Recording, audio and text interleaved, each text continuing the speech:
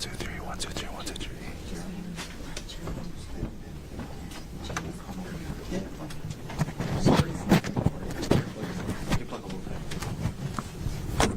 One, two, three, four, five, six, seven, eight, nine, 10. 1, 2, 3, 1, 2, 3, 1, 2, 3, 1, 2, 3. 1, 2, 3, 1, 2, 3, 4, 5. 1, 2. Okay. My heart exhibits what I'm telling you.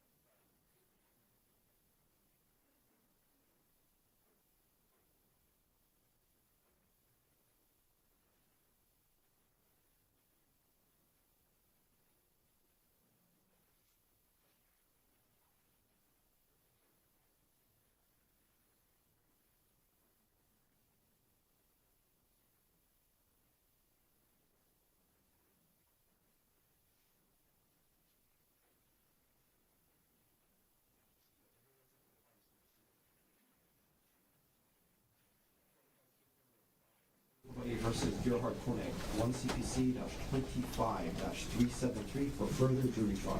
Counsel, can I have your appearances, please? Good morning, Your Honor. Good morning, ladies and gentlemen of the jury. Deputy Prosecuting Attorney Joel Garner for the state. Also present is Deputy Prosecuting Attorney Franklin Don Carlo Jr. Morning, Mr. Garner. Morning, Mr. McCall. Good morning, Judge. Good morning, Your Honor. Good morning, ladies and gentlemen. Thomas Otake and Manta Dirks on behalf of Dr. Gerhardt Konig, who is present. Morning, Mr. Otake. Morning, Mr. Dirk. Morning, Dr. Konig. Morning, Your Honor. Gentlemen, all of you can be seated. Ladies and gentlemen of the jury, good morning to all of you. Welcome back to courtroom 15. Second gold star for all of you. Getting through the second, if not even third storm already. So thank you very much for your perseverance. I hope all of you and your families weathered the storms well with minimal impact. It is good to see all of you back here. We will continue on with trial proceedings. The state will continue on with its presentation of its case in chief. We expect to be here, barring storms, all day today, meaning we'll try to go up as far as we can up until 4 o'clock. We will have trial tomorrow, and Thursday is the holiday. Then we'll come back on Friday before we recess for the weekend. And again, I do anticipate full days for today, tomorrow, and Friday. Mr. Garner, are you ready to continue on with the state's case in chief? Yes, Your Honor. State's next witness. The state's next witness is Ariel Konig.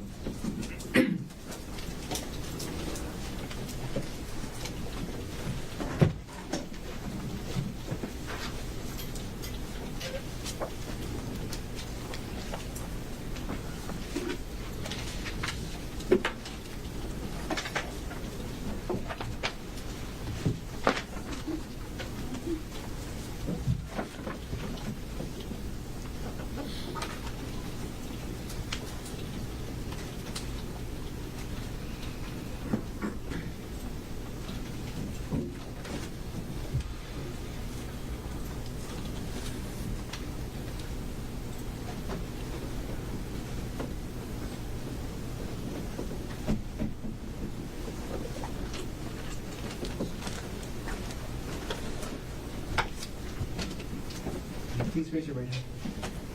You do solemnly swear or affirm that the testimony about to give shall be the truth, the whole truth, and nothing but the truth? Yes, I do. Please have a seat. Mr. Garner, whenever you're ready. Okay. Good morning. Morning. Okay, before we get any further, first thing I'm asking you to do is, if I ask you to sit as close as you can as to the microphone. Okay. And then speak into the microphone as much as you can today, okay? Okay. All right. Can you please state your name? My name is Ariel Konig. And Ariel, what do you do for work? I am a project manager for TerraPower. What does TerraPower do? TerraPower is a nuclear innovation company. Okay. When you say nuclear innovation, what do you mean? We're designing an advanced reactor to deploy to replace retiring coal plants. And what do you actually do at TerraPower? I work on the fuel supply. And Ariel, where do you live? I live on Maui, Okay. Where on Maui? in Kahului.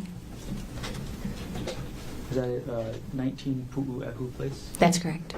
Who do you live with? I live with my children. Which children? I have 2 little kids and then my stepson. How long have you been living on Maui? Just over 3 years now. Ariel, are you currently married? Yes, I am. Who are you currently married to? Gerhardt Konig. As of March 24th, 2025, how long had you been married to Gerhardt Konig? About 6.5 years. Okay, as of that date, 1 year ago today, how long had you been in a relationship with him? Would have been about 9 years then. When did you first meet Gerhardt Konig? We met in the spring of 2016. And you mentioned you have some children. Do you have any children with Gerhardt? Yes, I have 2 children with Gerhardt. How old are those children? They are 5 and 3. If you were to see Gerhardt again, would you recognize him? Yes. Could you stipulate to identification, Your Honor? Okay. Stipulation accepted. The record will reflect that there's identification by Mrs. Konig. Okay, I'll skip ahead a little bit. Ariel, I'm going to ask you about an incident from March 24th, 2025, around 10 o'clock a.m. Do you remember that incident? Yes, I do. Where were you going that morning? Gerhardt and I were going to a hike on the Polypuka Trail. Okay. And so, where is that hike again? The Polypuka Trail? Okay. Is that on the island of Oahu? Yes, it is. Why were you and the defendant on the island of Oahu on March 24th, 2025? We came to Oahu to celebrate my birthday. And when is your birthday? My birthday is March 24th. Okay. When did you actually arrive on Oahu? We got here March 23rd, the day before, Okay. And when were you scheduled to leave? on the 25th. And you said March 24th was your birthday. I'm going to approach now what's been marked as State's Exhibit 133, previously shown to defense counsel. 133. That's it. State. State 1, 2, 3. May I approach, Your Honor? Yes. Okay, Ariel, I've just handed you what's been marked as State's Exhibit 133. Do you recognize what I've just handed you? Yes, I do. Okay. What is this? This is a birthday card that Gerhardt gave me last year. And when did the defendant give you that birthday card? It was in the morning. We were at our hotel getting ready to leave for breakfast and then for the hike, and he gave me a present in this card. Does this photograph fairly and accurately depict the birthday card the defendant gave you on March 24th, 2025? Yes, it does. Okay, at this point, the state will move State's Exhibit 133 into evidence. Mr. Otake. No objection. What has been marked for identification as State's Exhibit 133 is received into evidence. And I'm going to publish now what's been marked as State's Exhibit 133.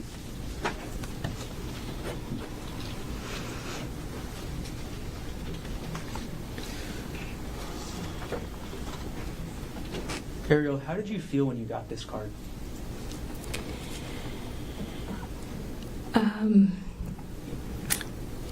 Hopeful. I was I teared up when I read it. I thought it was really sweet. And we were coming off a hard season, so, I felt hopeful that this was a turning point for us in our marriage and that this was going to be a nice trip and kind of started the next chapter for us. Okay. I'll come back to what you just mentioned there a little bit later. Sure. But could you walk us, and I'm going to take down State's Exhibit 133, and I'm going to retrieve it from you now. Could we have it read to the jury, at least publish it in a way where they can see it? They'll get it when they deliberate. Well, It's up to the state to publish the exhibit as they wish. Okay, I'm going to retrieve the exhibit from you, Ariel.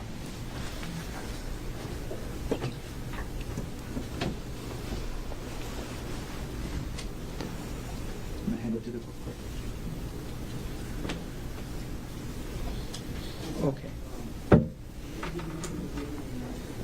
All right, Ariel, you got the birthday card in the morning, you said, and then you were later around 10 a.m. on this hike. Can you describe how you got to the Palipuka hike?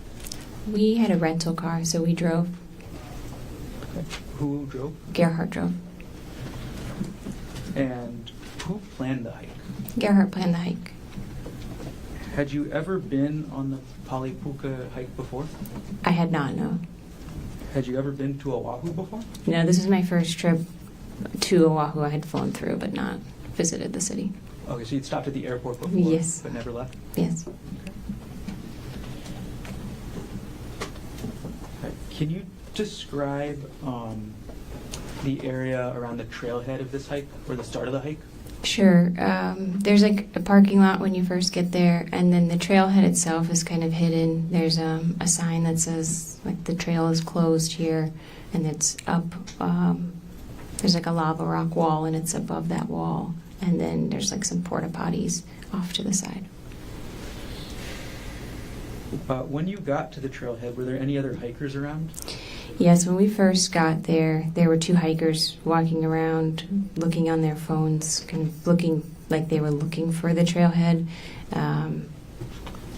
When there's a sign that says the trail is closed, so it looked like they were trying to figure out where the trail actually was. And what did you and the defendant do when you saw those two would-be hikers?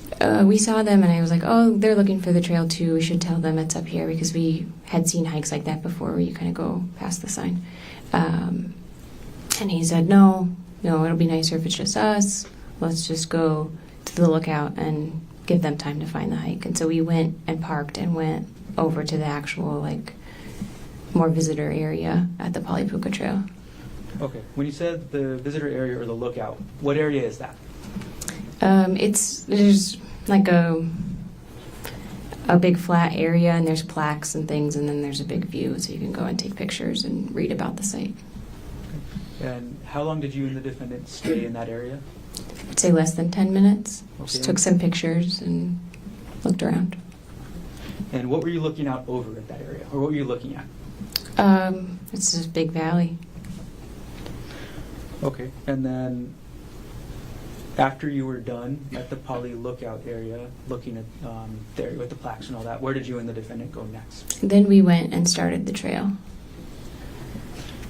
Did you hike the whole trail that morning? No. Can you describe what the start of the trail was like? Sure.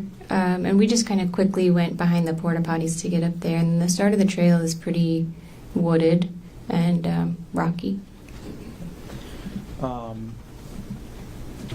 You mentioned you didn't hike the whole trail. At a certain point, did you decide to turn around? Yes, we were hiking, and there's kind of these like cliff faces that you walk past, and it's pretty narrow. And I was just feeling uneasy, and I wasn't enjoying myself. And we got to a part where you had to kind of scramble, use your arms and legs to get up. And it was kind of exposed. There weren't really a lot of trees, and I was just uneasy. And so I told Gerhardt, I'm not having fun. I don't want to keep going. I'm going to stop here. Ariel, can you explain to us what was making you uneasy? The cliffs were just feeling, it was windy, and the trail was narrow, and the cliffs were really steep. Do you know how tall the cliffs were? I don't, hundreds of feet, I would say. Okay, so you're feeling uneasy, and you just said you told the defendant you didn't want to continue. What happened after you told the defendant that? Well, I had hiked up part of that little scramble area, and I came back down because I was feeling it was like very exposed up there. And so I came back down, and I was like, I told him he could keep going if he wanted to, and I would wait there. And so he went on for a little while I just kind of hung out. And it was maybe, again, 5 or 10 minutes, and then he came back. Okay. So once the defendant got back, did he say anything? Yeah, he came back, and he was like, it's really beautiful. You should really come on it. It's too dangerous for me to be walking around by myself, but you've already done the hardest part by coming up this part. You should really come up and we could keep going. And I was just like, no, I'm not enjoying it. I don't feel good. I'm not doing it. All right. So after you told the defendant no again, what did he do? Then we started making our way back down the trail. And can you describe for us what you and the defendant were doing as you started to head back down the trail? Sure, we were just walking and talking, and I was like, oh, I'm not as much fun as I used to be since having kids, I guess, but yeah, I'm just not enjoying this today. And we were walking down, and there's this big tree, and I was like, oh, I'll climb the tree, you can take my picture up there. And so we did that. Okay. Who took the picture of who in the tree? Yeah, I climbed the tree. I gave Gerhardt my phone and my purse to hold, and I climbed the tree, and he took the picture on my phone. So after you take the picture in this tree, where did you go? Then I just climbed back down, back to Gerhardt in the trail. Okay. Once you climbed down from the tree, who had your phone and your purse? Gerhardt still had my phone and purse. Okay. What was in your purse? Well, my phone had with it my ID and credit card, and then the purse had, sunglasses and chapstick, something like that.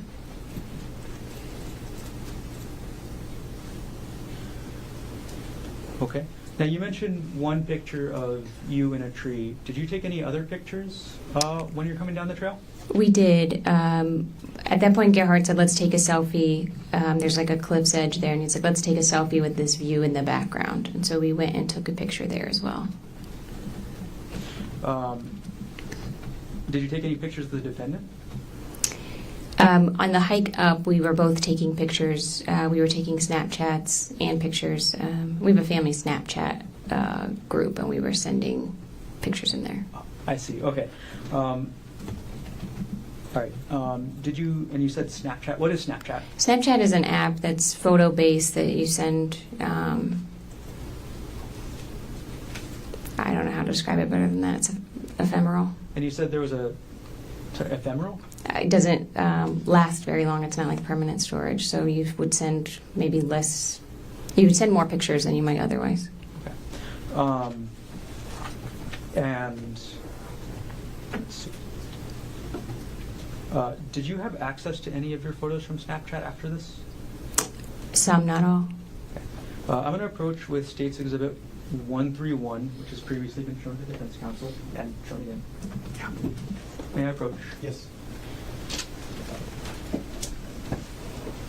Daryl, I've handed you what's been marked as States Exhibit 131. Do you recognize what I've handed you? Yes. Okay. What is this? This is a picture of Gerhardt standing by the cliff's edge that I took on Snapchat and sent in that family Snapchat message. Okay. Could you clarify this for us? Is this going up the trail or coming down? This was taken on the way up when we were hiking up before we had turned around. Okay. Does this photo fairly inaccurately depict the defendant as you photographed him on March 24, 2025? Yes, it does. Right. At this point, the state moves Exhibit States 131 into evidence. Mr. Otake, No objection. what has been marked for identification as States Exhibit 131 is received into evidence. And I'm going to publish now States Exhibit 131. Okay. Ariel, if you can look at the photo and describe maybe what's on the screen as well, what is the text on the photo? It says, "Don't look down." Okay. And is your identification on the photo anywhere? Yes, up in the upper left-hand corner. It says Gerhardt Konig. Okay. And what is Gerhardt Konig? That's my name, Ari, short for Ariel. Is that your Snapchat ID as well? I'm sure it is. All right. I'm going to take down States Exhibit 131. And I'm going to retrieve the exhibit from you.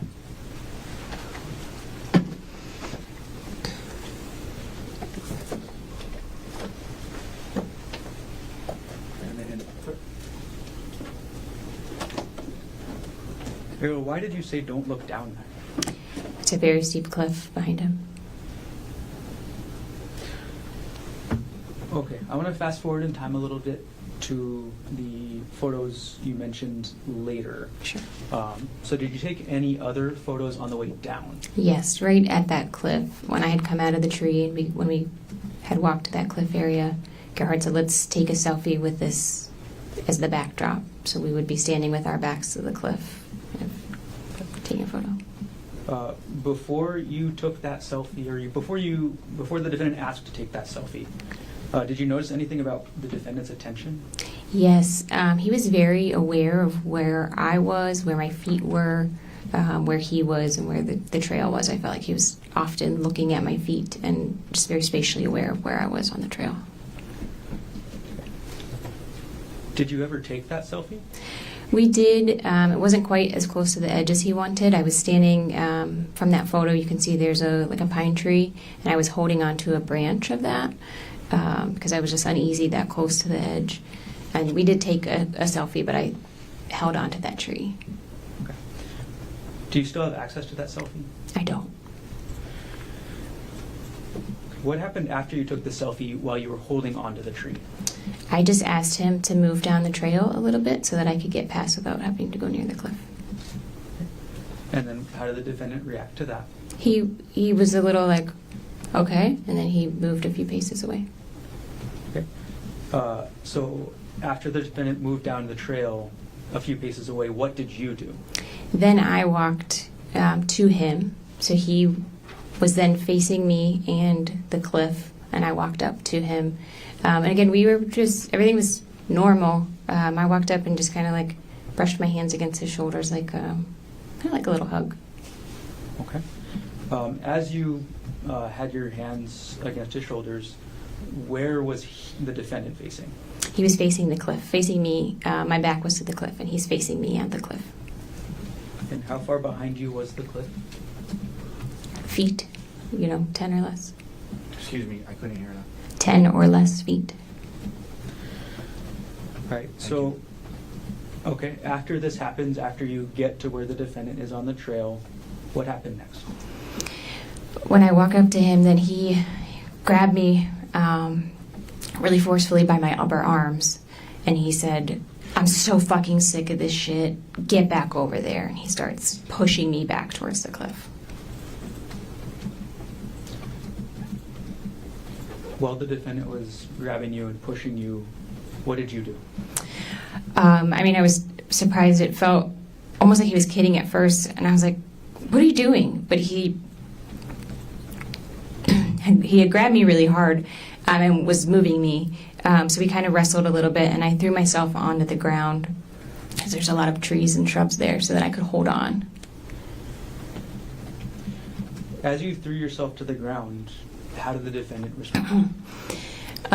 Well, he got on top of me, and he was kind of trying to pull me, and we're wrestling, and he ended up straddling me, so he had his legs on either side, kind of across my waist.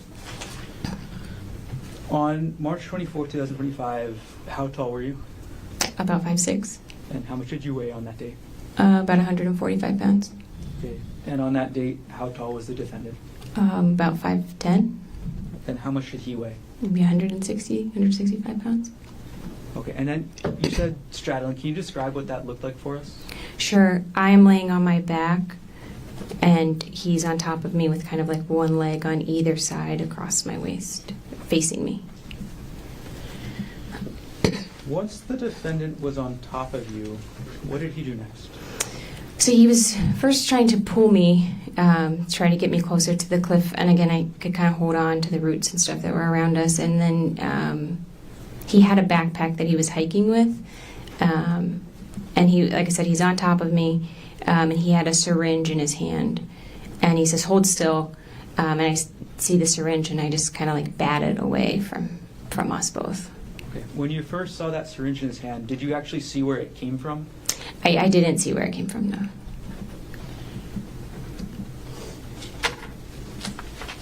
All right, and you said you were able to bat it. Do you know where it went?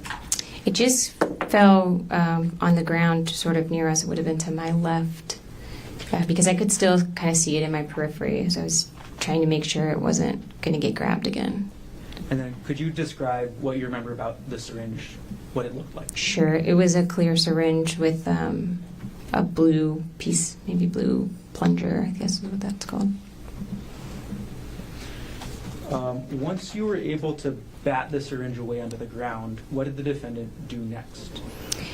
So he had taken his backpack off, and it was on the ground to his left, so kind of to the right side of my body here. And he was digging in that with his left hand, and then kind of holding me down with his right hand.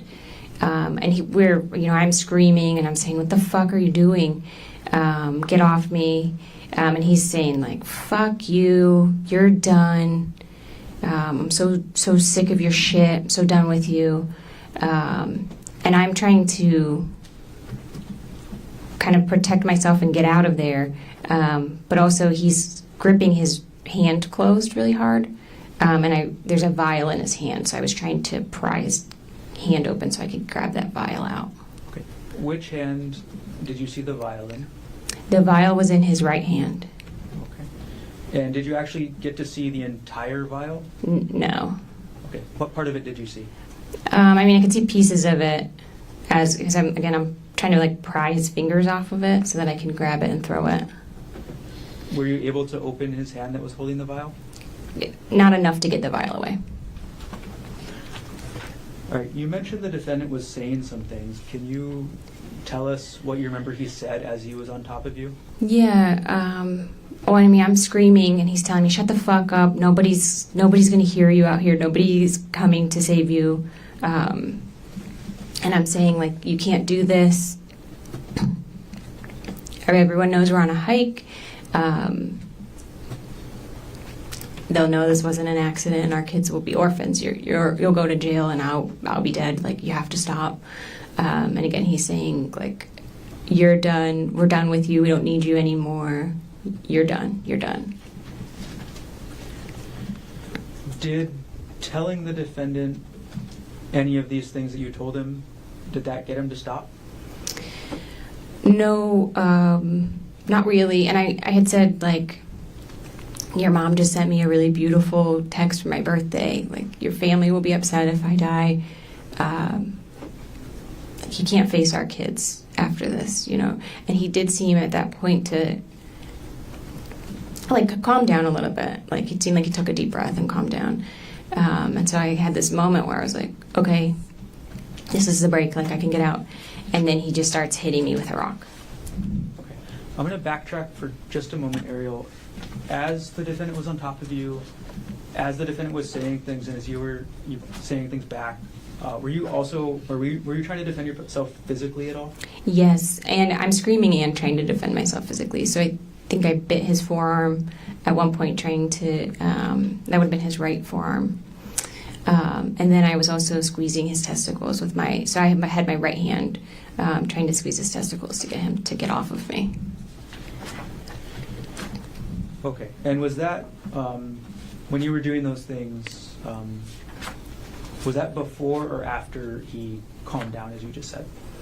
That was before he calmed down. Okay. So what happened, you said, after the defendant calmed down? Oh, well, it felt like he calmed down because it looked like he took a deep breath. And again, I was screaming, and so he's covering my mouth and stuff. And then we had this moment of, like, it seems like he takes a deep breath. And then he just starts hitting my face and my head with a rock. Did you see where the defendant got the rock from? I didn't see where he got it from, but, like, spatially, he was, like, reaching up around this area of my head. So my impression was that there was a rock on the ground near my head that he was able to grab. Were you just holding your hand around the left side of your head? Yes, sorry. When the defendant was hitting you with the rock, did you say anything? I just started screaming because in my mind, he was trying to knock me unconscious to be able to drag me over the edge. So I just was screaming then as much as I could. Did the defendant respond to what you were screaming? No. Did anybody other than the defendant respond to what you were screaming? Yes. So I'm screaming, and I do think I was saying something like, please help. He's trying to kill me. You know, I'm hoping somebody can kind of hear that. And I, at some point, hear a woman's voice say, we're here, we're calling 911. We're here, we're calling 911. Okay. So after you hear that woman's voice, what happens? He just kind of Gerhardt just kind of froze and knelt back away from me. And I just crawled away really slowly. And again, he seemed just frozen. And then I was yelling to the voices I heard, are you still there? Are you still there? Don't leave me. And I couldn't hear anybody calling anything back. So I just kept crab walking away. Like I'm on my butt, kind of like scooting. And I just kept going and got to like a lower part of the trail. And the women were down there, and one of them was on the phone with emergency personnel. As you crab walked away, did the defendant follow you? No. So as you crab walked away, did you see what the defendant did? He just, like I said, he seemed frozen. He just kind of stood up and was staring. And then I didn't see where he went after that. He didn't follow me when I went down to those women. What happened when you got to the two women? When I got to them, we were just trying to figure out how to get out of there as quickly as we could. And so they tried to stand me up to see if we could walk down with me kind of draped over them to get through, but I couldn't stand. Excuse me. That was just like an unstable. So one of them went behind me and was kind of sweeping to make sure he wasn't coming after us, visually scanning to make sure he wasn't coming after us. And then the other one was in front, leading us. And one of the women had like a large metal water bottle, and she had that in her hand, and she was like, this is the only weapon I have. But and then I crab walked or, kind of scooted down the whole trail with them on kind of either part to try to keep us safe. After this happened, where was your phone? My phone and my bag were still with Gerhardt. Still with the defendant? Yes. So does that include your purse that you mentioned? Yes. Okay. Ariel, I'm going to take a step back. Okay. There's something you mentioned earlier about a hard season. Were you having any marital problems before this happened on March 24th, 2025? Yes, we were. What happened to start those problems? Sure. In December, the year prior, Gerhardt had gone through he logged into my WhatsApp account and saw that I was deleting text messages between a coworker and I, and he got upset about that. When in December did this happen? This was the beginning of December. And when you say logged into your WhatsApp account, how does that work? Or what is, first of all, what is a WhatsApp account? WhatsApp is a text messaging app. Okay. And you described the defendant logging in. Do you know how that works? Actually, no, I don't know how that worked. Did the defendant ever confront you about this? Yes, he did. My impression is that he knew about it for a few days and then confronted me about it a little bit later. Okay. And how did that confrontation happen? Well, we were on vacation, and he came into our hotel room and asked for my cell phone, and then came back in a little bit later and told me, like, I see what's on WhatsApp, and he was really angry, very upset. Okay, you say angry, upset. Can you describe what he said to you? Yeah, called me a lying bitch, you're a whore, how could you do this sort of thing. Okay. Who were you messaging with on WhatsApp that caused this confrontation? It was a coworker from TerraPower. His name is Jeff Miller. Okay, and you said Jeff Miller also works at TerraPower. That's right. Is TerraPower on Maui? No. Okay, where is TerraPower located? It's headquartered in Bellevue, Washington, outside of Seattle. Okay. Do you work in person or do you work remote? I work remotely. So who is Jeffrey Miller to you? He's a coworker and a friend. Did you ever have sex with Jeffrey Miller? No. In these WhatsApp messages, did you ever send or receive sexual photos with Jeffrey Miller? No. Did you discuss sex at all in the messages? No. In these messages, did you flirt with Jeffrey Miller? Yes, some of them are flirty in nature. And when the defendant confronted you in December about these messages, how did you react? I was apologetic. He was obviously hurt, and I was really committed to my marriage and my husband, and so we agreed to work through it and try to, kind of rebuild, because I had definitely broken his trust and could tell he was hurt. As a couple, how did you and the defendant characterize these WhatsApp messages? It felt like an affair to him, so we called it an emotional affair. Did you say emotional affair? Emotional affair is the word, yeah. After the defendant confronted you and called you a lying bitch and a whore, did the defendant make any demands about your job? A little bit. I wasn't supposed to be in any kind of one-on-one work situation with Jeff. No emails or anything like that. All right. Can you describe a little bit about what that was like, or what the defendant asked you to do? It was really just anytime there was going to be a meeting, there had to be another person there as well.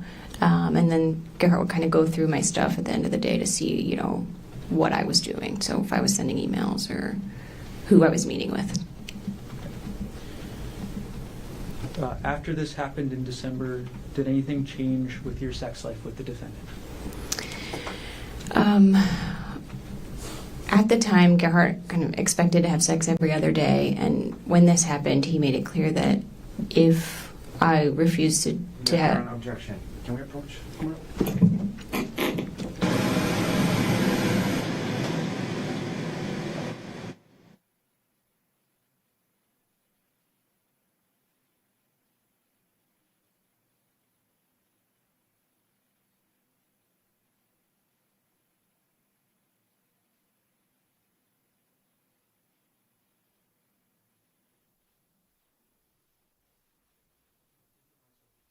Gentlemen, Ms. Konig's last answer stricken from the record. Okay, Ariel, I'm going to rephrase the question. How often did the defendant demand to have sex in December after this emotional affair came out? Every other day.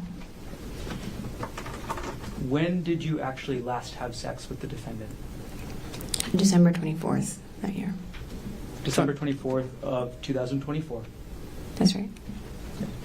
So between December 24th, 2024 and March 24th, 2025, did you have sex with the defendant? No. In those months, December through March, did you and the defendant work on your relationship? We did a lot of work on our relationship. Yeah, we both were doing individual and couples therapy. And can you describe a little bit about, what that was like? Yeah, I mean, we were trying to work on a lot of different things in our marriage, in addition to the deleted text messages, which again, I could tell Gerhardt was deeply hurt by. So working on rebuilding trust. In terms of non-sexual intimacy, did anything change in that with regards to your relationship with the defendant after this all came out in December? A little bit, yes. And in that, Gerhardt really wanted a lot of touch, physical touch. So there was a lot of cuddling and stuff like that. And any refusal of that would be, kind of me withdrawing. Okay. When you didn't want to cuddle, what types of things would the defendant talk to you about? Then that would be a lot of questions. How could you do this to us? It would kind of bring up the WhatsApp messages back to the surface. And then when were these, or how long was this issue ongoing, I guess? I mean, December was really hard. January, it seemed like things were getting a little bit easier. Things were getting a little bit better. By February, we had gone on a family vacation with our little kids and had a really fun time. And so it seemed like by February, we were starting to kind of turn a little bit of a corner.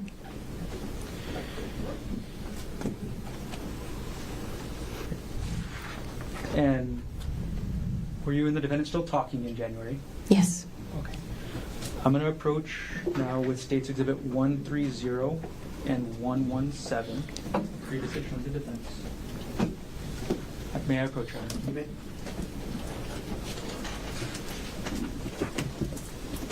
Thank you. Ariel, I've handed you two exhibits now, 130 and 117. Without showing them to the jury, could you look at what they are, and when you're done, look up?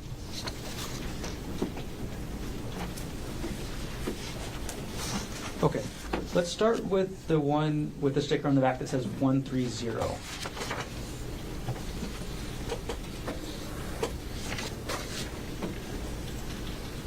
What is that?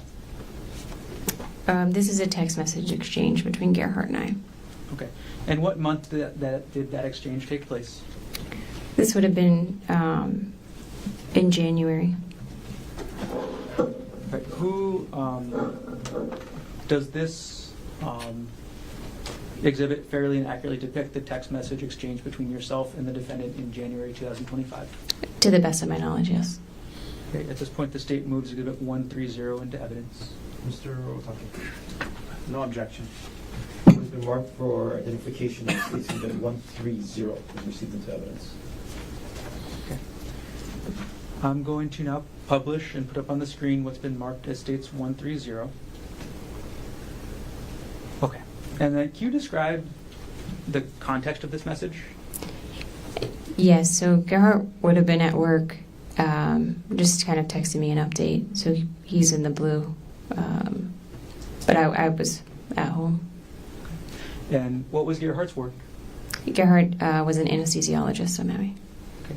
Do you know where he primarily did his work? At the hospital. Okay. We're going to take States Exhibit 130 down. Could you now take a look at the one marked States Exhibit 117?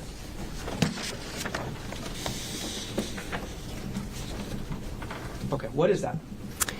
This is an email that Gerhardt sent me also in January. Okay. And what is the email about? It's about life insurance. And is this a true and accurate copy of the email the defendant sent you? And sorry, what date was the email sent? The date is January 21st, 2025. Okay.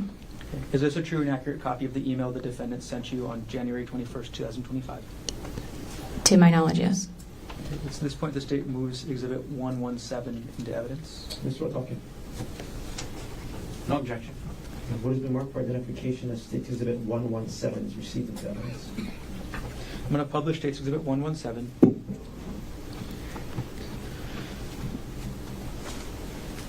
Ariel, what was the defendant asking you to do in this email? He wanted me to reach out to an insurance representative from AAA to apply for a life insurance policy. At the time that you saw this email, did you think anything of it? No. We're going to take Exhibit 117 down from the screen right now. And I'm going to retrieve both exhibits from you, Ariel. Thank you. Hand it into court.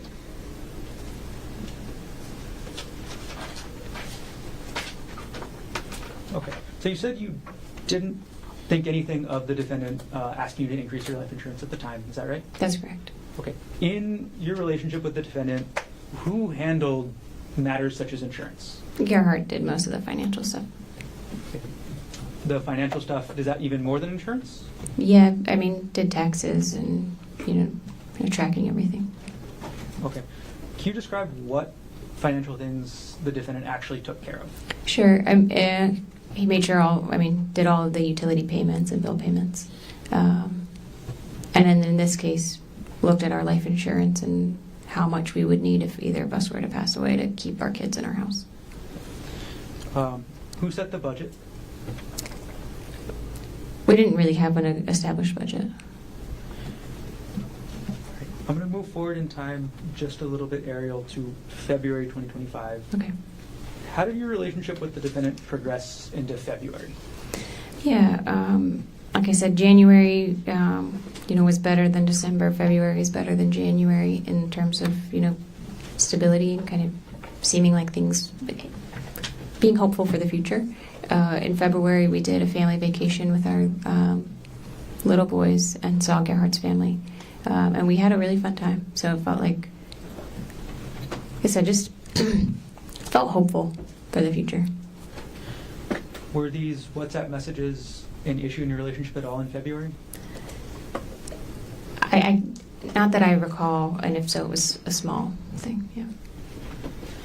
And how did your relationship progress into March 2025? Same, again, I would have said in early March. March was better than February. It seemed like we were both really trying. We certainly had things to work through, but it seemed like we were both putting in a lot of effort.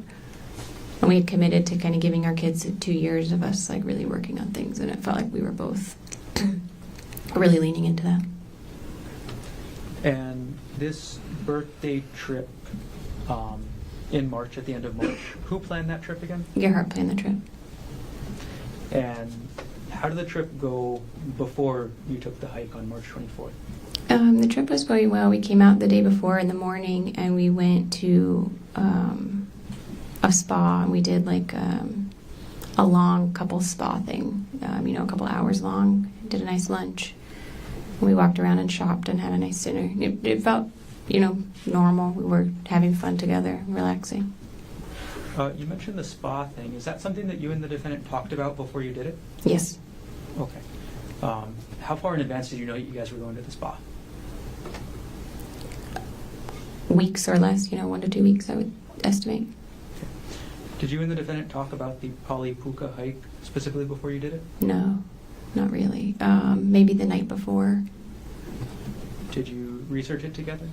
I did not know. So did you look at any web pages about the hike before you went on it? No, I didn't.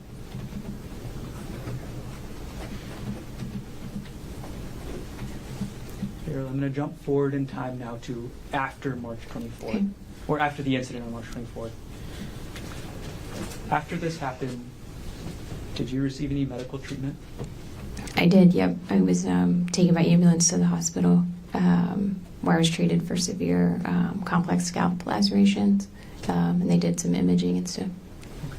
How long did you stay at the hospital? I was in the hospital for one night.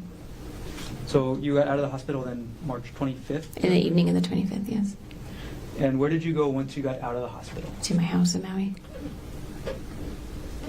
Can you say that one more time? To my house in Maui, sorry.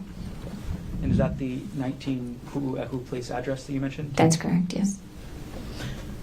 When you got back to Maui, did you find anything relevant in your house to what happened?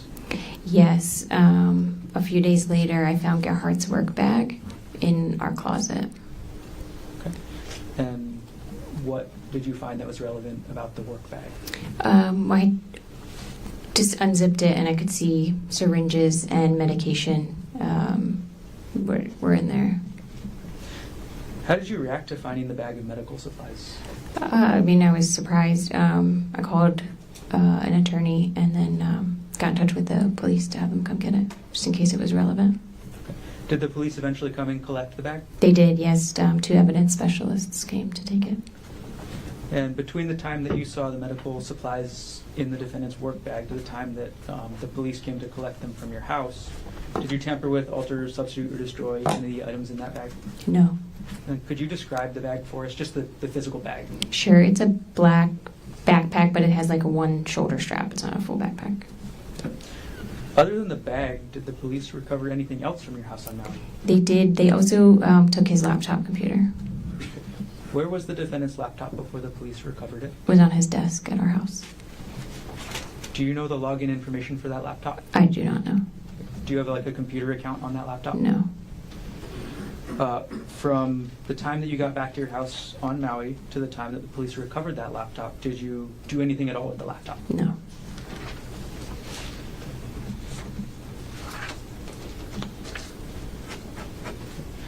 Now, you talked about your treatment on Oahu so far. Did you have any sort of medical treatment after you got back to Maui? I did. I had a lot of wound care for. I had a bunch of stitches through my scalp. I had a lot of wound care for that, and then I had some treatment for a distal fracture of my thumb. Were you able to work after this happened? No, I was out of work full time for maybe 4 weeks, something like that, and then I was on light duty for a few weeks after that, and then ongoing physical therapy for vertigo and for just kind of fatigue and being able to sit at the computer and do, because I work on my computer screen all day. So did physical therapy to kind of strengthen the ability to do that. How long before you were fully recovered, just in terms of able to work a normal work day? Maybe between 2 and 3 months. Do you have any visible long-term effects from the injuries from March 24, 2025? Yes, I have scarring on my scalp and my face. And Ariel, could you show everybody in the courtroom the scar on your scalp? Sure. And I want the record to reflect the witness is just pulled her bangs up on the left side of her head to display a scar. Yes. Ariel, how do you normally cover that scar? Until Objection irrelevant. Sustain. Does your hair grow in the area where that scar Same is? objection, Your Honor. Overruled. no, my hair does not grow there. Ariel, on March 24, 2025, did you give the defendant permission to try and push you off the cliff? No, I did not. Did you give the defendant permission to try and inject you with a syringe? No, I did not. Did you give the defendant permission to hit you with that rock? No, I did not. Thank you. I have no further questions at this time. Keep going. Recess? We have a lot to set up. Maybe this might be a good time for a morning recess. I think so. Let's take our first morning recess, ladies and gentlemen. 10-minute recess. Ms. Alfred Fisher and Mr. Patrick Moniz will come get you at just past 10:15. Leave your notebooks on the chair. All right.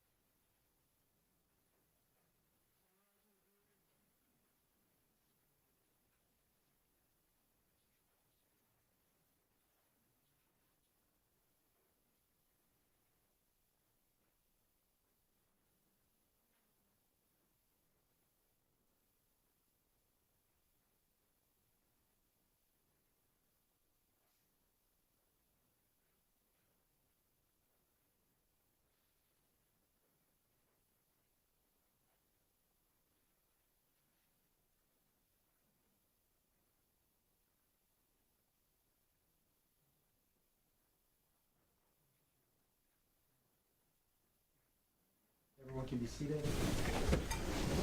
Resuming with case number 5, State 4x8 versus Gerhardt Konig, 1 CPC-25-373. Dr. Konig is present in court. All 4 counsel of record are present. All jurors are back in the courtroom. And Ariel Konig is back on the stand. Ms. Konig, you're still under oath. Yes. Mr. Otake, you may begin your cross-examination. Yes. Good morning, Ms. Konig. Good morning. My name is Tommy Otake. I'm Gerhardt's attorney. I have some questions for you this morning, ma'am. If I ask a question that you don't understand, please let me know and I'll try my best to clarify it, okay? Yes, sir. All right. Now, I want to begin a little bit with this issue of Mr. Jeffrey Miller. Mr. Miller was a co-worker of yours, yes? That's right. And was he a senior vice president at the company that you worked for? Not at the time, no. At the time, what was his position? And when at the time, I mean in November, December of 2024. What was his position at TerraPower at the time? A director, senior director, something like that. Senior director. Okay. Now, you understood Mr. Miller was also married, yes? Yes, You were married at the time, yes? that's right. You indicated under oath today that after the discovery of these communications with you and Mr. Miller, you and Gerhard would refer what had happened between the two of you, you would refer to it as an emotional affair, correct? That's right. All right. In fact, there were times in communications where he referred to it as a secret affair, yes? When you say he, you mean Gerhardt? Yes. I don't recall, but potentially. Okay, we'll come back to that. And in fact, in the counseling sessions that you guys had, it was whatever was going on with Mr. Miller was referred to as emotional infidelity at times, yes? As far as I can recall, yes. Okay. Now, emotional affair, secret affair, emotional infidelity. When you were interviewed by the detective in this case following this incident we're all talking about, you were asked by the detective about your relationship with Mr. Miller, yes? Yes, sir. And you understood that he was investigating this case and he expected you to be honest and truthful, correct? That's right. And he asked you whether or not you had an affair with Mr. Miller, and your response to the detective was no, that you didn't have an affair, correct? Based on... My question, ma'am, is was your answer to his question, when he asked you a very specific question, did you have an affair, your answer with Mr. Miller, your answer was no, correct? That's correct. You described it to the detective simply as some flirty text messages with a coworker, correct? That's what it was, sir. That's what it was, according to you, right? That's right.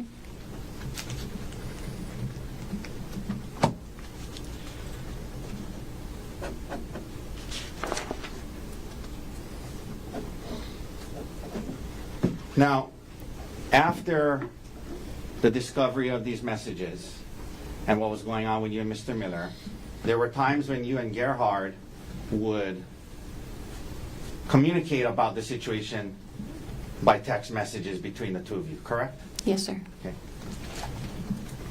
And isn't it true that on December 9th, 2024, Gerhard sent you a text that said, you engaged and continued an elaborate secret affair instead of coming to me asking to work on our relationship. Do you remember him sending you that text? I'm sorry? Objection, hearsay. Sustained. It's impeachment, Your Honor. She said there was no affair. Uh, I can. approach.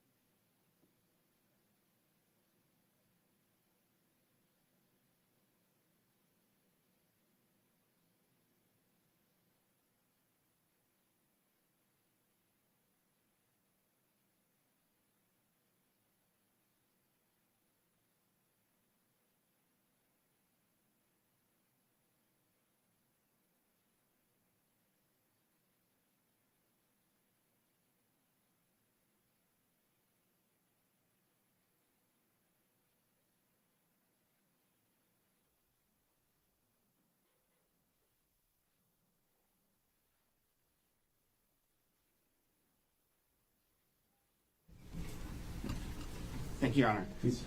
Isn't it true that in a text message on December 9th, when Gerhardt texted you and accused you of engaging in a secret affair, your response to that text was, if anything, I learned how stupid it was this time and know how to make sure it doesn't happen again. That was what you responded. That was your response to him confronting you and saying you engaged in a secret affair. You said, I learned how stupid it was, and I know how to make sure it doesn't happen again. Correct? It felt like an affair to Gerhardt, and that's how we were treating it in our marriage. Ma'am, can you listen to my question? Sure. Okay. My question is about the text message.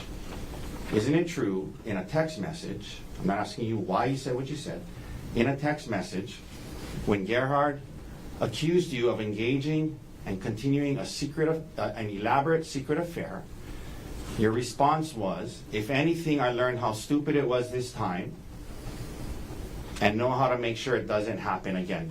My only question is, do you recall sending that response to him when he accused you of being in a secret affair? Yes.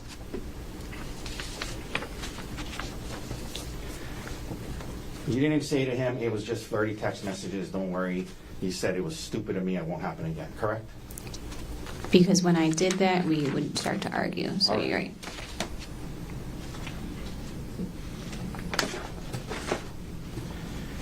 And when you said in your text message, it won't, I know how to make sure it doesn't happen again, that was in reference to the elaborate secret affair that he was referencing, yes? To breaking his trust, yes.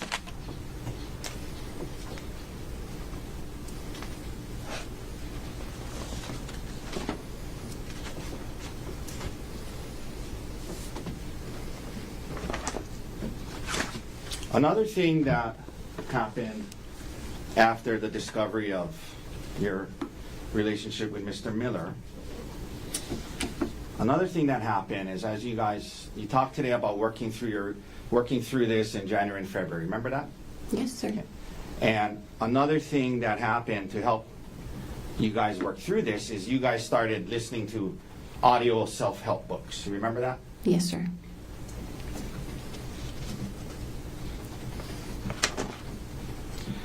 One of the audio books that you purchased and listened to was entitled How to Help Your Spouse Heal from Your Affair. You remember purchasing and listening to that audio book? I do remember that, yes.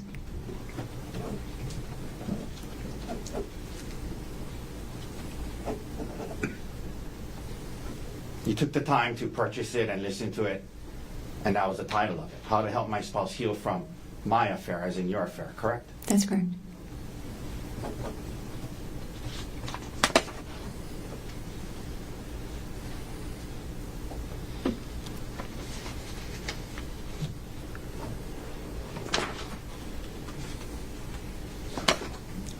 Leading up to December 2024, ma'am, prior to the discovery of your communications with Mr. Miller, you were trying to hide the extent of your relationship with Mr. Miller from your husband, correct? That's right.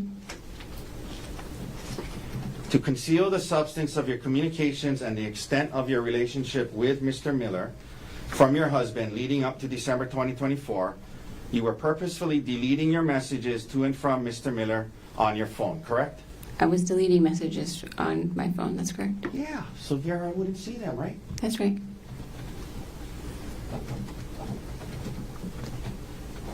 And by the way, you work with Mr. Miller, correct? That's right. You guys have work emails that you can email each other on, yes? Yes, sir. He had a work phone, yes? Yes, sir. Did you have a work phone? No. Okay, but you had text messaging on your phone. You could text him on his work phone about work things, yes? Through text messaging, yes? That's an option for sure, yes. Yeah. And emailing about work things on a work email, that was an option, right? Yes. But you chose to communicate with Mr. Miller, this other married man, on WhatsApp, correct? I use WhatsApp for work for other things too, yes. Ma'am, that wasn't my question. Yes, I talked to him on WhatsApp, sir.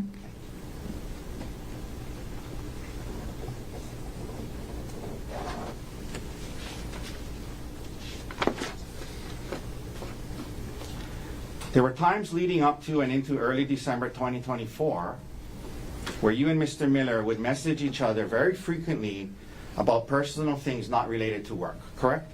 Yes, sir. Some days all day long, back and forth all day long, correct? Potentially. Okay.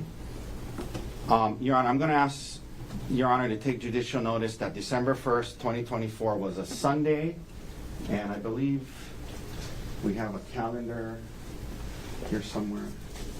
May I approach, Your Honor? This is from timeanddate.com. Or the witness? Excuse me? The bench or the witness? You want to? You, Your Honor? Yes. Ideally, to show you the calendar. Come on up. December 1st, 2024. Mr. Gardner, any objections? None at this time. Okay, so the court would judicially notice that December 1st, 2024 was a Sunday. Okay. December 1st, 2024 was a Sunday, not a work day, correct? Sure. I'm going to show you now what's been marked as D123.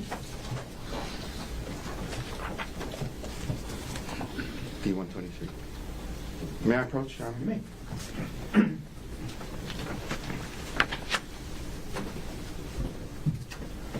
Ma'am, I'm going to hand this to you. I'm going to ask you to just thumb through it. I'm going to ask you if that appears to be communications between you and Mr. Miller, not just on December 1st, 2023, but on multiple days.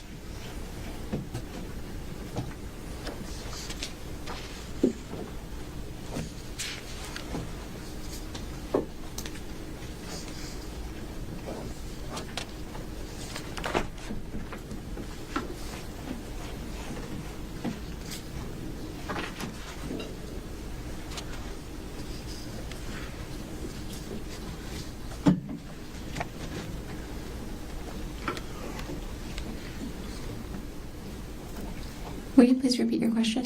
Just that appears to be messages between you and Mr. Miller back during that time period, yes? Yes, it does. All right. May I hand that back to you, Sure. please?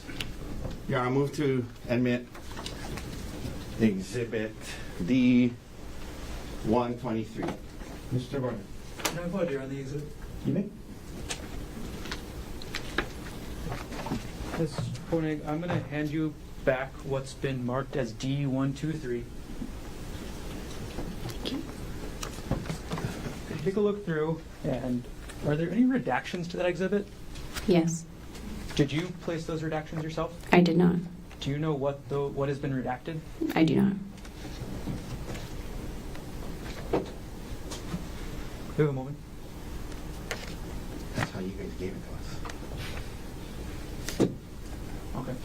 No objection then. Are you aware that when the prosecutors pulled this from the computer, that's the redactions they provided to us with? I'm not aware of Well, that. hang on. Do you still want to proffer it or no? Yeah, I'd like to admit it into evidence. Do you have further foundation to lay? Well, I mean, I think the question There's is no objection.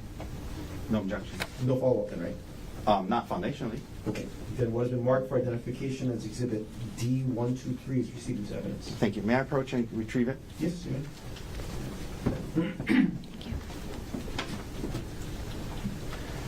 May we publish, Your Honor?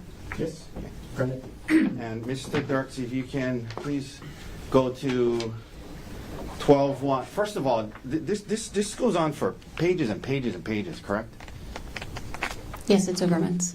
Excuse me? It looks like it's over months, but yes. But this is all between you and Mr. Miller, correct? Yeah, Your coworker, right? that's right. Okay. Let's go to 12:1, please. Mr. Dirks, let me know when we're there. I think it's the bottom of 1908.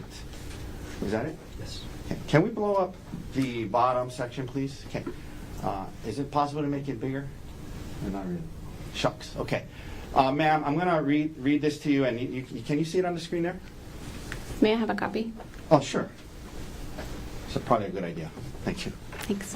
I'll turn to 1908.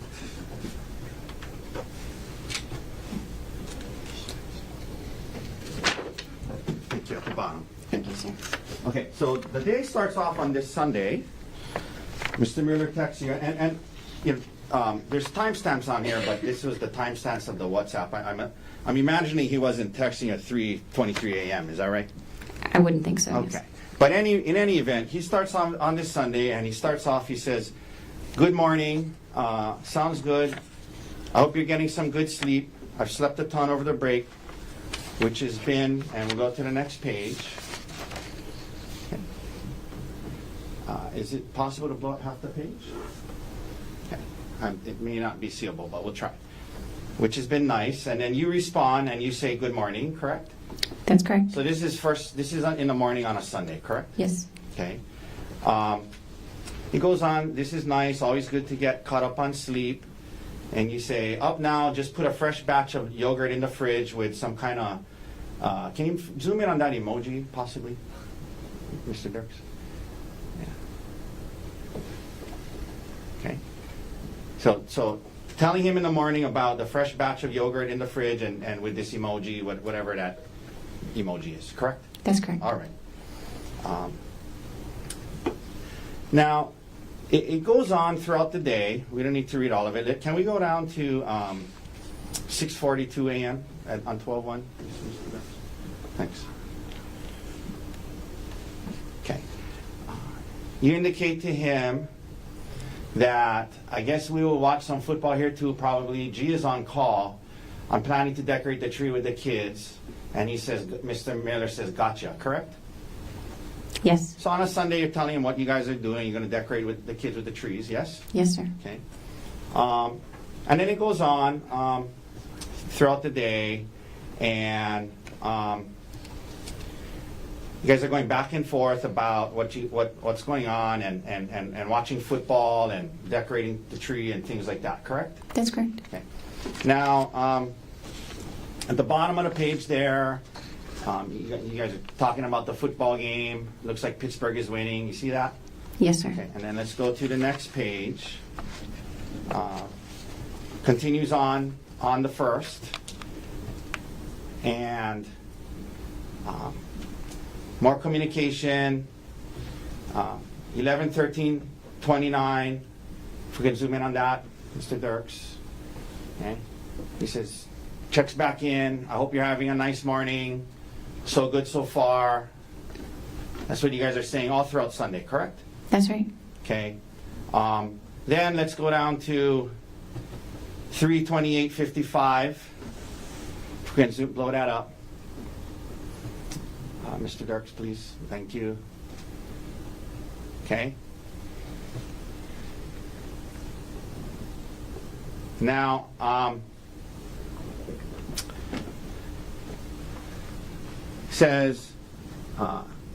he says, I'm making sure Kay eats OFC, guessing that's what the lie was about.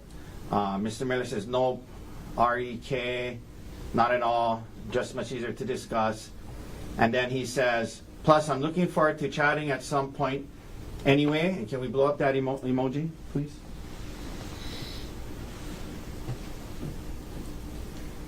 Okay.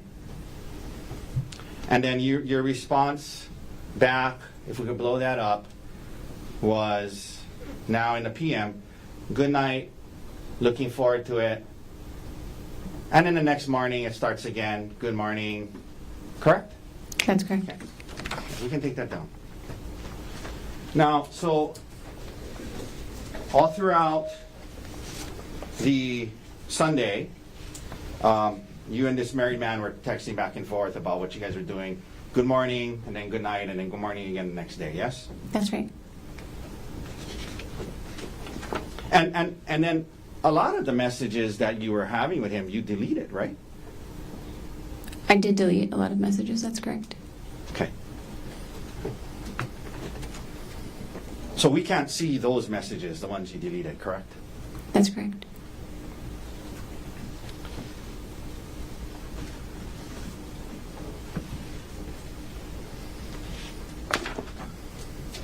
Have you ever heard of the word, and I may not be pronouncing it correct.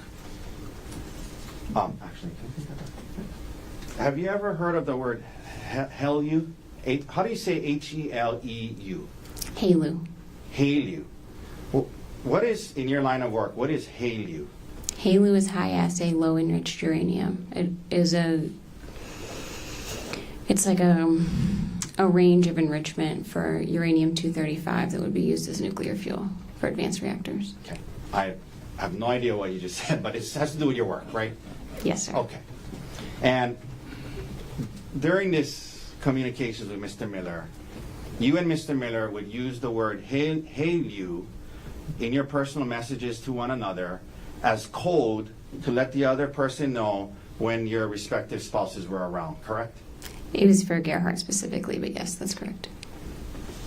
It was for Gerhardt specifically, meaning you would tell Mr. Miller, I got HALEU today, can't talk. And that was your way of communicating to him, hey, I'm around Gerhardt today, yes? That's correct.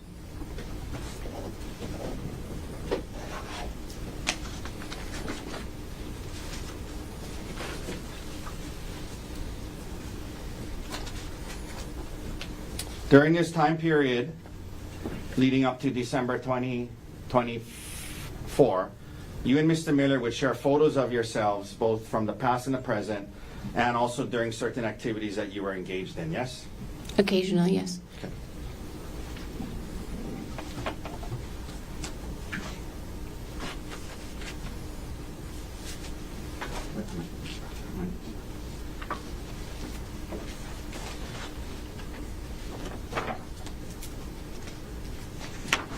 And, Your Honor, may I approach with D-124? Yes.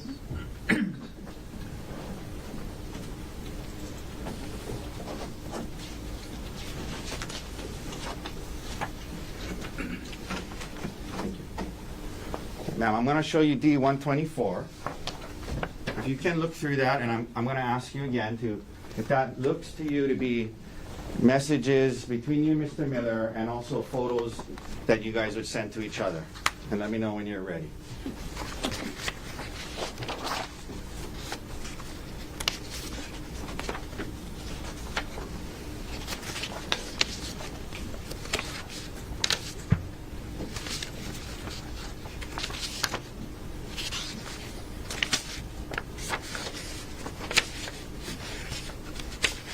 Yes, sir. Okay. And that appears to be fair and accurate depictions of messages you guys would send to each other, correct? That's correct. All right, Your Honor, move to admit D-124. No objection. Would be marked for identification as Exhibit D-124 is received into evidence. Could we please publish and start on page P2250? Okay. Let's blow up that picture at the top there, please. You want a copy? I'll give you. Yes, please, sir. Thank you. May I approach, Your Honor? Yes. Okay. Would you like this one? Oh, yeah, I'll take this stuff. Thank you. Okay, so this is a picture Mr. Miller sent to you. One of my two BFFs. This was in Vegas. And then you looks like you attached a heart emoji to it. Yes? That's a reaction, yes.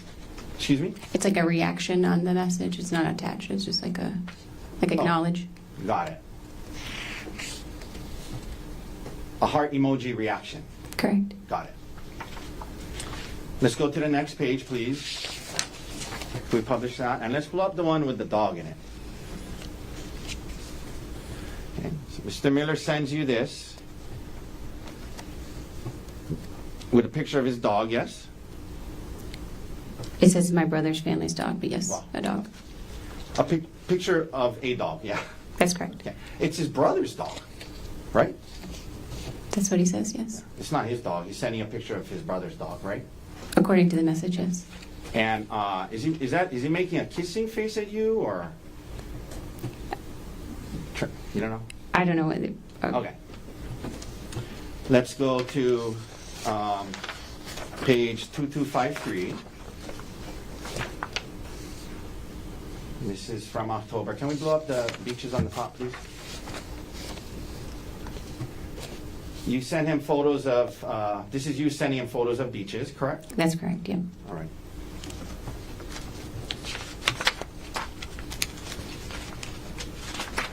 One second.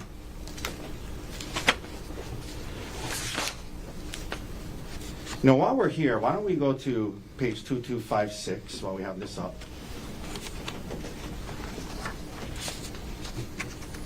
Can you blow up that thing on the top that says HMA VPN service, Mr. Dark? Thank you.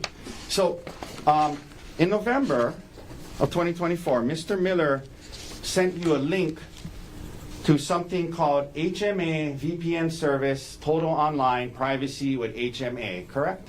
That's correct. And that is a website, if you look further down, apparently HMA stands for Hide My Ass, correct? Correct. www.hidemyass.com, yes? That's correct. And you understood that a VPN is an app that allows you to hide your internet activity from others, correct? That's not my understanding of a VPN. This was sent to be able to watch football that was streamed locally. Okay. VPN service, total online privacy, Hide My Ass. And he sent you that so you could watch football? That's right. Okay. This wasn't for work purposes, was it? This is not for work purposes. You're correct. TerraPower wouldn't use something called www.hidemyass.com, would they? I would not expect them to use that. That's correct.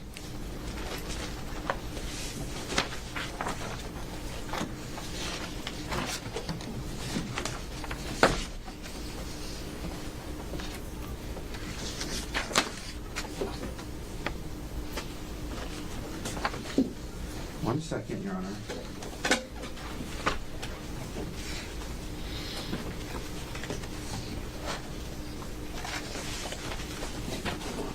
You also sent photos to Mr. Miller as well. And may I approach, Your Honor, with 183? Yes.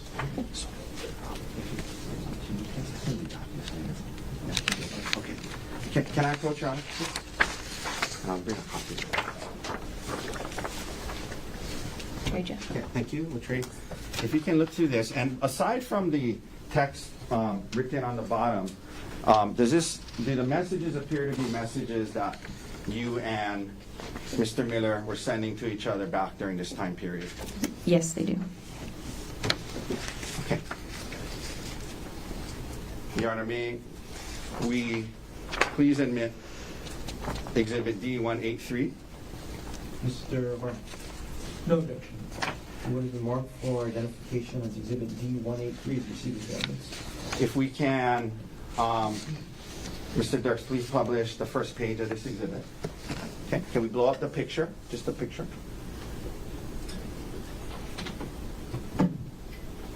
Well, actually, I take that back. Let's blow up the message to begin with. Okay, so you were on a trip. Who's the other lady in that photo, map? That's my best friend, Gianna. Gianna. Okay, we're going to talk about her a little later. But you were on a trip with her, correct? Yes. And you're texting Mr. Miller while was it just a girls' trip? Was Gerhardt there? It was the first night of a trip, so it was just the girls the first night. Okay. And 9:47 p.m., you're texting Mr. Miller saying, we're still out, almost midnight, did an Irish car bomb, which was her first in my 1,000th, but first in many years, correct? That's correct. Okay. And that's a text you sent to Mr. Miller when you're on this trip, yes? Yes, sir. Okay. Can we blow up the photo? And then you sent him this photo of the two of you, yes? Yes, sir. And you didn't send these, you send this to him, not Gerhardt, correct? I don't recall what I sent to Gerhardt at the time. All right. Let's go to the next page, please. Okay, let's blow that up. And is that you in the photo? Yes, it is, sir. And you send that to Mr. Miller, yes? Correct.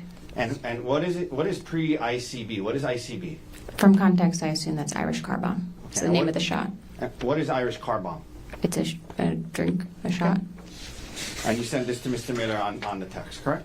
That's correct. All right, we can take that down. And I'll retrieve that from you now.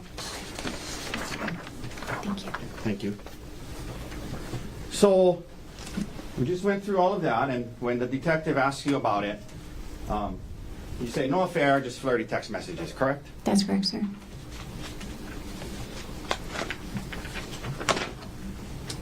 Okay, now, it's true ma'am, that Gerhardt took it pretty hard when he found these messages, yes?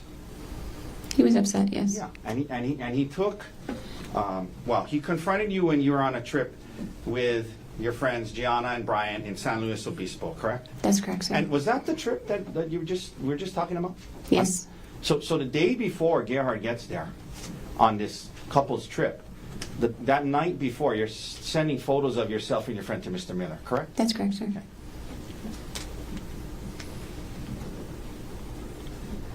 Did he have a code word for you that he would tell you when his wife was around? Not to my knowledge. All right. Now, Gerhardt confronts you on this trip in San Luis Obispo, and he had actually told Gianna and Brian about it before he confronted you, correct? That's correct. And that upset you, correct? Yes. Yes, you didn't want them to know, right?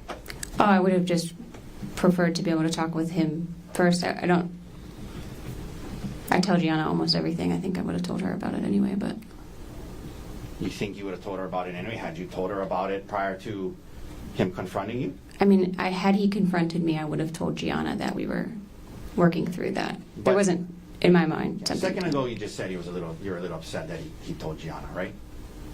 He told them before telling me. Right. And that upset you, right? Yes, that felt unfair. Now, Gianna and Brian had actually been through something similar recently, where Brian supposedly had cheated. Oh well, strike that question. Recently, Brian had an affair on Gianna, correct?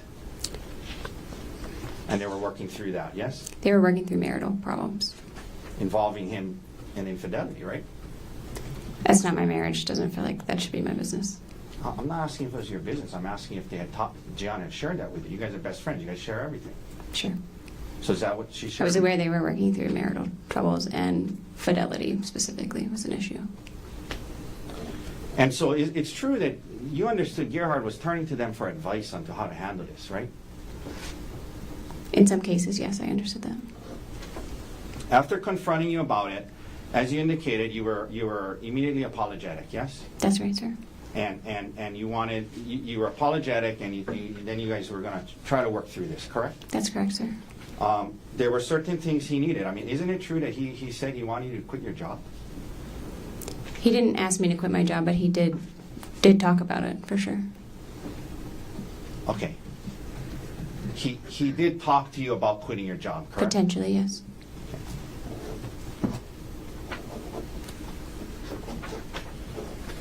And he also demanded that you cease all contact with Mr. Miller in person, yes? Yes. And in fact, you had a trip planned coming up to Seattle with Mr. Miller that you ended up canceling, yes? He would have been there. There were several people from Terra Power there. Okay, let me rephrase that. You were going to go on a work trip at which Mr. Miller was going to be at, correct? Correct, sir. And in fact, on that trip, you had changed your hotel to be in the same hotel as Mr. Miller, correct? And several other Terra Power employees, yes, sir.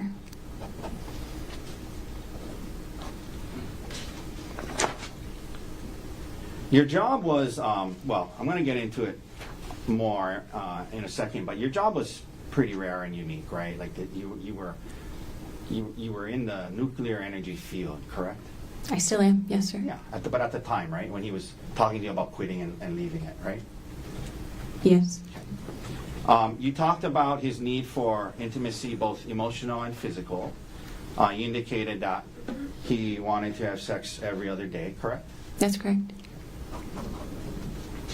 And he also wanted you to be less, I guess, secretive or give up some privacy, and he wanted to see your emails and communications, correct? He looked through my phone almost every day. Yes, sir.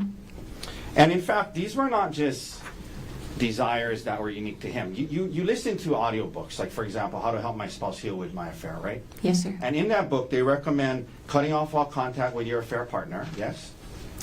To my recollection, yes. They recommend that you share passwords, share your whereabouts, share communications, because secrecy is what caused the damage, openness is what repairs it, right? You remember learning things like that in these books and counseling?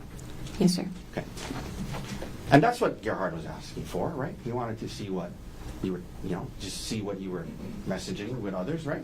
In some cases, yes, sir. Okay. Now, back to your career, ma'am. You mentioned him talking to you about quitting your job so that you wouldn't have contact with Mr. Miller anymore. You're a nuclear engineer, is that right? Yes, sir. You graduated from and got your degree in nuclear engineering in what year? 2011. And after 2011 till about 2022, you worked in this nuclear industry, yes? I've been in the nuclear industry my entire career, yes. I understand that. I'm just saying specifically for 11 years, from 2011 to 2022, you were in the nuclear industry, yes? Yes, I don't understand the 2022 distinction. I apologize. Well, I'm going to get to that. Didn't you quit your job in 2022? I left Westinghouse in 2022, yes, sir. Yeah. So that's the Okay. distinction I'm getting at. Sure. Okay. Thank you for clarifying. I So, appreciate it. so in 2011, you enter into this industry and you start working at a company called Westinghouse, correct? That's correct, sir. And you were into, is it called core design? Yes, sir. And what is core design? Core design is figuring out how to load nuclear fuel assemblies into a reactor core in a way that meets the safety requirements and optimizes fuel efficiency. Okay. And again, I'm not too sure what you said, but basically it's dealing with nuclear fuel, right? Yes, sir. All right. And you were helping to do that at Westinghouse, correct? That was one of the jobs I held at Westinghouse in that time. Yeah. And you were trying to move up the corporate ladder, right? You're trying to advance in the industry, yes?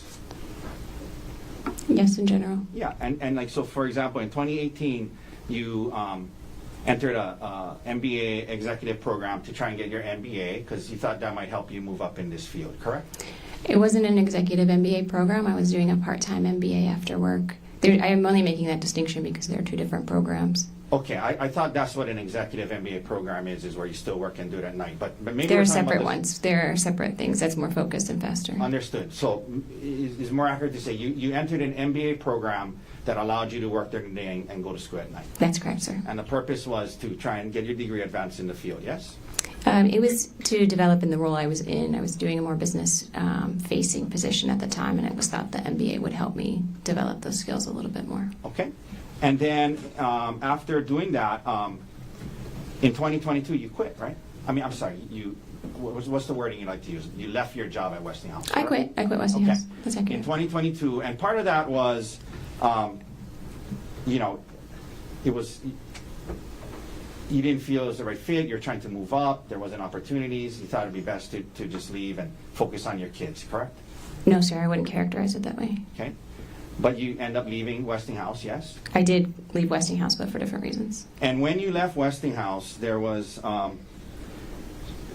around shortly thereafter? Well, when you left Westinghouse, you didn't have another job lined up, correct? I was in the late stages of another job that fell through, yes. Okay, and then that job fell through, right? Correct, yes. And so when you left Westinghouse, it was after that this conversation, because at this time you guys were living in Pittsburgh, yes? That's correct, sir. And it was after that you guys decided maybe it would be best to move, yes? Yes, sir. And you guys even looked at moving to Australia, correct? That's correct, sir. And you knew that moving to Australia would make it hard for you to continue on in this nuclear energy field, yes? I don't think the potential move to Australia was driving career decisions necessarily, but that would have been a complicating factor for sure. Yeah, moving to Australia would have been a complicating factor, and you guys were considering it, right? That's right. Okay. But they do have like uranium trading and things. And then you guys end up settling on Maui, correct? That's correct. On Hawaii at the time, yeah. Hawaii and then Maui, yes? Correct, sir. And part of that, well, the timing of that, you mentioned your stepson Emil, that's Gerhardt's son, yes? He's my stepson, Gerhardt's son from a previous marriage, yes. Yeah, your stepson, his biological son, yes? That's correct, sir. And the timing of that, the reason you guys could move sooner than you had planned is because Emil was willing to move to Hawaii with his dad and you, correct? Just to clarify, our original plan was to stay in Pittsburgh until Emil graduated high school. Right. And then he said he would be willing to move depending on where we went, and so we were able to move to Hawaii sooner. I Right. just want to make sure we're saying the same thing. Yeah, we are. Great. We are. So in other words, Emil wanted to come with his dad and you, right? Yes, he wanted to come with us. So now, at some point, and you guys get moved to Maui, and then this opportunity with Terra Power comes up, correct? No, sir, I was employed by Terra Power when I lived in Pittsburgh. Okay. But after you quit the Westinghouse job, right? Yes, I quit Westinghouse, and I was hired by a contract agency called System One, and on contract to Terra Power, starting that September. Okay, but when you move to Maui, you're a contractor for Terra Power. You're not an actual employee of Terra Power, correct? That's correct. And that was in part because you weren't going to live in Seattle. You were going to live in Maui, yes? In part, Terra Power has a distributed workforce, and so depending on the location, they would either be contract employees or they would be full-time employees, is the word you mean for like Yeah. working for Terra Power directly. Right. And you were contract because you were going to live in Maui. in I was part. contract because I lived in Pittsburgh at the time, and then they kept me on contract when I moved to Maui. Let me rephrase. You were on contract because you didn't live in Seattle, right? Yes. Okay. But Terra Power was designing new age nuclear power plants that use a new type of fuel, correct? That's correct, sir. And your role there or your job there was a project manager, is that right? That's correct. So now you are in a management position within this industry, yes? Project management. Yeah. In the nuclear energy industry, yes? Yes, sir. And you had worked hard through 11 years to get to this point, and you thought it was a good opportunity, right? Yes, sir.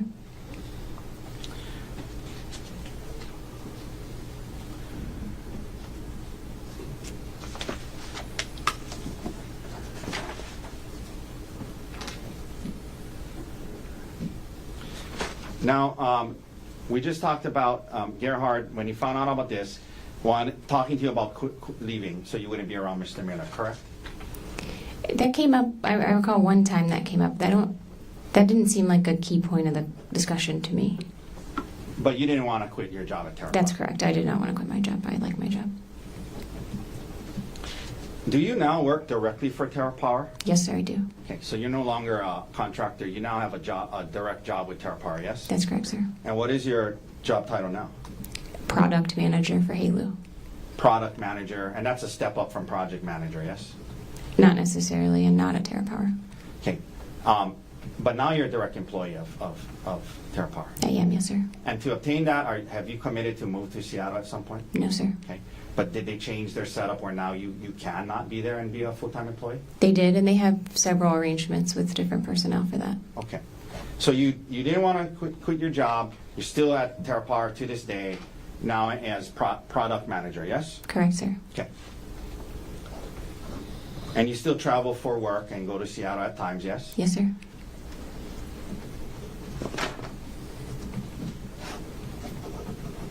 Now, at some point you mentioned engaging in counseling, yes? After the discovery of this communications with Miss Gerhardt's discovery of your communications with Mr. Miller, right? You guys started couples counseling, yes? Yes, sir. And as you indicated, the counseling wasn't just about the affair, it became about the relationship, and you mentioned, his need for intimacy. And it was about the relationship, not just the issues with Mr. Miller, correct? That's correct, sir. And you mentioned January into February, you felt you guys are making some progress, correct? Yes, sir, that's correct. But the issue with Mr. Miller would still come up from time to time, yes? Occasionally, I would say occasionally at that time. I have a hard time recalling that in February. Okay.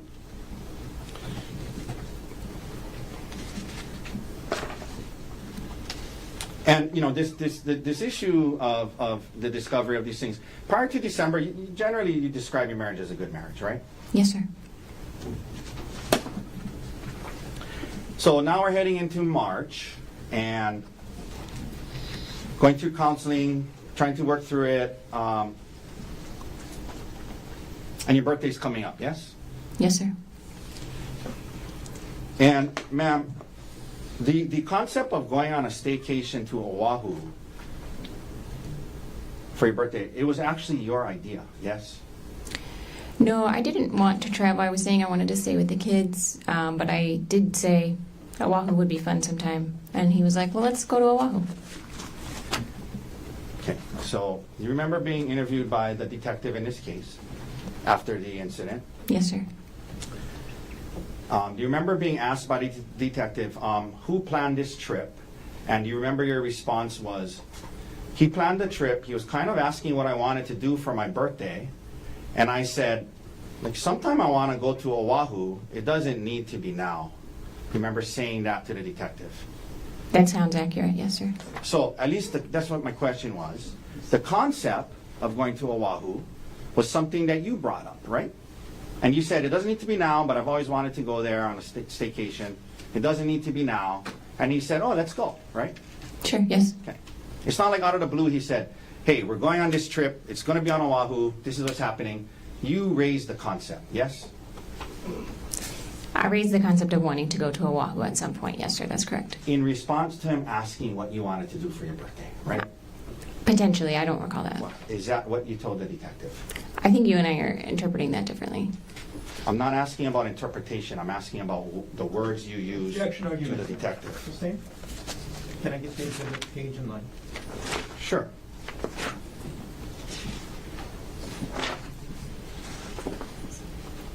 This is exhibit 107, page 5, lines 13 through 15, D107. Ma'am, when the detective asked you who planned this trip, your response was he planned the trip. He was kind of asking what I wanted to do for my birthday, and I said, sometime I want to go to Oahu, but it doesn't need to be now. That's just the words you said to the Yes, detective. you and I agree on that, yes. Okay. Thank you. Sure.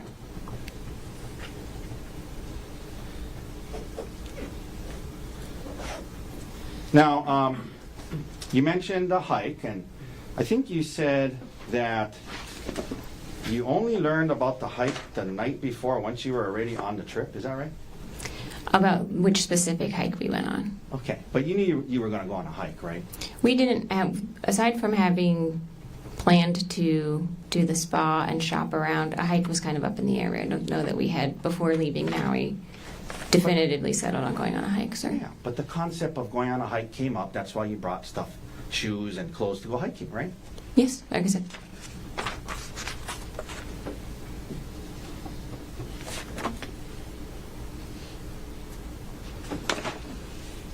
And in fact, hiking, it was not unusual for you guys to go on hikes. That's something you guys did from time to time, yes? Yes, sir. Okay.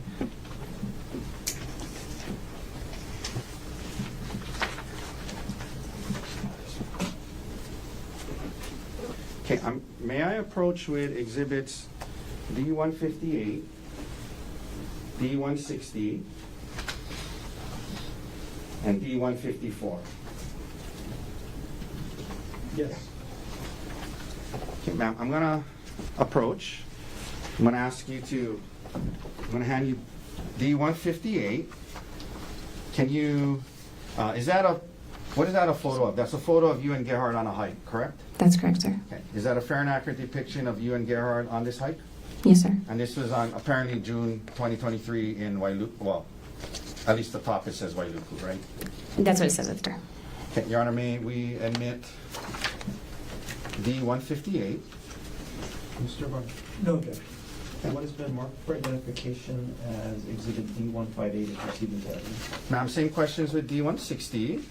This is, well, just one page. Is that a photo of you guys on a hike as well?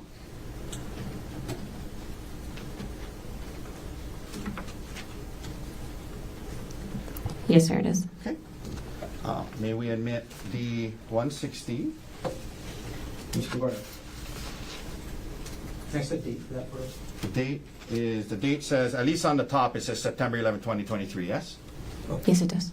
No objection. And then lastly, Then what has been marked for identification as exhibit D160 is received into evidence? and then lastly, thank you, Your Honor.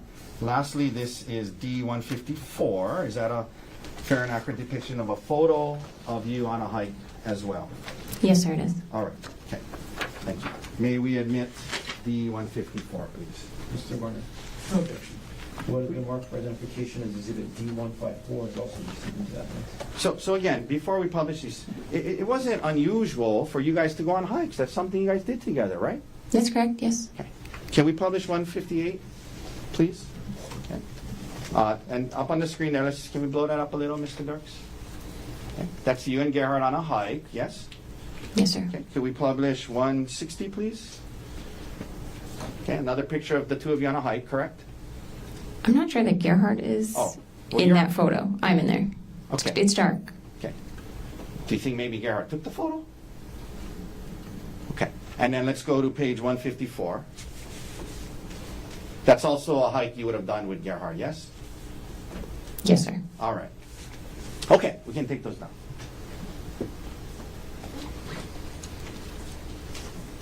Now, the day of the trip comes, and you guys go to the airport on Maui, presumably together, yes? Yes, sir. We went together. And isn't it true that you, because it was a short trip, you didn't check bags, you just carried on luggage, right?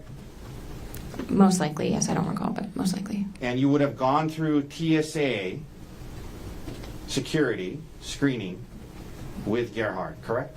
Yes, sir. It's not like he went first through the TSA screening, and then later on you came and met him there. You guys went through the screening together, put your bags through the screening together at the same time, correct? I would assume so, yes, sir. And no problems getting through TSA that day, correct? Not that I recall, sir.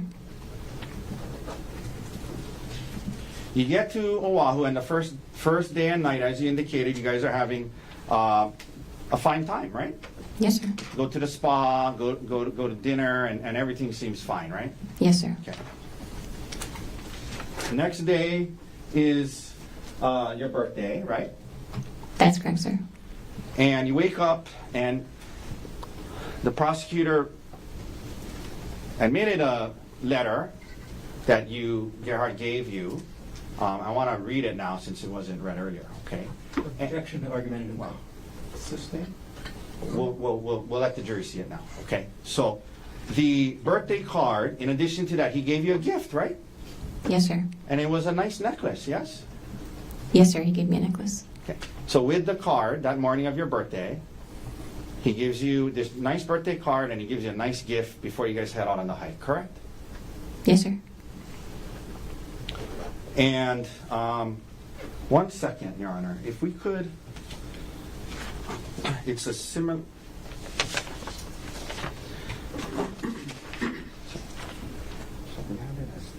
we have it as D127, but I think this is the one here in a minute. Do you have a problem if we omit this too? I can't pull it up. I don't know. So this is just a little more. Yeah, is it in there? Okay. May I retrieve the exhibit? Yes. With the card? I don't know what number it is, sorry. Oh, thank you. Okay, thanks. Okay. May I approach? Yes. I'm approaching with S133 already in evidence. Ma'am, can you please read that out loud to the jury? This is the letter that Gerhardt wrote to you on the morning of this hike. Well, let me rephrase that. This is the letter he gave to you on the morning of the hike, correct? This is the birthday card he gave me. Okay, please Yes, read sir. it to the jury. It says, "Happy birthday. Angel face, there isn't an obstacle in this world too hard for me to fight through for you. I would take on anything just to see your smile. You're one of the kindest, most giving, and selfless people I know, putting others before yourself with so much love. You're the heart of our family, and the heart is drawn. Fun, fearless, and a terrific mom. The kids and I hit the jackpot with you. Love always, G." Okay, may I approach? Okay, so that's the card he gave you the morning of the hike, right? That's right. Okay. Now, in addition to the card and the present he gave you, you were aware that he had made a reservation for dinner that night, the night of the hike, at a restaurant called Fett Restaurant. You knew that, yes? I knew we had dinner reservations. That was the extent of it. Okay. So you knew that the night you're supposed to go on a hike in a day, and you knew that he had made reservations for dinner somewhere that night, correct? Yes, sir. But you didn't know it was at Fett? Correct. Okay.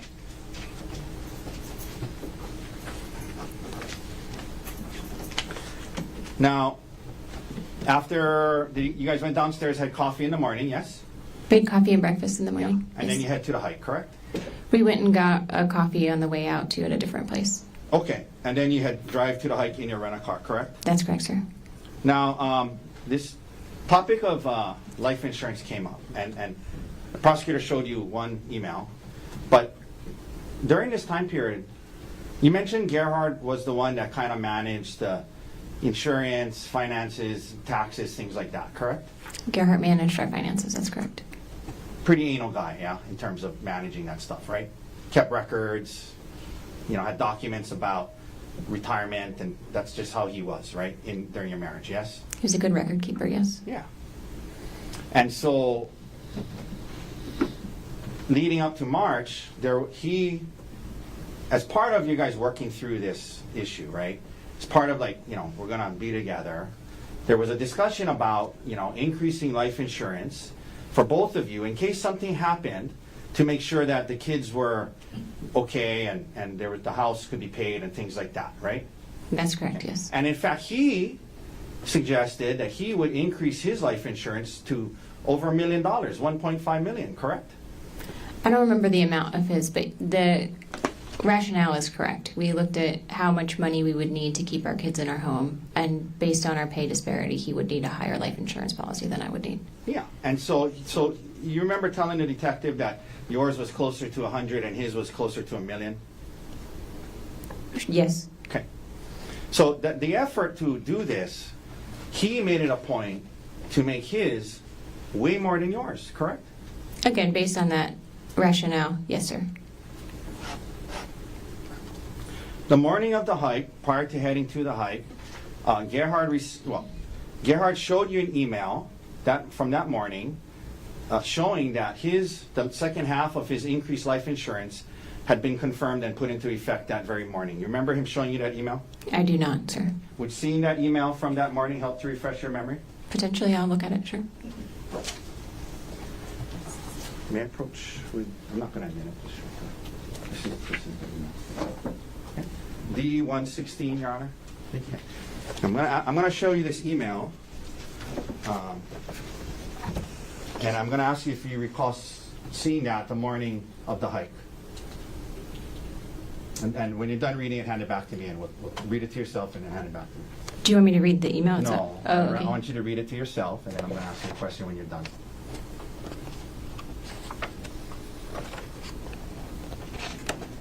Okay.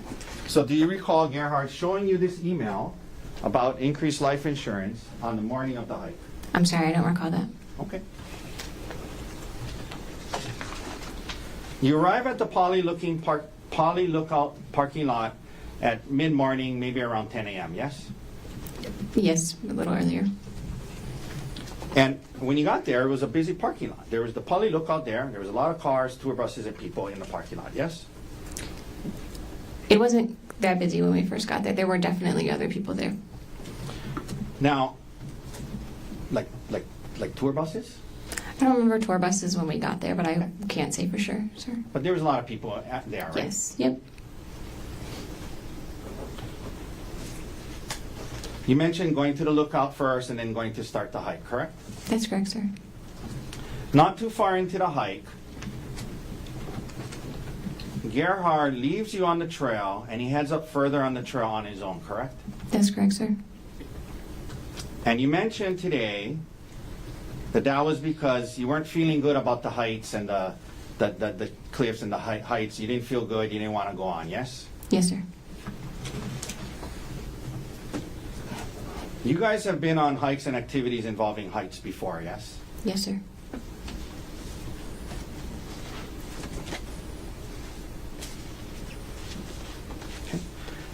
Your Honor, I'm showing defense counsel D147, 149, and 156.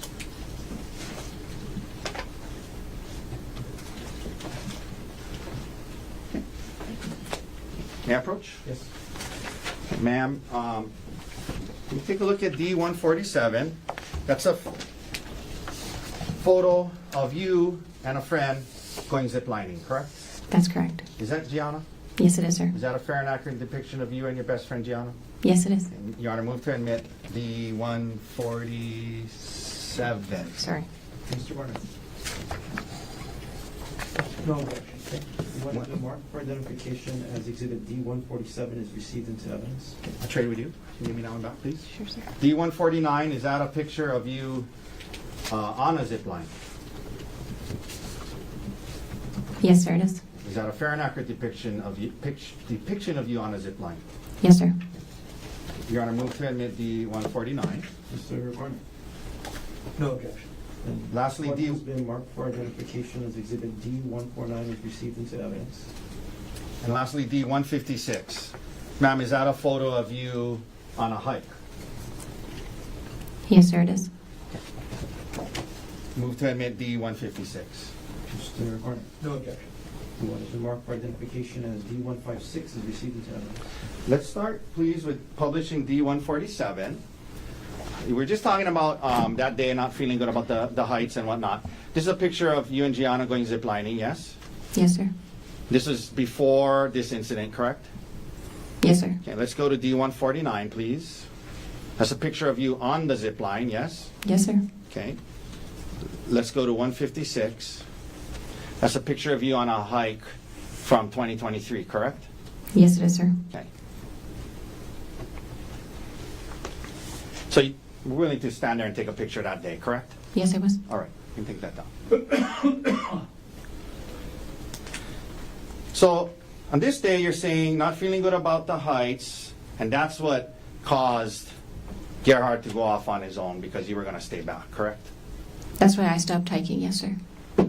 But you do acknowledge that he left you on this trail not very far in from the parking lot, correct?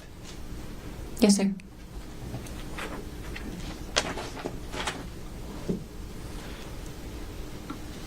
Now,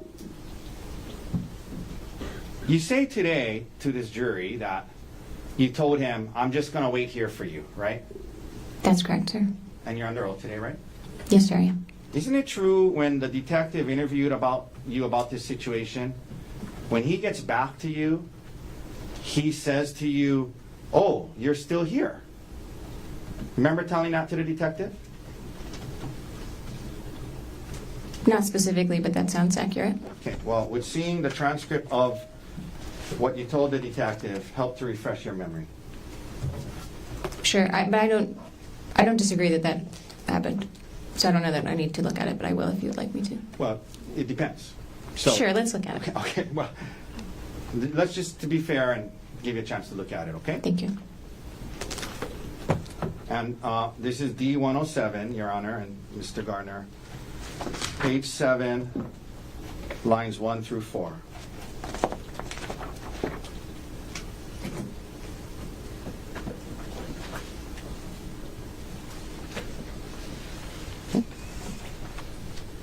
If you can just read, line 1. Read it to yourself, not out loud. Sure. Read it till line 4, and let me know when you're done. Sure. Okay. Thank you. Okay, ma'am, isn't it true you told the detective that day when Gerhardt got back to where you were waiting, he said, oh, you're still here, right? Yes, sir, that's true. As in, he thought you were going back to the car, right? That was not the implication, sir.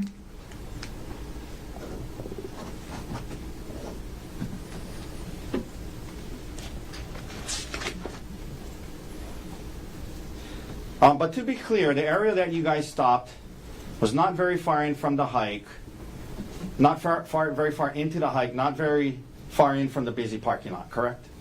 That's right. It wasn't very far. That's correct. You described it as about 400 yards in, correct? I don't think I described it that way, sir. Okay. Would seeing what you told the detective help you recall that that's how you described it? Sure. We're now going to go to D-106, page 10.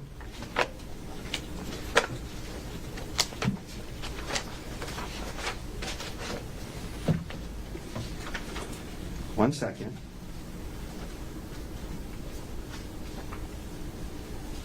I apologize. Didn't you describe it as about a quarter mile in? That sounds more accurate, sir. Okay. I apologize. A quarter mile is 400 yards, right? I have no idea, sir. Okay. Need calculator out. All right. But you described it as about a quarter mile in, yes? Yes, sir. Not super far up this trail from the parking lot, correct? A quarter mile. I mean, it's uphill and it's rocky, but yes. But not super far into the trail, correct? A quarter mile, sir. So now he comes back, and you say he wants to, at some point, take a selfie, correct? That's right, sir.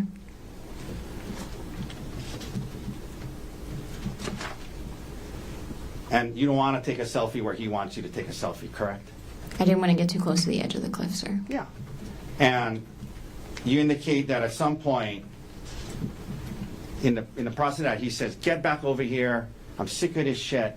And he tries to throw you off the cliff in response to that. Yes? That was after the selfie, but shortly thereafter, yes. Okay.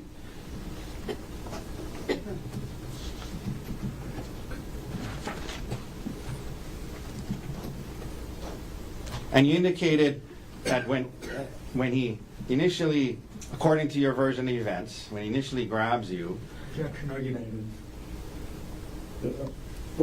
Ask the question. according to your version of events, when he grabs you, he says, "Get back over here." And your first thought was that he was kidding because he really wanted a selfie, right? It was just very shocking. So yes, my initial reaction was, he must be kidding, yes. But isn't it true you told the detective, "My first instinct was that he was kidding and he really wanted a selfie"? Yes, sir. And then you throw yourself on the ground, correct? We're like wrestling. So he grabs me. I realize he's not kidding because he's forcefully moving me towards the edge. We wrestle and I throw myself on the ground. Yes, sir. Okay. And when you did that, you were about 10 feet away from the cliff, correct? Something like that, yes, sir. And that's what you told the detective, you're 10 feet away from the cliff, yes? I think I said I was about 10 feet away from the cliff, sir. Where you end up on the ground, there were plants, shrubbery, and trees in that area between you and the cliff, correct? Yes, sir.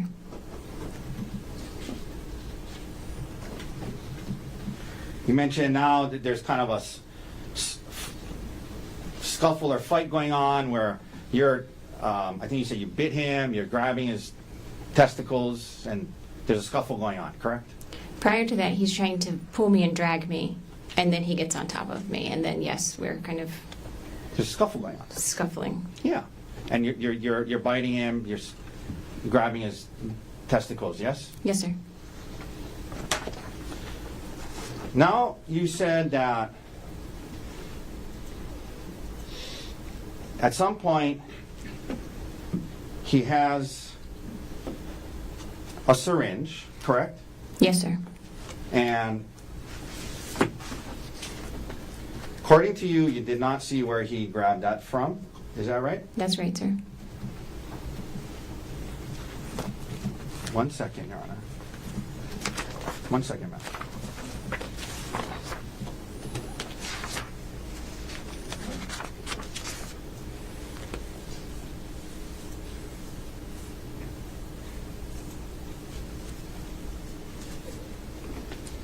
And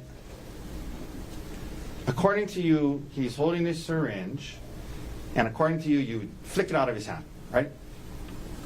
Yes, I swatted his hand and caused him to drop the syringe. Yes, Okay. sir. You mentioned that at some point, according to you, you see him holding a vial, correct? Yes, sir. And your belief was he was trying to load the syringe with the vial when he was wrestling with you, correct? No, sir. The first syringe he What? produced. 1 second. Sure.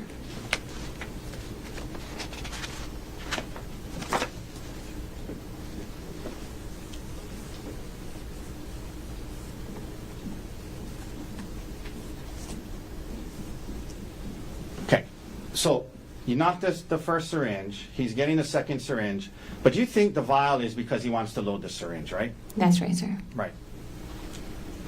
According to you, this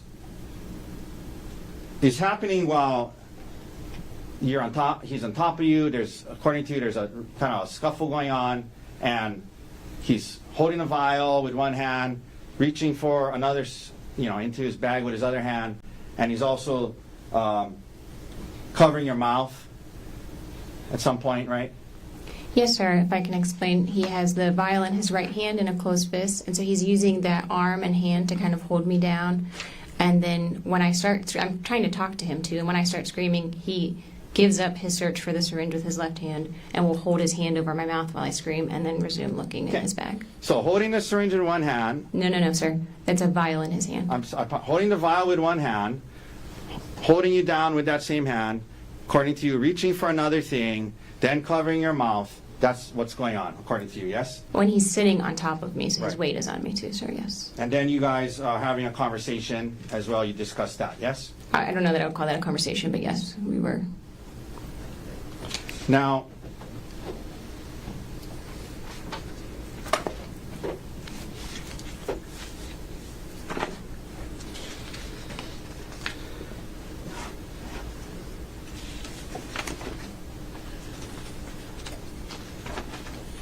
at some point you mentioned he picks up a rock, correct? Yes, sir. And he starts to hit you with the rock, according to you, yes? That's right, sir. And according to you, so the rock is something, according to you, he picks up when you guys are on the ground, correct? That's my, that's how it felt. Yes, sir. Okay? And according to you, Gerhardt then blasts you in the head with all his might 10 times with this rock, correct? I don't know that I used those exact words, but he used the rock to hit me, and it was my impression that he was using his full force at the time when asked. Okay? You said that he was bashing it against your face and head, yes? Yes, sir. He was smashing it into your head and face, yes? Yes, sir. Full blast, 100% of his power is what you said, yes? Yes, sir. And 10 times, yes? I said as many as 10 times, sir. I wasn't counting. Well, you told that to the detective, you told that to the grand jury, correct? Yes, sir. Under oath, right? Yes? That it was as many as 10 times, correct? Yes, sir. Your head, forehead, and eye is what you said, yes? That's right, sir. To your knowledge, you did not lose consciousness, correct? To my knowledge, I did not lose consciousness, correct? You were taken to Queens and examinations and tests were done on you, yes?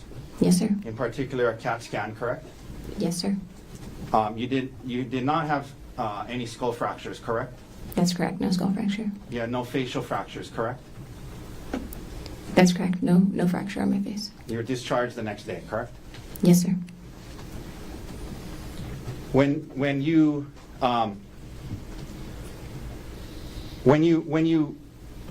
started to head towards where the witnesses were, Gerhardt didn't come after you, correct? That's correct, sir. And they help you down the mountain, and towards the bottom, you actually stand up and walk for the bottom part to get to the wall with their assistance, right? I didn't really walk there. I was holding on to both. That was more carried than walking. But yes, I was Well- upright. Okay, you were more carried than walking. Is that your testimony? Yes, sir. Okay. But you were standing on your 2 feet walking, correct? I was upright. Okay. You were standing on your 2 feet and moving, correct? Downwards, right? With their support. Sure. You were coherent and able to answer questions when the first officer got there, yes? I don't know if I spoke to an officer. I recall talking to an EMT at the bottom. Okay.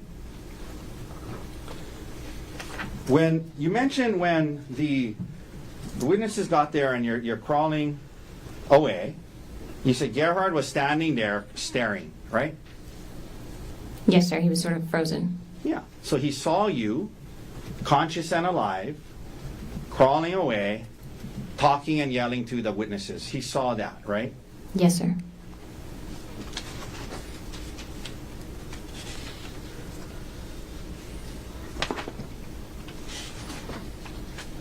Okay.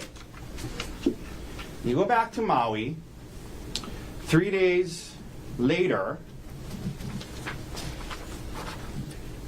you say that this work bag of his gets turned into the police, correct? The evidence specialist picked it up on that Friday. Okay. And you said today that you're at home and you see his work bag and you open it and you say under oath today to this jury, the words you used was, I was surprised I was surprised to see the syringes and vials, right? That's what you said today, right? Yes, sir.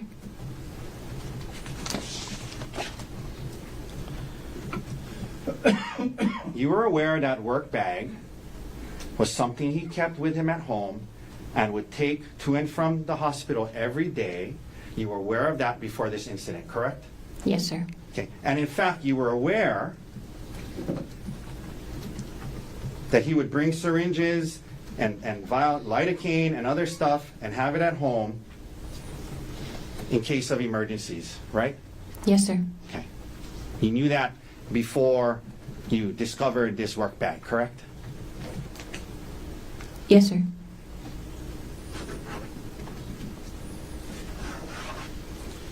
The detective asked you, have you ever seen him bring home any type of medications or syringes for work prior to this? And you said, yeah. You told the detective you knew about it, right? He had brought things home from work before. The surprise was that the bag was full and seemed to have a lot of stuff in it. I didn't realize the volume or the regularity with which that occurred. The detective asked you about the work bag, and you said it was something he would take to and from work every day, right? Yes, sir. The first call you make upon this discovery is not to the police, not to the prosecutors, but to your attorney, correct? That's correct, sir. This is 3 days later, right? The 27th of March, 2025, correct? That's correct, on a Thursday. By then you had an attorney, yes? Yes, sir.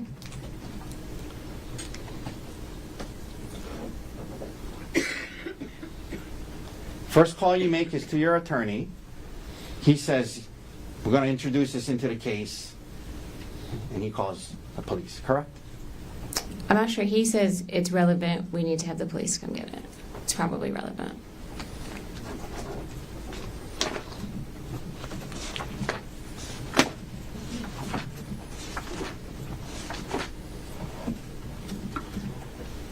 You discharged from the hospital on March 25th, and you return to Maui, and you continue your care, correct? That's right, sir. And we mentioned by the March 27th, you had an attorney, yes? Yes, sir. On March 31st, you go to see your primary care doctor on Maui, Dr. Joanna Yun, correct? Or Yun, correct? That sounds right. The date I'm not certain of, but thereabouts, for sure. She was your primary care doctor, yes? Yes, for You had a sure. doctor-patient relationship with her from before this incident, correct? Yes, sir. She examines you, discusses your symptoms, and during that visit, correct? Yes, sir. She comes up with well, could you actually access your, that was with Kaiser, correct? Yes, sir. Could you access your Kaiser records at that time online? I'm sure I could. Yes, sir. She comes up with a diagnosis list for the visit, and then the next day on April 1st, you email her and you ask her, hey, doctor, do you mind adding traumatic brain injury to your diagnosis list? Objection, rule of completeness. Sustained. I'm going to get to the second part of it. We'll read the exact email. Isn't it true you emailed Dr. Yun? Hi, Dr. Yun, on April 1st, 10 a.m., 10:03 a.m. Would you mind adding either traumatic brain injury or concussion to the diagnosis notes from my appointment on March 31st? I want to make sure the documentation is consistent between my care at Queens and back on Maui. Do you remember emailing that to your primary care physician on April 1st, about a week after this incident? Yes, sir. She had not included that on her diagnosis list after your visit, correct? Traumatic brain injury or concussion, correct? Correct. That's the I'm purpose sorry, of the I email. apologize. She had not added traumatic brain injury to her diagnosis list, correct? For her notes for the 31st, that's correct. You had an attorney by March 27th, correct? Yes, sir. April 1st, you emailing your doctor saying, can you please add traumatic brain injury to my diagnosis, correct? Objection, rule of completeness. Cross. Sustained. Partially what you emailed your doctor was, can you add traumatic brain injury to my diagnosis? Yes? Sustained. Okay, I'll read the whole email again. You said to your doctor, would you mind adding either traumatic brain injury or concussion to the diagnosis note from my appointment on March 31st? I want to make sure the documentation is consistent between my care at Queens and back here on Maui. That's what you told her, right? That's what you emailed her, right? Yes, sir. Are you aware that nowhere in your Queens records does it ever say traumatic brain injury? Are you aware of that? I'm not aware. Sure. Did you review your Queens records before you emailed that to Dr. Yoon? When I met with Dr. Yoon on the 31st. Ma'am, my question is, did you review your Queens records from your stay at Queens before you emailed Dr. Yoon on April 1st saying you want to make sure the documentation is consistent between my care at Queens and back here on Maui? Did you review your records at Queens before you sent that email? I don't recall, sir.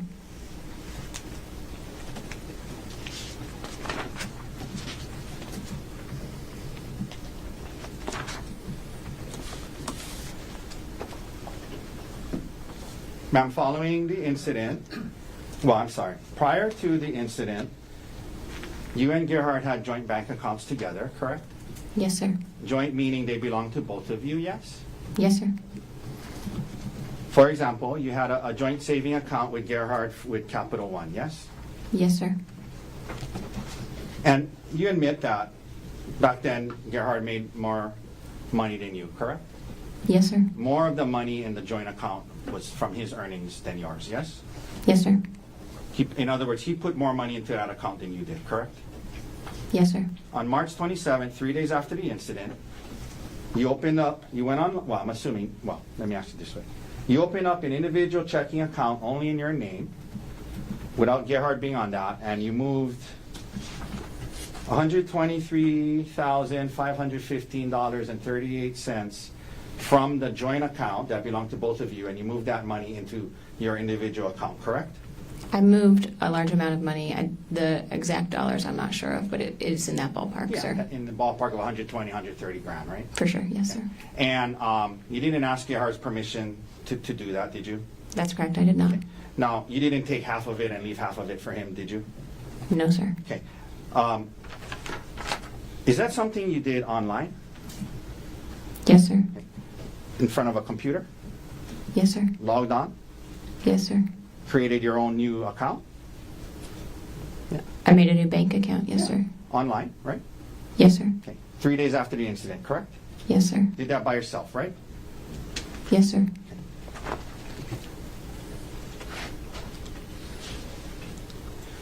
On March 27th, when you did move that money, you had not yet filed for divorce, is that right? That's correct. You were planning to do so, correct? Yes, sir. And you were aware, weren't you, when you did this, move the money, that once you filed for divorce, there would be a automatic restraining order that prevented you from moving money like that. I was not aware of that at this time. So you moved the money without his permission before filing for divorce, and you talked to your attorney about that as well, correct? I talked to my attorney about whether or not I was allowed to move money from a joint bank account. Okay. Yes, sir. Now, and he told you you can so long as you don't file for divorce yet, right? He did not say that, sir. Later on, when you were asked about this, you indicated to the prosecutors that you did it because, in part, there was a need to pay back your parents $85,000 from a loan that they had given you and Gerhardt, correct? That's what you told the prosecutors, that partly why you moved that money, partially, was because you wanted to, there was a loan your parents had given you and Gerhardt for $85,000, and you wanted to pay them back with the money you moved, yes? Yes, sir. Okay. And your parents were not in a rush to get paid, correct? You guys had been paying them off slowly, correct? Prior to this, we had been paying them off slowly. That's correct, sir. And in fact, isn't it true that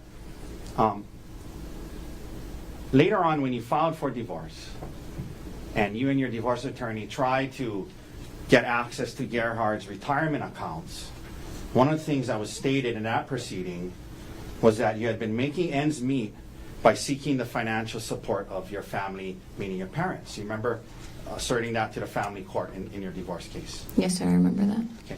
So in the family court divorce case, you're indicating that your parents are helping you get by financially, but in response to this money, this thing about moving the money, you said that you need to pay them back the 85 grand right away, correct? At the time when I paid them back, I did not know that they were going to be in a financial position to help me in the way they are now. Did they say to you when you told them, hey, here's the 85 grand, did they say to you, hold on to it, use it, you're going to need help? No, sir. And by the way, this online banking that you did on the 27th of March, online, created your new account, moved the money. On the 27th of March, I guess that was 4 days before you asked your primary care doctor to add traumatic brain injury to your diagnosis, correct? Objection, rule of completeness. Sustained. At the time you moved the money, on March 27th, that was 4 days before, sat down at a computer, logged onto it, opened up your online banking, created a new account, moved the money from the joint to that one, new one. That was 4 days before you emailed your primary care doctor asking her to add traumatic brain injury and concussion to your diagnosis list, correct? I'm not sure of the exact date of the bank account, but yes, in general, that's correct. You eventually do get a divorce attorney named Brianne Wong Leong, yes? That's correct, sir. And you guys do file a complaint for divorce, correct? That's correct, sir. And you indicate on the complaint that you should get full custody of the kids, correct? Yes, sir.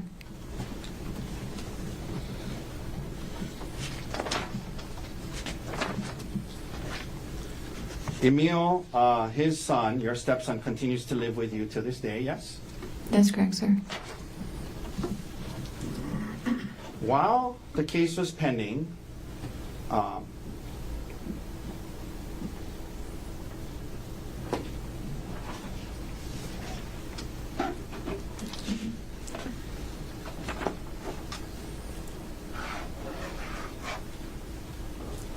after the incident and Gerhardt is arrested, you start having phone calls with Mr. Miller again, correct?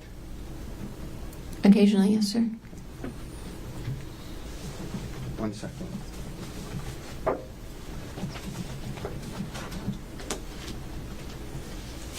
This is a summary check.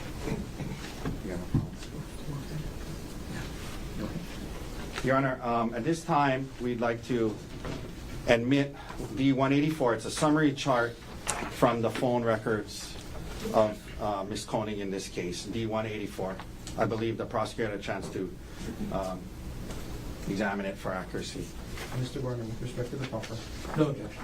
was a mark for identification as Exhibit D-184 is received into evidence? May I approach? Yes. Ma'am, I'm approaching you with what's called D-184. I'll represent to you that from your phone records in this case, a summary chart was made that summarizes what was in your phone records. And if you could please turn to what is the third page.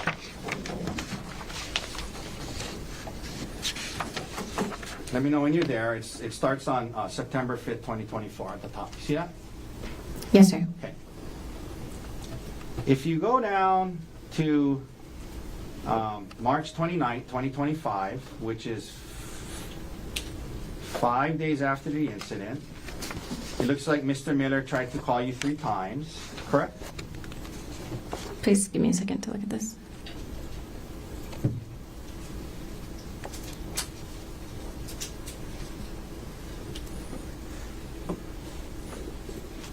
Some of them don't look different. I'm not sure what the Oh, I columns are. apologize. You know what? You might be right. He attempts to, it's repetitive, but he tries to call you on the March 29th, 2025, yes?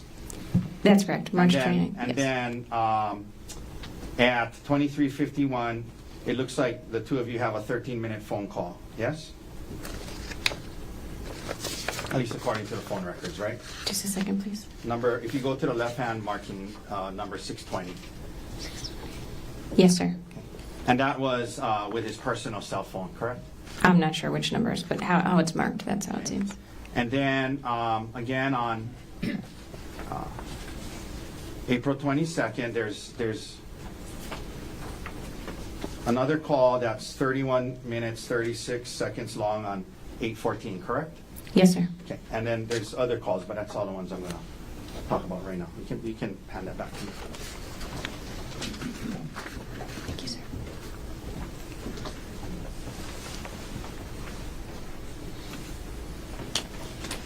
Now,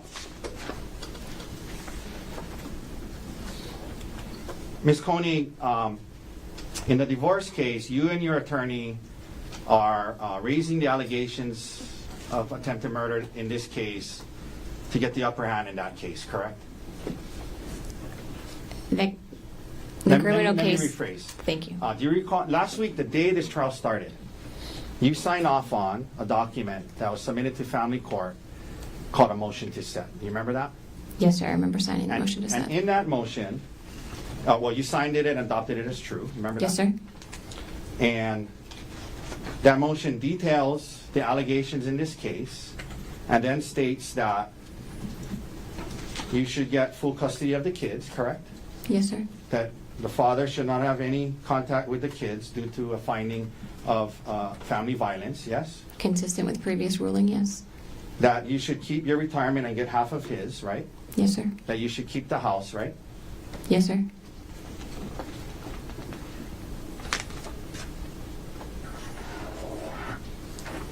Okay. Your Honor, we've been going for a while. I may be almost done, but I'd like to take the lunch break to double check through all my exhibits and notes. Since we're Off record.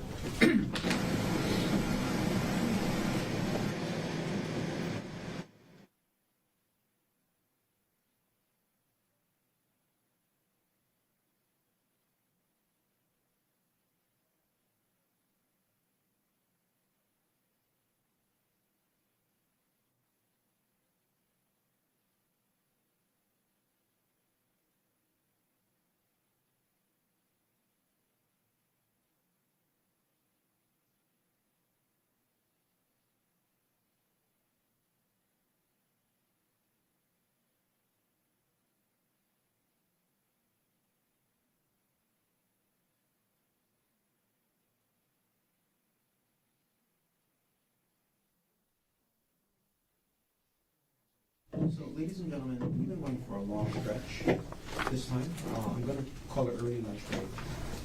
So we'll take our lunch break now, but I'll have you come back early as well. Instead of 1:30, we're going to have you come back at 1 o'clock. Still an hour lunch. Try to recapture our time. Leave your notebooks on a chair. Don't talk to anyone about this case. Keep an open mind. Do not try to learn about this case outside of the courtroom. All of you have a good lunch. See you at 1 o'clock. All rise.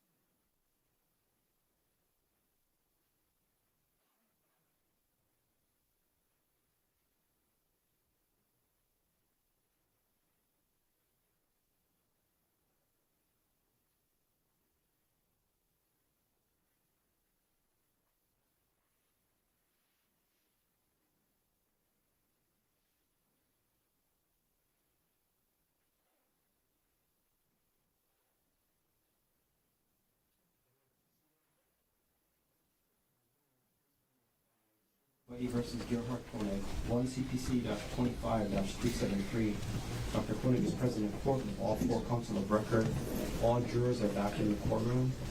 Ms. Ariel Konig is on the stand. Ms. Konig, you're still under oath. Ladies and gentlemen, thank you very much for your patience. Mr. Otake, whenever you're ready, you may resume the cross-examination. Thank you. Good afternoon, Ms. Konig. I know it's been a long morning. I only have 2 quick follow-ups that I forgot to ask you about earlier. You mentioned when I was asking you about the fact that you were using WhatsApp to communicate with Mr. Miller instead of your phone or email. Text messages on your phone or email. I think you indicated, you would use WhatsApp to talk to other people at work from time to time too, correct? Yes, sir. Okay. But isn't it true that TerraPower, which is a nuclear engineering, it's a nuclear energy company, correct? Yes, sir. The sanctioned software for company communications was Microsoft Teams, correct? They provide Microsoft Teams for us, yes. Right, and that's how they wanted you to message each other because it's a secure communication network, right? Not exclusively. We're instructed to use encrypted messaging when we talk about work. You were instructed to use encrypted messaging, right? Yes, sir, which iMessage counts, and so does WhatsApp. Now, in August of 2024, you went on a trip to South Africa with Mr. Miller, correct?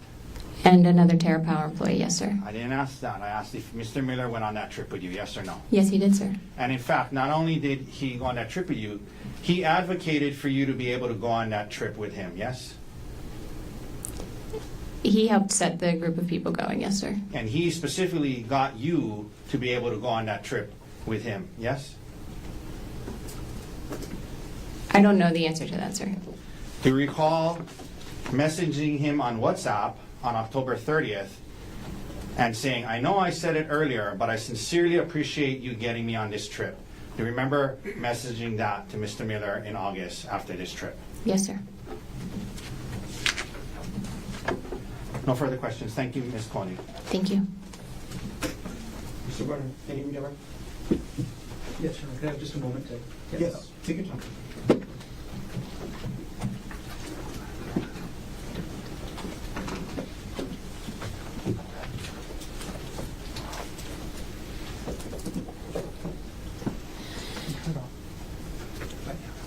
It's off.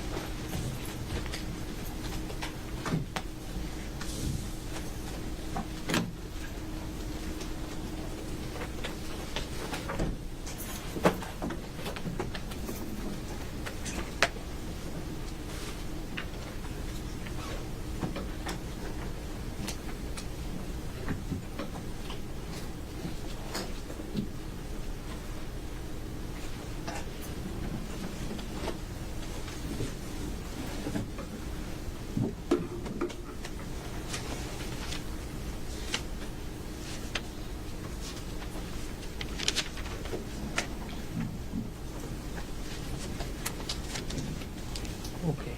Good afternoon, Ariel. Hi, Joe. Thanks for giving me a moment. Sure. Okay. You were asked earlier this morning about what you told to the detective about whether this was an affair or not.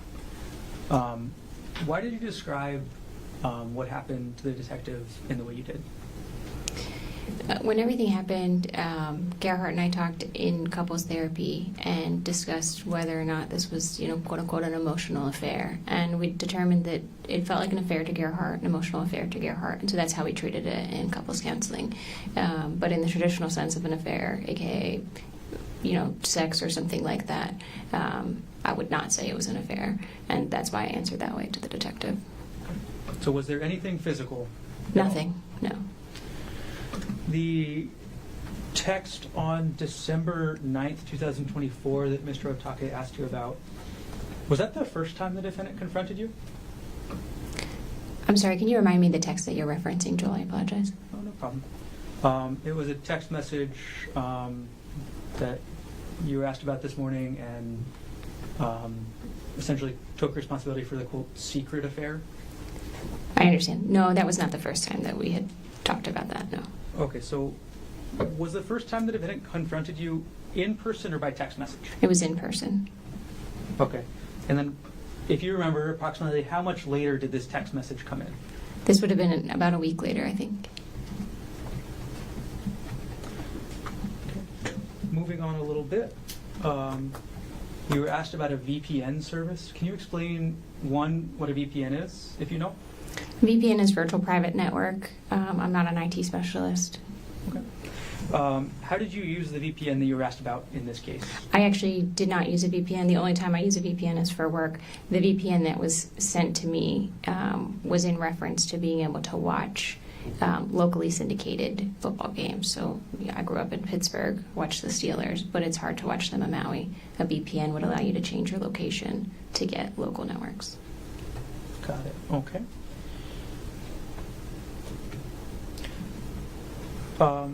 Going back to this confrontation about this quote, emotional affair, who did the defendant tell first? He told Bryant and Gianna we were out having a drink, and I went to the restroom, and he told them. He basically said Aries having an affair. How did you feel about that? I just felt, like I said, unfair because I would have liked to talk to Gerhardt about it first. And you were asked something about giving up your privacy earlier this morning after the defendant confronted you about this affair. What did you mean by that? After this, Gerhardt went, well, oftentimes would either have my phone or would go through my phone regularly, look through my messages, my email, things like that. That's where I was giving up privacy, just allowing him access to my digital communications. And how long did that last for? I would say weeks. By the end of December, did you have your phone back? Yes, and honestly, it was just the beginning of December where I didn't have my phone most of the time. By the end of December, I had my phone. It would just be that he would go through it. Okay. And how long did the defendant keep going through your phone after this came out? I don't recall. I think maybe periodically, still in January, potentially.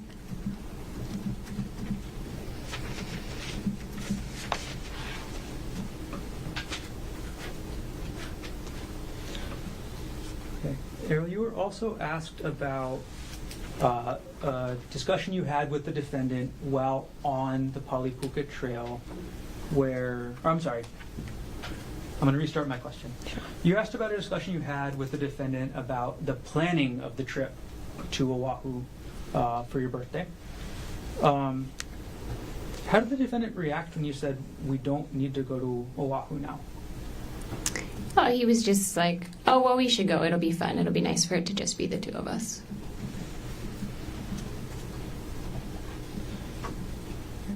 Just a couple more things to follow up on. You were asked this morning on cross-examination about, and you said something to the effect of wanting to keep the kids in the house. Could you explain that for us? Yes, just after everything happened, wanting to be able to provide the same life that they were having, right? You know, they already went through a traumatic situation, so just making sure that they could continue to live in that home for as long as possible. That's Okay. what I was referencing. And this is hypothetical with regards to life insurance, right? I'm sorry, yes, this was the planning around life insurance and kind of the methodology that went into coming up with the life insurance amounts was making sure that should either of us not be earning money, we could still afford to keep the house that we have on Maui and keep our kids there. How important was it to you to keep your children at that house on Maui? Objection irrelevant, beyond the scope. Overruled. Very important. But, you know, that was the basis for us really working on our marriage and, you know, for a lot of the things, you know, trying to keep the kids stable.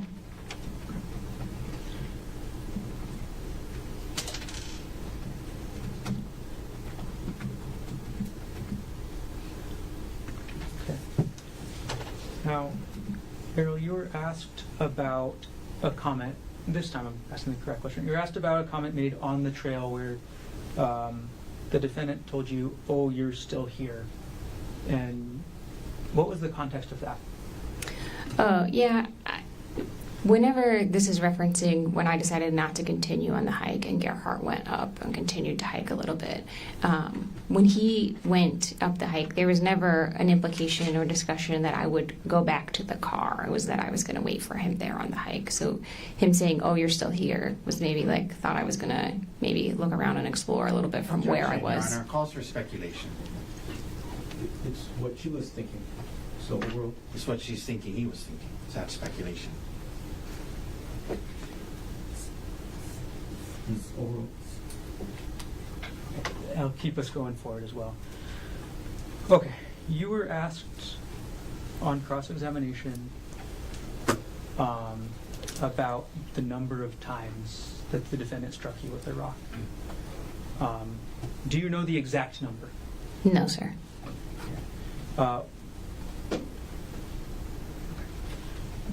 When you talked to the detective, did you give him an exact number or an estimate? An estimate, sir. And what was the exact words that you were asked about and used? As many as 10 times. I said he hit me as many as 10 times. And you were asked this morning about being hit in your head. So let's go over. Where were you hit? Where did the defendant hit you with the rock? I was struck on my right eye. I had a laceration down to the skull above my eyebrow here. And then all over my head, I had a large laceration that went back here and down here. So I was hit kind of all in this area. Were any of your other body parts hit? Yes, my left hand was hit where I was... Objection. Oh, beyond the scope. Overall. My left hand was hit where I was blocking my face from the rock, and so I had a distal fracture, which is basically like the end of the I'm going thumb. to pause you there. Sure. Okay. Okay. So, and again, can you demonstrate where your left hand was when the defendant struck your left hand? It was in front of my face.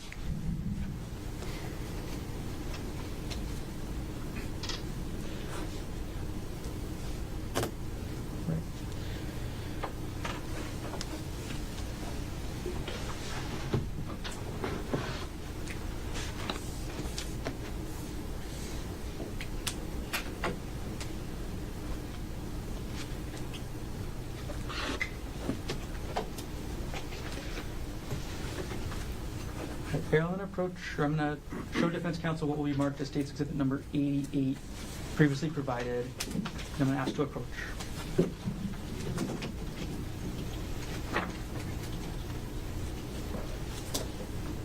Is that?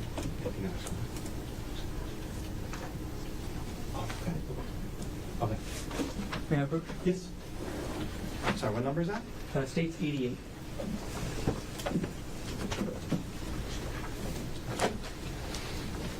Ariel, I've just handed you what's going to be marked as State's Exhibit 88. What, do you recognize what that is? Yes, sir. Okay, what is that? This is Gerhardt's work bag. Is that the same work bag that the police recovered from your home on Maui? Yes. Okay, thank you. I'm going to retrieve the exhibit from you now. Thank you. Sorry, thank you.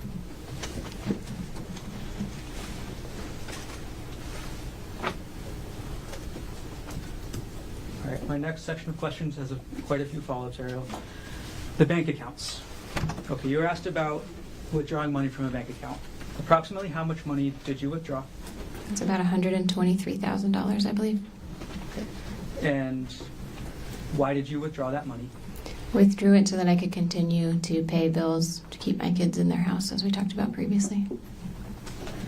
And how did you withdraw that money, like the mechanics of how?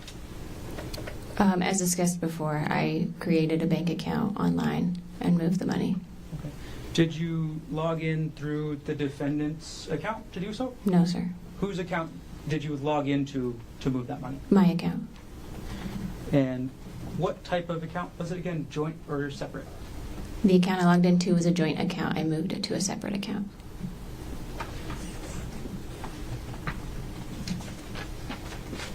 And what did you spend the money on? Spent the money on our mortgage. Should I talk through like approximate values? Yeah, why don't you give us an estimate of where that money went? Sure. Okay, so if you just take like some of the big hitter items, my mortgage is $8,000 a month. My HOA is just over $300 a month. I have a car payment that's just under $400 a month. I have a solar loan on the house that's about $800 a month. So that's $9,500 roughly. And then I pay about $4,000 a month in childcare for my youngest. So that's $13,500 a month. So in 10 months, that's $135,000. Okay. Now, you were asked about a loan that you paid back. Can you explain that?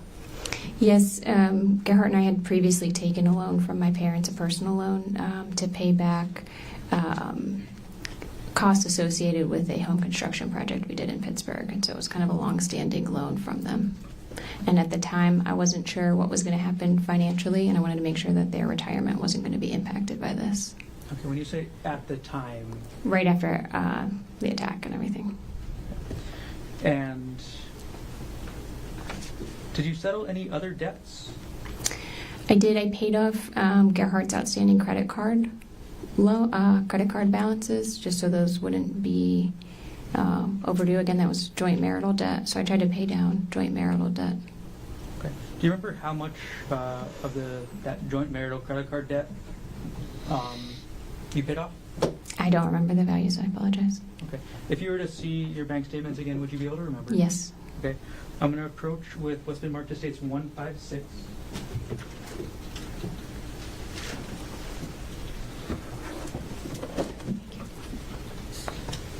Okay, Errol, could you take a look through State Exhibit 156 to refresh your memory on how much of the defendant's credit card debt you paid off?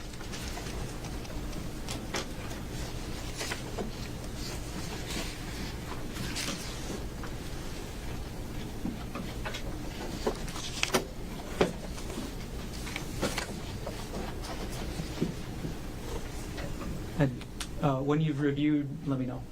Sure.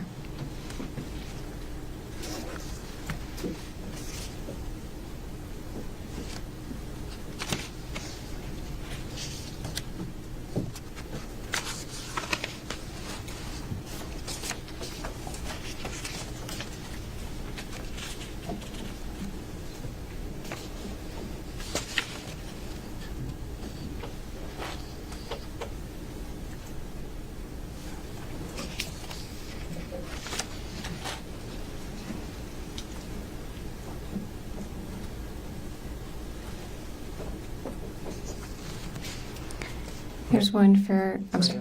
Have you reviewed the exhibit? Yes, Is I your have. memory refreshed? Yes. Okay, I'm going to come collect the exhibit from you, and I'll ask you the same question again. Okay. Okay, I'm collecting State's Exhibit 156.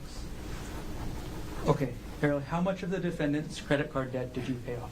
There's approximately $5,000. And just for the sake of completeness, at least I think one of those credit cards I was an authorized user on, so I don't want us to mischaracterize it and say it was his. Okay, is that why you considered it joint marital? Yes. Got it. Okay. Last section of questions, the divorce, Ariel. You were asked about a motion to set trial for divorce. Is that right? Yes, sir. And you were asked about your request for full custody of the children. Yes. Why did you request full custody of the children? They're in my care now, and we had a hearing last year sometime, and a judge ruled that I should have sole temporary custody. The temporary. Sure. And on that motion, and you testified this morning, you actually reviewed the motion to set you were asked about? Yes, sir. Okay. In the section on page 11 of 28, or date stamp 758, did that state, upon conclusion of the criminal trial against father, this matter may be readdressed when discussing physical custody of the children? Yes, sir. Okay, so do you intend to have physical custody of the children forever? I intend to work through the courts to determine that. And with regards to your request for the house and the retirement accounts, why did you request those? The house also comes with the mortgage against it, so I basically requested that I have kind of the current state of things in Maui. So it's a house with a mortgage and a solar loan. Again, to try to keep my children in a stable environment. That's the house that they're used to living in, and the school district that they're used to, and the neighborhood they're used to. And then the split of the retirement account was again based on discussions with my divorce attorney and what would be reasonable in lieu of any kind of child support. I'm sorry? I thought we were getting to hearsay, but that's fine. Okay.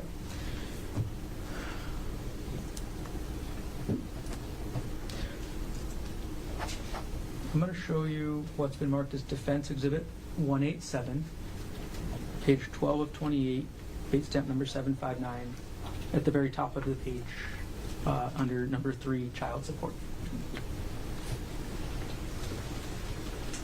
Appendix states, or Defense 187. Could you review that paragraph at the top of the page? Yes. Okay, have you reviewed the paragraph? Yes. Okay, okay, I'm going to retrieve the exhibit from you now. Okay.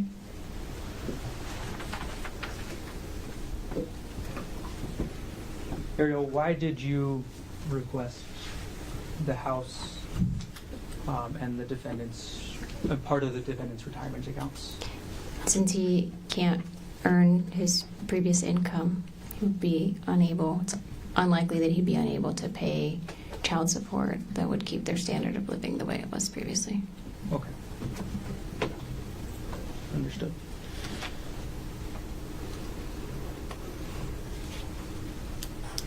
Last things. Several times this morning in your testimony, what happened up on the Puka Trail has been characterized as a scuffle. Is that a fair characterization? I consider scuffle to be like a back and forth, like a wrestling thing. So it depends on the context. I mean, I would call it an attack versus a scuffle. When you were fighting back on March 24, 2025, what were you fighting for? My life and the ability to see my kids again. Thank you. No further questions.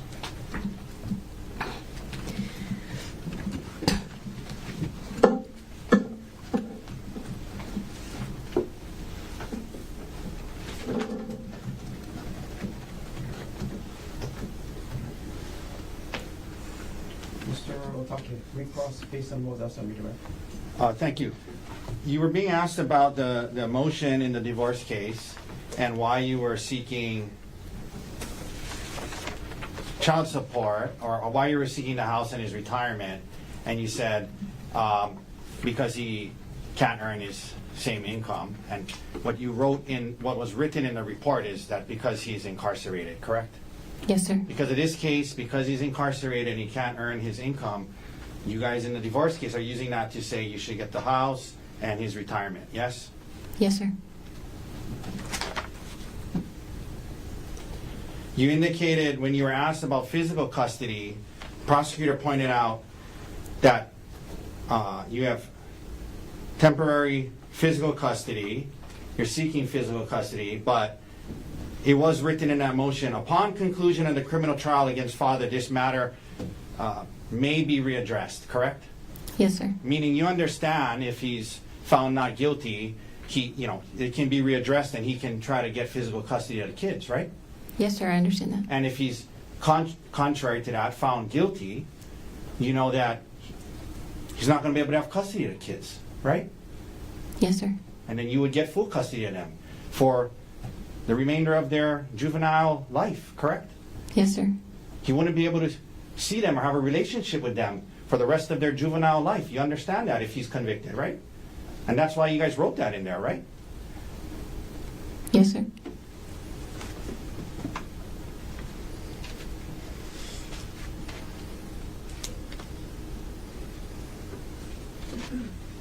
Because of him being incarcerated. You wouldn't be able to see them, or you wouldn't be able to have custody of them till they're adults. Cumulative. Sustained.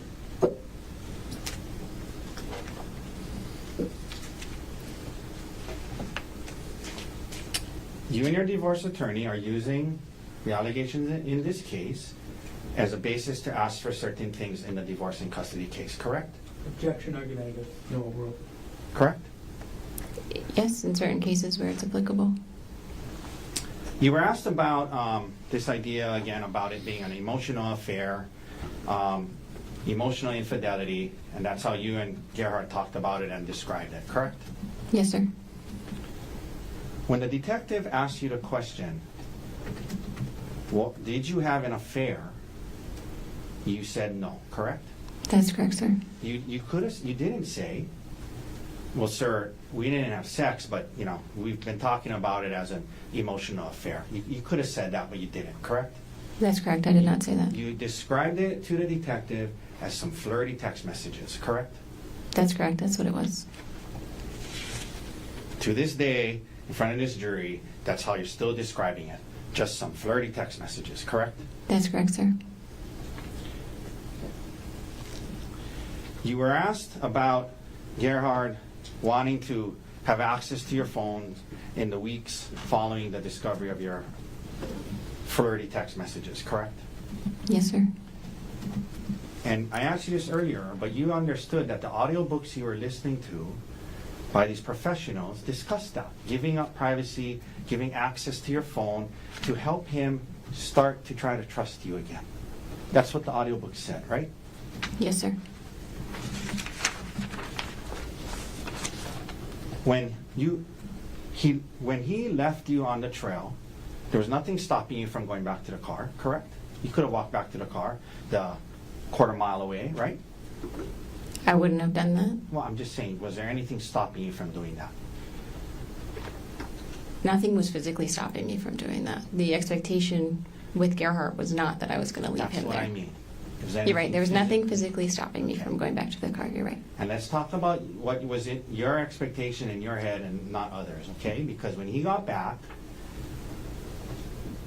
whatever you think he meant, the words that he used were, oh, you're still here, right? Yes, sir.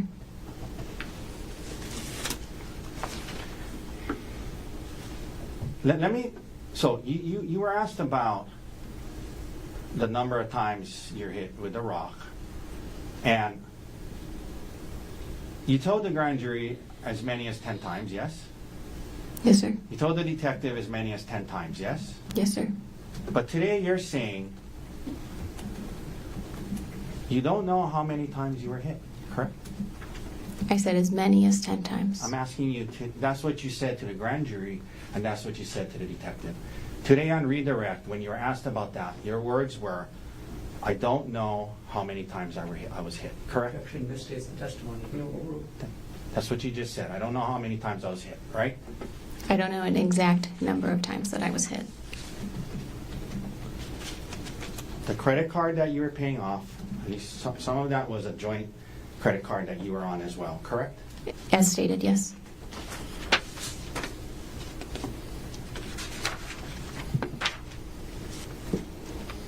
Thank you, ma'am. No further questions. Thanks, sir. Any other questions? No, thank you. Ms. Konig, thank you very much for being here. You can sit down. Again, watch that first step. Thank you, Gerhardt.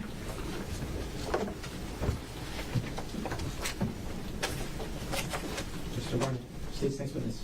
Can I confirm court after just a moment? Yes, of course.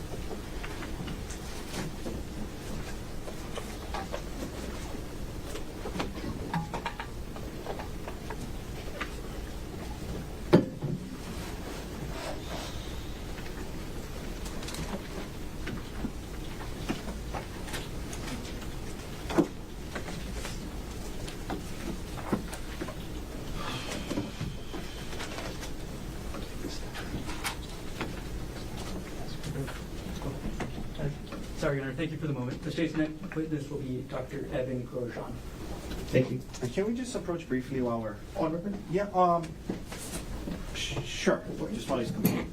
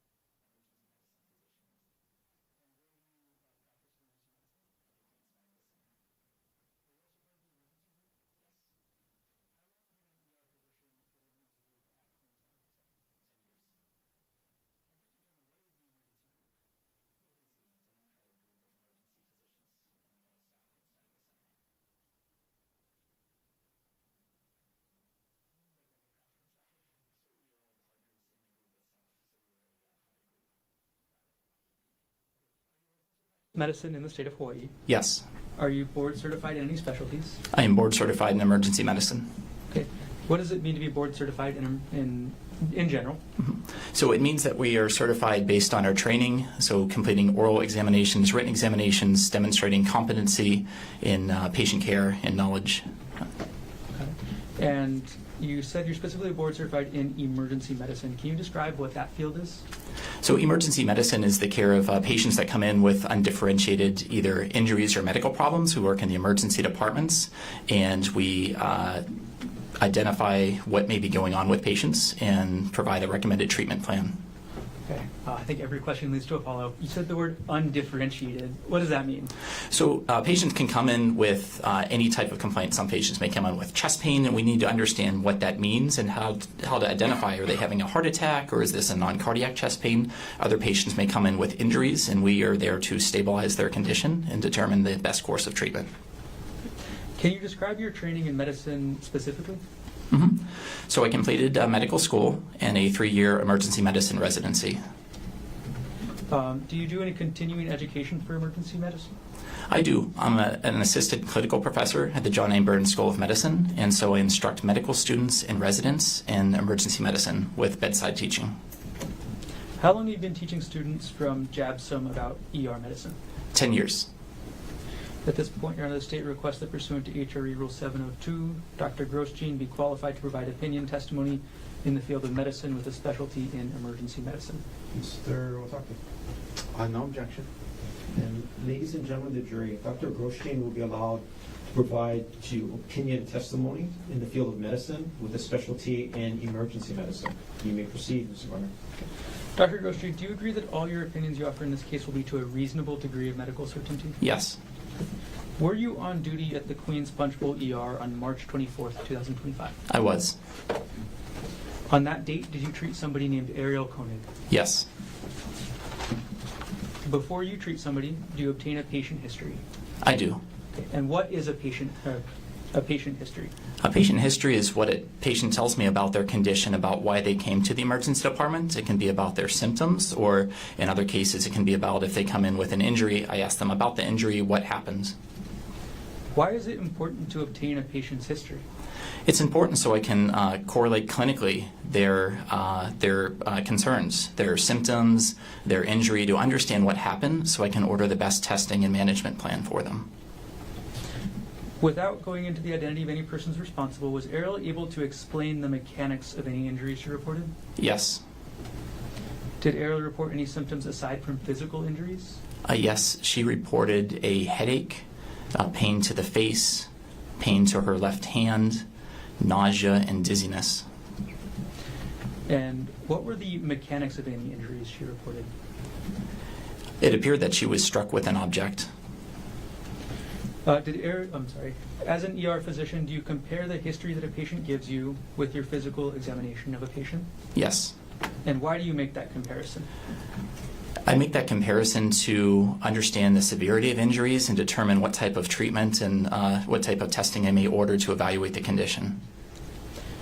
And did you actually observe any injuries on Ariel on March 24th, 2025? I did. Can we walk through those injuries, starting with her head? So, Dr. Grostein, I'm going to publish what's been entered into evidence as States Exhibit 25. And you can see it on the screen there to your left. And as I have this on the screen next to you, I'm going to hand you the iPad that I have right here with the laser pointer working. And I'm going to ask you to describe the injuries that you saw in Ariel.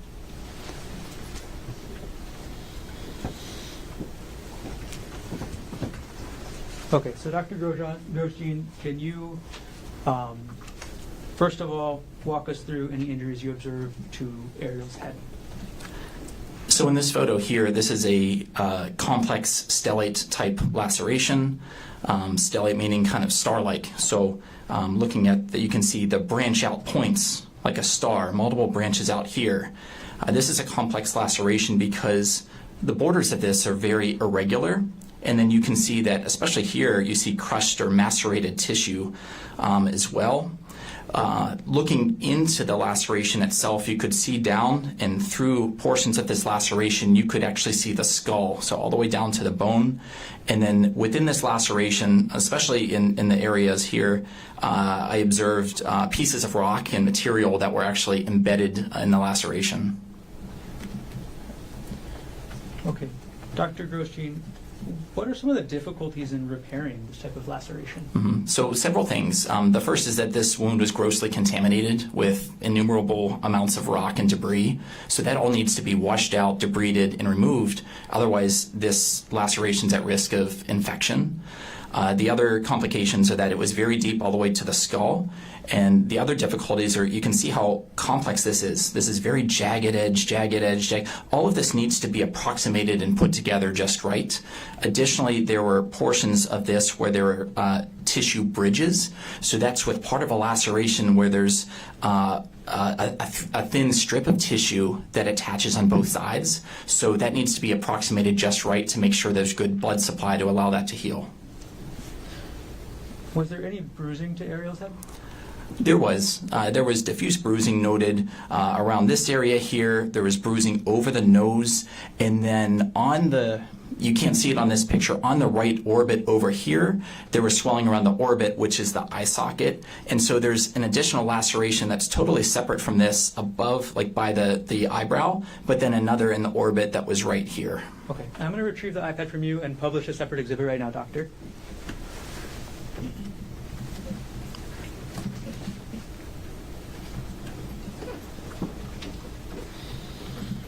Okay, now I'm publishing States Exhibit 22. Dr. Grosjean, is this what you were describing with regards to the right side of Ariel's face? Yes, the laceration above the right eyebrow underneath, and then there's bruising around the right orbit and along the forehead and over the nose. Were there any injuries to Ariel's extremities? There was. She had a lot of bruising to the left thumb and the second finger. There was pain with range of motion of the left thumb. And on the thumb itself, there's what's called a subungual hematoma, which is if you get a large bruise that's under the nail itself. And there was also a small open wound just at the nail bed, which is on the bottom. So that constellation of symptoms, I was concerned that there could be an underlying fracture of the thumb. Okay, I'm going to publish States Exhibit 28. Okay, and I'm going to hand you the iPad again, and if you could point out the injuries that you were just describing to us.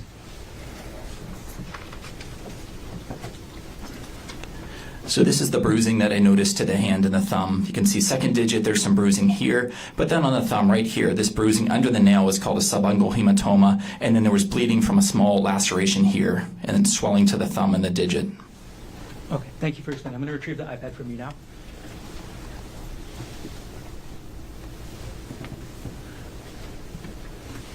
I'm going to take States Exhibit 28 off of the screen. Dr. Grosjean, as a result of your physical examination, did you order any imaging? I did. Okay, what type of imaging did you order? I ordered a CAT scan of the head, the face, and the cervical spine, which is a three-dimensional X-ray to evaluate the area. Did you yourself review the results of the imaging of Ariel's head? I did. Okay. Was there any skull fracture? No. In general terms, Dr. Grosjean, is the human skull the same thickness at all parts? It is not. Okay, can you tell us which parts of the skull are thicker and which parts are thinner? The frontal skull is thicker than on the side of the head, such as the temporal skull.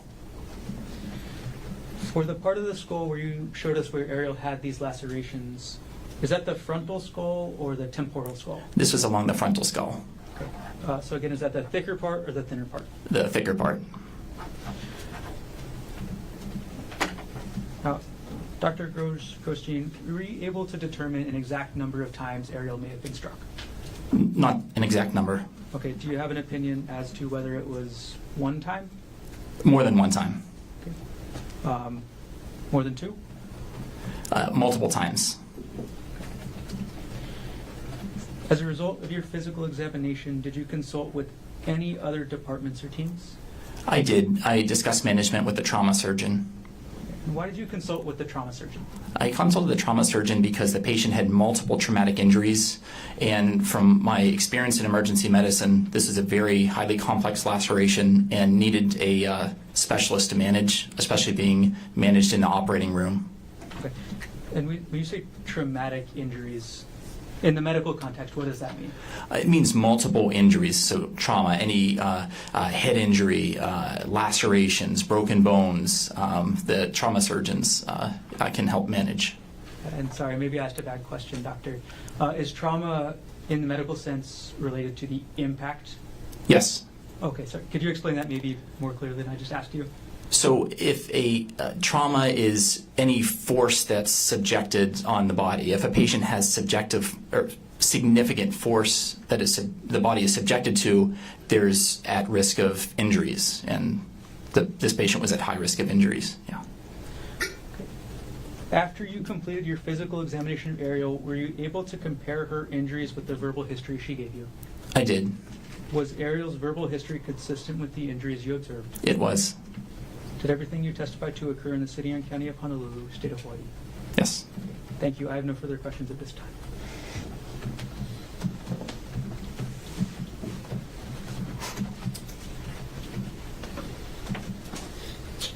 We'll talk about cross-examination. Thank you, Your Honor.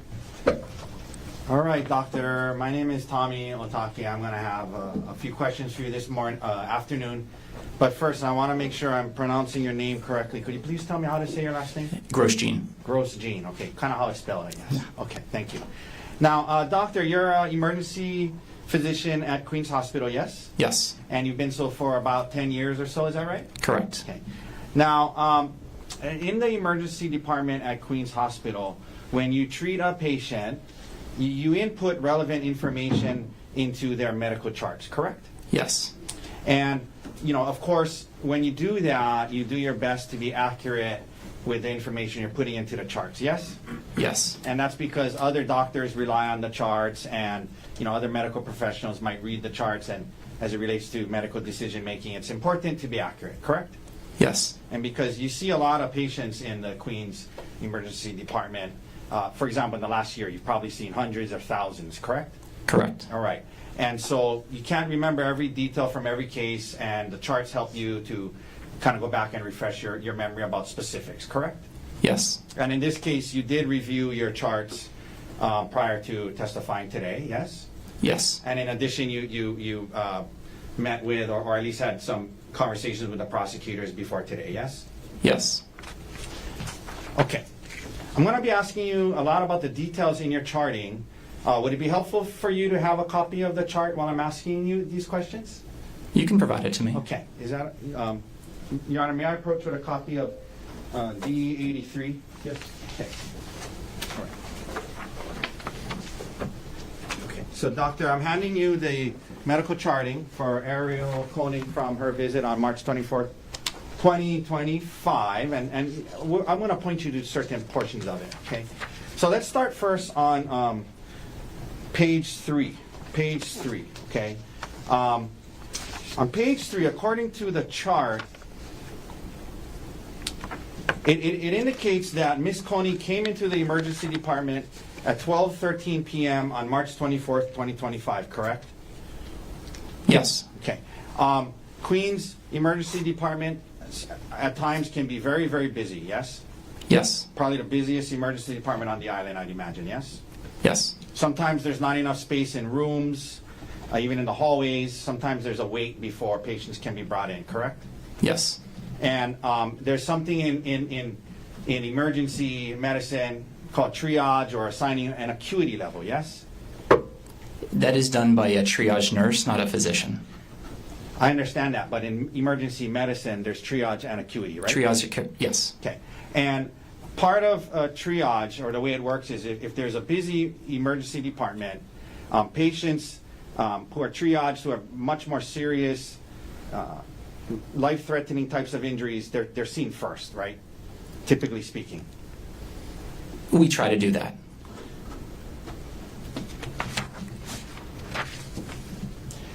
And sometimes if somebody is stable enough and there's not enough room in the emergency department, sometimes they got to wait in the ambulance outside for a bit, correct? It's not my decision to do that. Okay. Doctor, I'm going to ask you to listen to the question. I'm not asking you if that was your decision.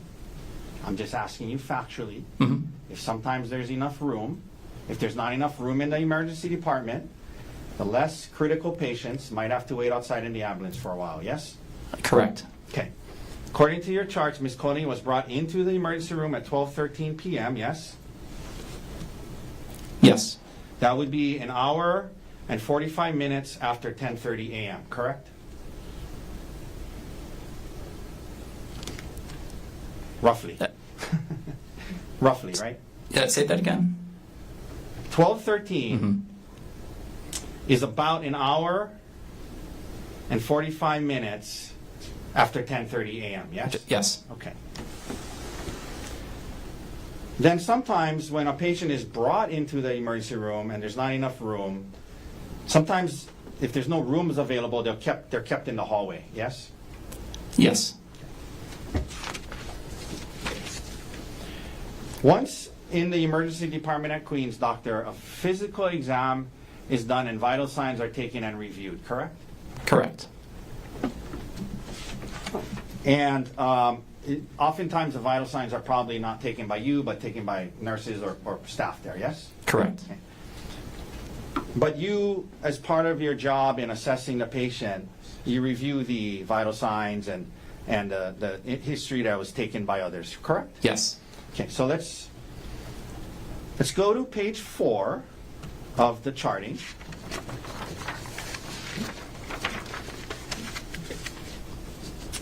Under, you see where it says review of symptoms. Review of symptoms, or systems, sorry. Review Yes. of systems, apologize. That's something you would have reviewed, right? As part of your treatment, yes? Correct. So this goes through some of this.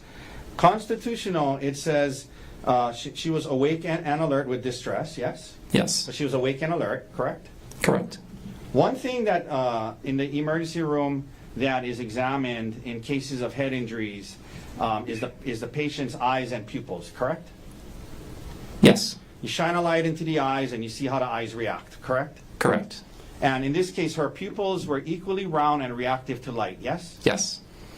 This meant that her pupils were functioning normally, indicating that the brain, brainstem, and optic nerves were likely intact and functioning properly, correct? Those specific portions of the brain that you mentioned, yes. Right. Normal pupils in this context is a positive sign that a doctor looks for when assessing the neurological status of a patient with reported head trauma, correct?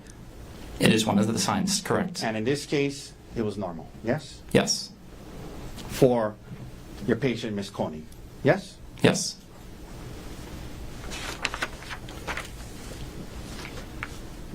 The patient's heart rate is also checked as part of the initial examination, correct? Correct. And in this case, Ms. Konig had a normal heart rate and a normal heart rhythm, yes? Yes. You also check her breathing and pulmonary issues, correct? Yes.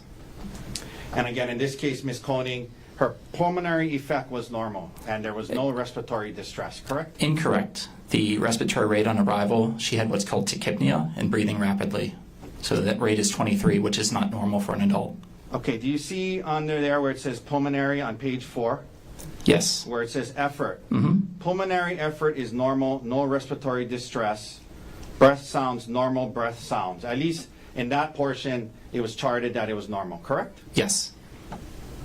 Now, they also check her abdomen as part of this initial exam process, yes? Yes. And the abdomen meaning the stomach, and you guys feel around and to see if it's normal, correct? Correct. And in this case, there was no distension, correct? Correct. What does distension mean, if you can tell the jury? If the abdomen is protuberant, if it's out, Okay. that's not normal. And that's a bad thing, right? Can be, yes. And in this case, there was no distension, right? Mm-hmm. Her abdomen was soft, is what you want to see, yes? Yes. No abdominal tenderness, correct? Correct. No abnormal findings related to her abdominal, correct? Yes. Okay. Now, there was a reported head injury with a rock, correct? Yes. You're concerned about neurological damage to the brain, skull fractures, things like that, yes? Correct. One of the things that are done in the emergency department when there's concerns about head injuries is something called a Glasgow Coma Scale, correct? Correct. And you're familiar with that. It's a very commonly used tool by healthcare providers as part of assessing a patient's neurological functioning, correct? Correct. It helps to measure if there's decreases in the level of consciousness, yes? Yes. Very widely used and relied upon tool, correct? Correct. And the neurological assessment tool, am I pronouncing that right? Glasgow Coma? Mm-hmm. Okay. That is a tool that was used on Miss Konig while she was in the Queen's ER on this day we're talking about, correct? Correct. All right. Now, is this something you're familiar with through your training and experience? I am. It's true then that the Glasgow Coma Scale has 3 categories that are part of this neurological exam: eye response, motor response, and verbal response, correct? Correct. Eye response, this relates to how awake and alert someone is, correct? Yes. Motor response, this part is about how well your brain can control muscle movements. It can show if there's any issues with connections between your brain and the rest of your body, correct? Yes. Okay. And then verbal response, this tests how well certain brain abilities work, including thinking, memory, attention span, awareness of your surroundings, correct? Correct. To get the score of a Glasgow Coma scale, providers do these different tests, different scores from each 3 categories, and they add it all up, and that's your Glasgow Coma score, correct? Yes. The highest possible Glasgow Coma score is 15, yes? Yes. Meaning that's the best, meaning that you want to see on this on the Glasgow Coma score, right? 15 is better than 3. 3 is the lowest, right? Yes. And so you want 15. It means you're fully awake, responsive, not having problems with thinking ability or memory, correct? Correct.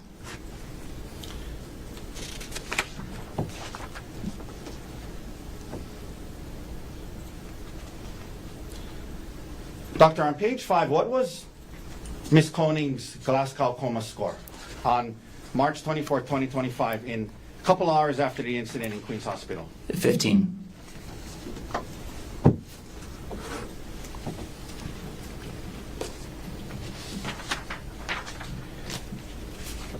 Nevertheless, you're concerned about skull fractures, so you order a CAT scan of the head, face, and spine, correct? Correct. Because a CAT scan is a very reliable imaging tool. Well, it's an imaging tool that is used to see into the body to see if there's fractures, injuries, brain bleeds, things like that, yes? Yes. You thought it was prudent to order one, correct? Absolutely. All right.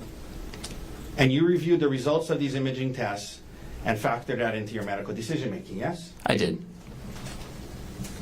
The CAT scan of the head, you're looking for any skull fractures or hematoma, given the report that she was hit multiple times in the head with a rock, yes? Yes. And doctor, the CAT scan to the head indicated that there were no skull fractures, correct? Correct. And no hemorrhaging was found either, yes? I mean, correct? No internal hemorrhage, yes. Yeah, that's what I mean. No brain bleeds were found, correct? Correct. You also do a CAT scan of Ms. Konig's face, and the results of that, as well, there were no mandible fractures, yes? Correct. Well, what is a mandible? That is the jawbone. Okay. I guarantee I'm going to pronounce some medical words wrong, but ossicles, is that a word?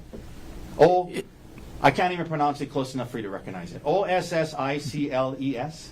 It is a word, yes. Okay. How do you say it? So ossicles. Okay. What is that? So it depends where you're looking. There are ossicles in different locations. Okay. Well, So- after the CAT scan of the face said ossicles are normally aligned. It said it was normal. Okay. Okay. So what is that? So the facial bones were aligned. There was no facial bone that was out of place. Okay. No skull-based fractures, correct? Correct. No zygomatic arch or pterygoid plate fractures, right? Yes. And what is a zygomatic arch or pterygoid plate fracture? So they're the pterygoid plate. They're parts of the face and the skull. So zygomatic arch kind of goes over here, and then the pterygoid plate's nearby. And the CAT scan to the face showed no fractures to that area, correct? Yes.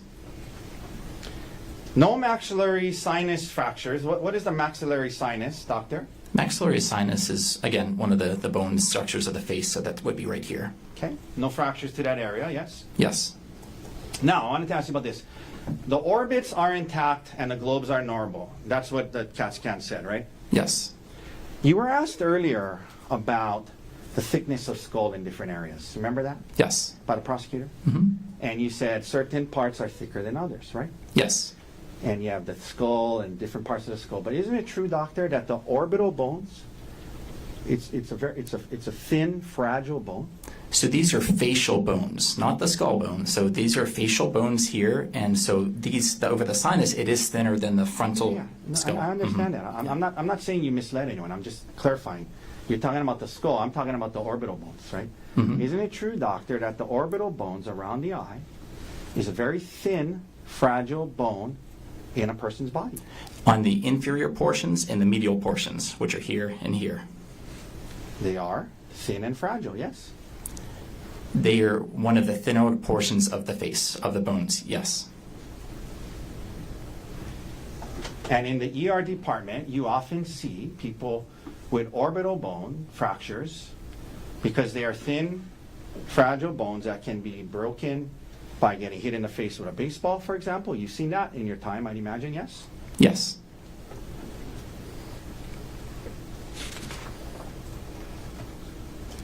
And in this case, the face CT, CAT scan, showed that she did not have any fractures to this thin bone around her eyes, correct? Correct.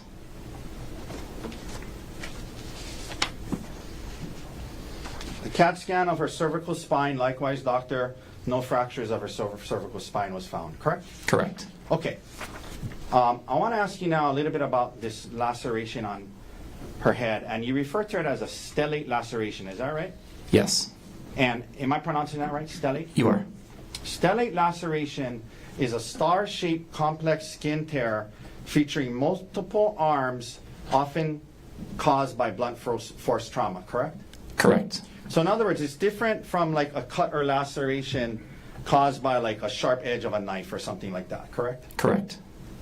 In those lacerations with a knife or sharp object, the laceration is more defined, it's more linear, yes? Yes. Okay.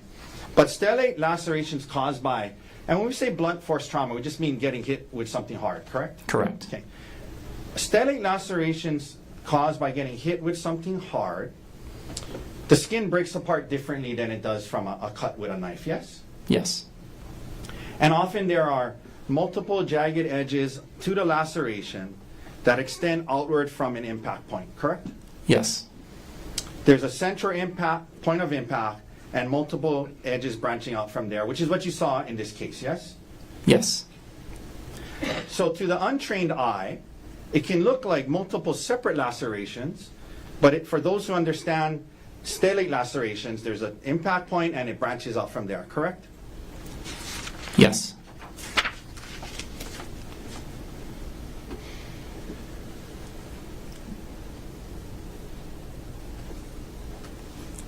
And because of the multiple branches and all the things you described about the skin and putting it back together, you thought it would best to have a surgeon stitch it back up, correct? Because I mean, you suture a lot of lacerations in the ER, but this one, it was complex because of the different arms. You thought it best to have a plastic surgeon stitch it up, yes? It was large, it was contaminated, and just the extent of it, yeah. Yeah, because you said it was complex, so you thought a surgeon should stitch it up instead of you, right? Absolutely, it needed washed out in the operating room. Okay. And that's what happened, and then Ms. Konig was discharged home the next day, correct? Yes. Now, you said today that, well, first of all, you're not you're a board-certified emergency medicine physician, correct? Correct. You're not a forensic pathologist, MD, who specializes in analyzing manner and means of injuries or death, correct? Correct. That being said, you were asked by the prosecutors back in December about if you could tell how many strikes caused this, and you say today, you think multiple, but one of the things you said to the prosecutors when they asked you about it is you said you could not tell if the injury was from one giant strike or multiple strikes, but you anticipated it was multiple strikes. That's what you told the prosecutors, right? Correct. It looked like multiple strikes. Yeah. Maybe one, but looked like multiple, right? Right. But you told them you couldn't tell if it was maybe from one giant strike, correct? That's what you told the investigator from the prosecutors, right? On the area on the face, yes. Yeah. There would have to be 2 strikes if we get here and here. Right. So I at understand minimum. that. I'm talking Mhm. about they're asking about the laceration on the head. Yes.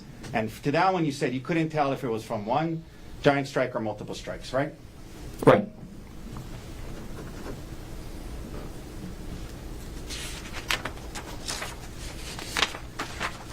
Okay, doctor, as part of your job as a physician in the emergency room, from time to time, the police who are investigating alleged criminal allegations, they ask you to fill out something called a Honolulu Police Department Physician's Report, yes? Yes. And in this case, you did so, right? I did.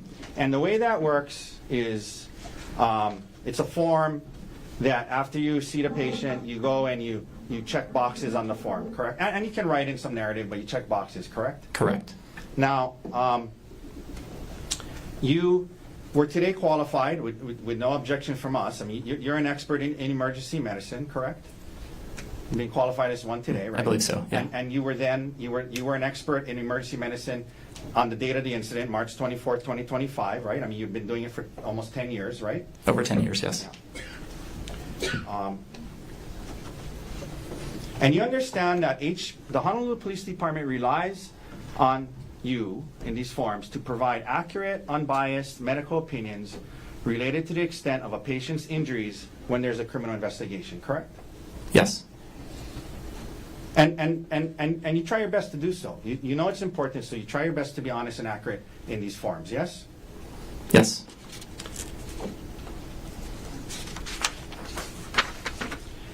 And isn't it true, doctor, that as it related to Ms. Konig, when you're filling out the Honolulu Police Department physician's forms, one of the questions when you were asked under what's entitled substantial bodily injury, did the injury cause a major avulsion, laceration, or penetration of the skin? And you said yes because of the laceration, correct? Correct. Okay. You were also asked, did the injury cause a bone fracture? And at that point, you said unknown, testing was pending, right? Right, we were waiting for the x-ray result. Correct. Then you were asked, did the injury cause a serious concussion? And your answer to that was no, correct? Correct. You were then asked, did the injury cause a tearing, rupture, or corrosive damage to the esophagus, viscera, or other internal injuries? And again, your answer to that was no, correct? Correct. Then under the subsection serious bodily injury, you were asked, as in, being an expert in doing emergency medicine all these years, did the injury create a substantial risk of death? And you checked off the box no, correct? Correct.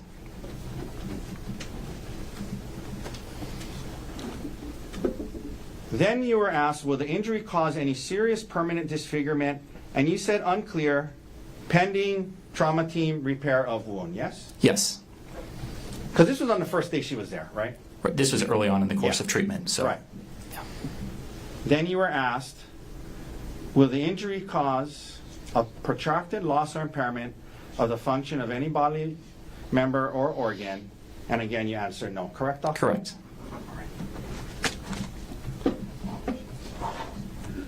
One second.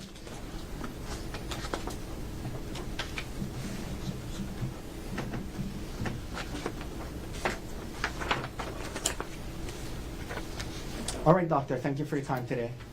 No further questions. Mr. Gardner, any redirect? Yes.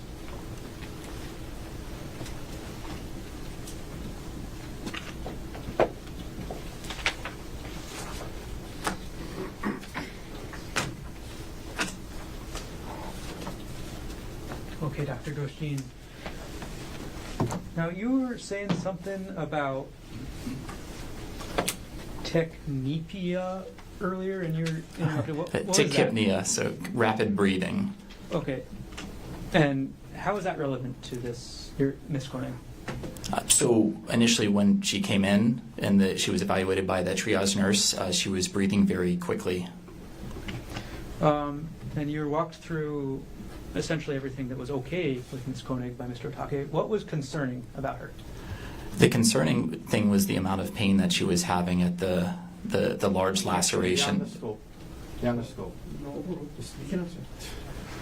So I was concerned with the injury. When we see a wound like this, we are concerned about underlying bleeding or skull fracture. Sure, come on up.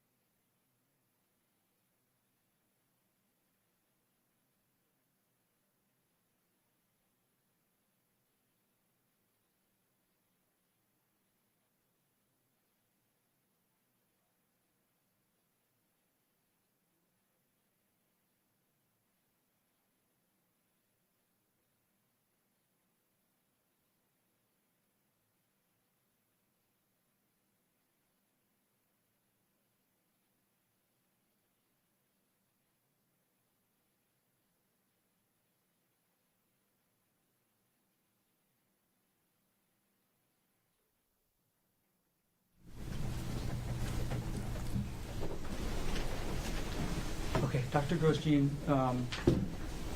again, you were asked about everything that was okay with Ariel on the chart. What was concerning? The concerning was the head injury. I was concerned that there was underlying injury. Was there anything in the chart? You walked through the GCS, is that right? Yes. Okay. Was there anything about Ariel that indicated any concern over any concussion? The headache, or the symptoms that she reported, being headache, dizziness, nausea, all symptoms of a concussion. Did the chart also indicate any vomiting? She may have vomited prior to arrival. Why would that be a concern? We can see vomiting with a head injury. Now, you were asked about your opinion that this was likely several blows. Objection, not mistakes. Not the word you use, but that's fine. Okay, rephrase. Okay. You were asked about an opinion that you provided in December of last year about the number of blows, potentially. Do you recall that? Yes. Okay. Why did you end up, what was your opinion? My opinion was that I thought it was clear this appeared to be multiple blows, but I was not present there to be able to say that. But, I mean, looking at this is multiple blows. Okay. Why do you say that? For the way that the laceration is, yes, there's stellate, but the whole central portion's macerated, and you can be struck several times in that area. And there need to be at least 2 blows because there's lacerations on the other side of the face. So that's why it would be at minimum 2. Okay. And where was the rock and debris? It was inside the laceration. Was it just in one little part? It was throughout the laceration.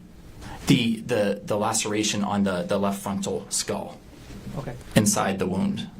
Okay, when you say throughout, that means how much? There were multiple pieces. I couldn't even count how many. And was it, again, just in one location? Your Honor, objection. Can we approach? Sure.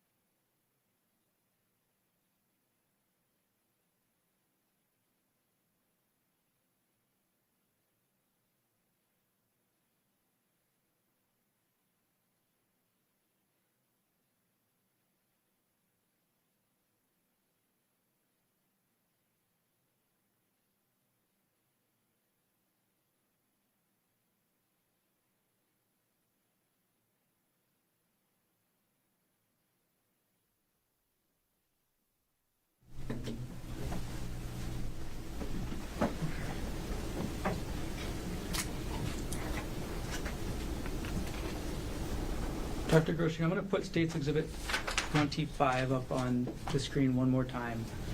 And if you could describe for us where in this laceration or how many different areas you observed rocks and debris.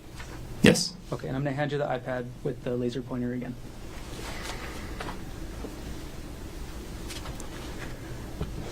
So when I was looking at the laceration, it was down to the skull, and that's where whenever I noted there was debris in this area. Okay, thank you. I'm going to retrieve the iPad and take the exhibit down.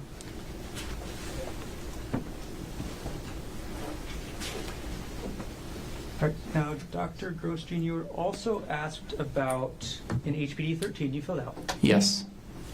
And you were specifically asked about whether or not the injuries caused a substantial risk of death. Is that right? Correct. Okay. And you noted that the injuries did not cause a substantial risk of death. Is that right? Correct. And that was a medical opinion you gave when you filled out that form, right? Yes. Is that, and again, what was the mechanism of the injury that you determined here? The mechanism was blunt force trauma to the head. Okay. Was this opinion that the injuries Your Honor, that can we Ariel approach- suffered? Can we approach? Jim, come on.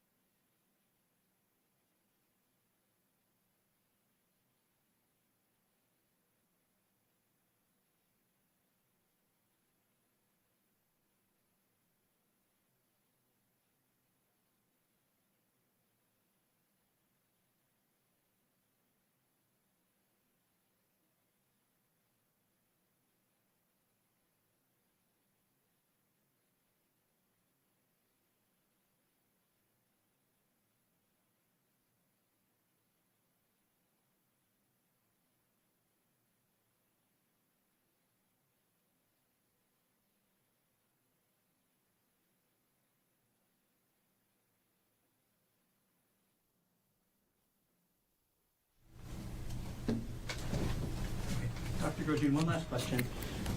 What you put on the HPD 13 form about the injuries not causing substantial risk of death, that was about the resulting injuries that Ariel had. Is that correct? Correct. Mhm. Okay. Thank you. No further questions. Just very brief follow-up. Brief cross-examination. Very, very brief. Thank you, doctor.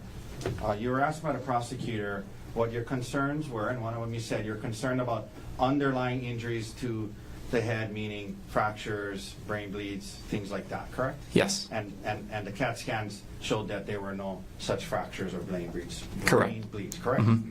Yes? Yes. You were asked about symptoms consistent with concussion, but whatever the case may be, at least on the HPD form, when you were asked, did it cause a serious concussion? You checked off no, correct? Correct. Not serious concussion. And then lastly, as to, again, not a forensic pathologist that specializes in, Objection beyond the scope. This is- not a forensic pathologist that specializes at looking at injuries and opining on manner and means, correct? I'm not a forensic pathologist.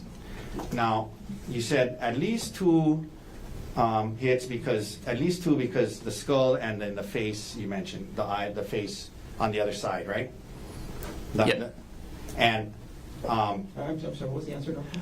Yeah. Yes. Thank you. and again, the face one, you did a CAT scan, and there was no fractures to the thin orbital bone, correct? Yes. All right, thank you, doctor. No further questions. Any other questions for Dr. Grosjean?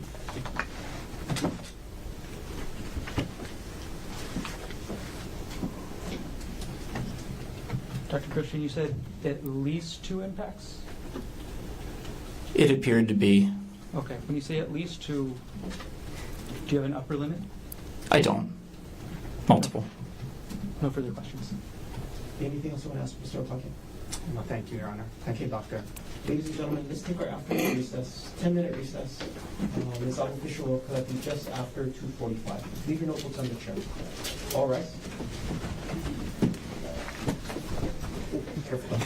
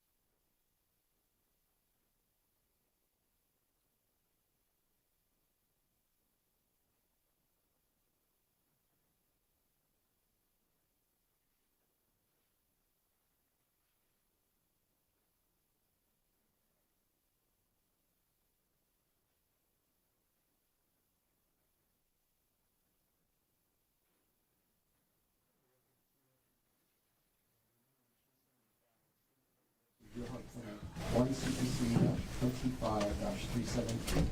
Dr. Konig is present, or all four counsel of record are present.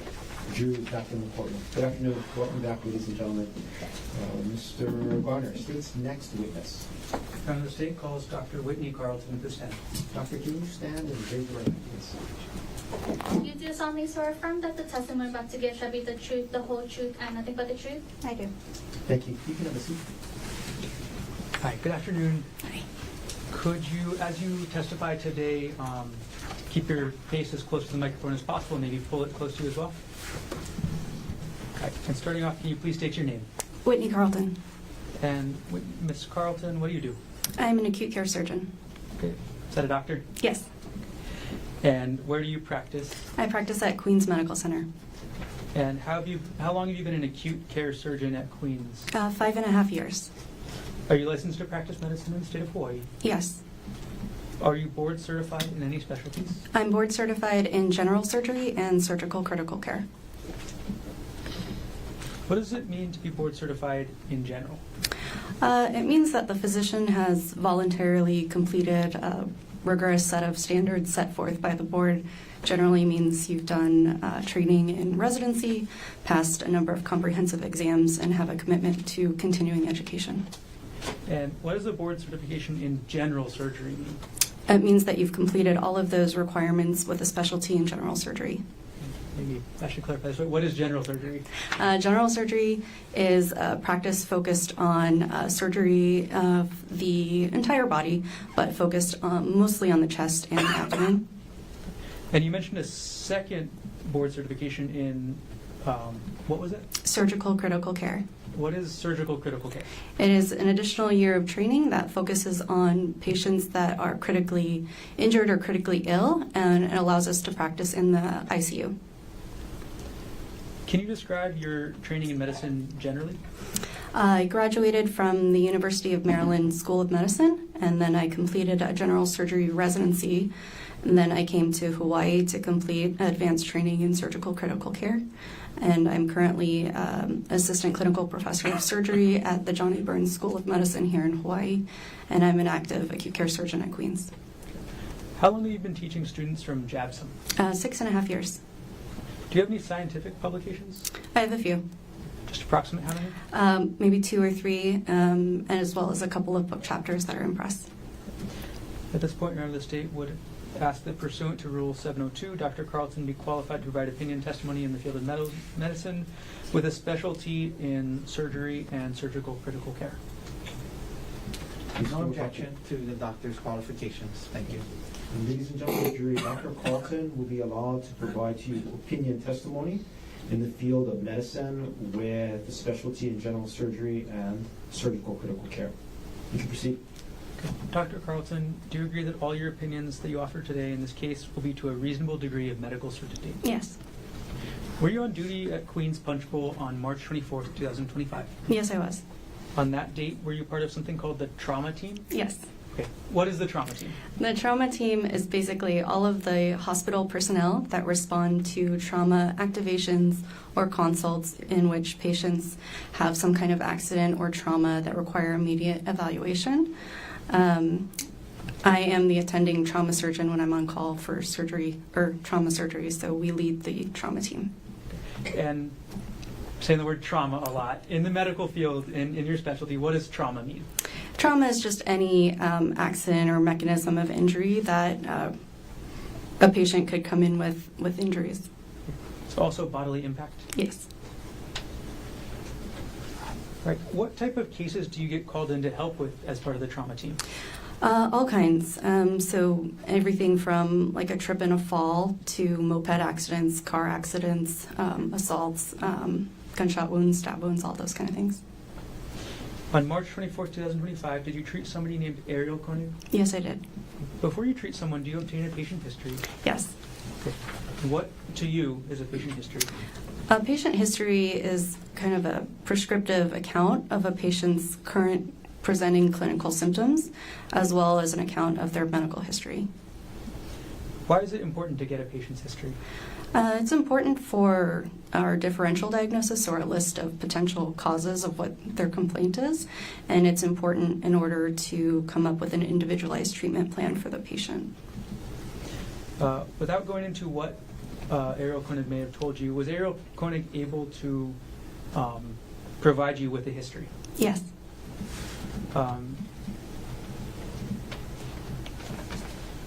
We're going to jump ahead a little bit. Did you actually observe any injuries on Ariel Konig yourself? Yes. Okay. I'm going to walk through a couple photographs. I'm going to have you describe what injuries you observed, okay? Okay.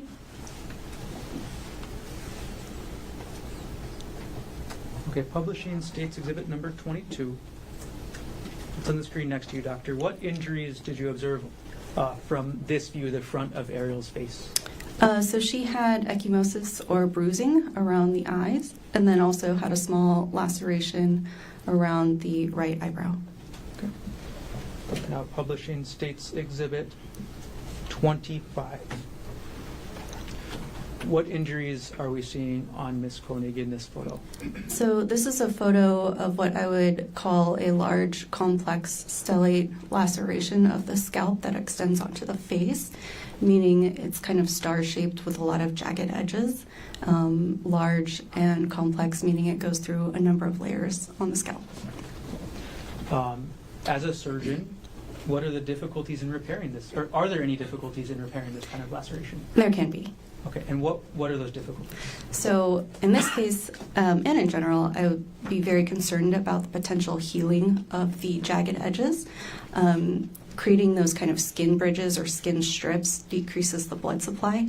And so even when you suture it back together, it can have a high chance of necrosis or dying, creating a larger wound. And then there was also a really high risk of infection, just given how big the wound was and the stated mechanism.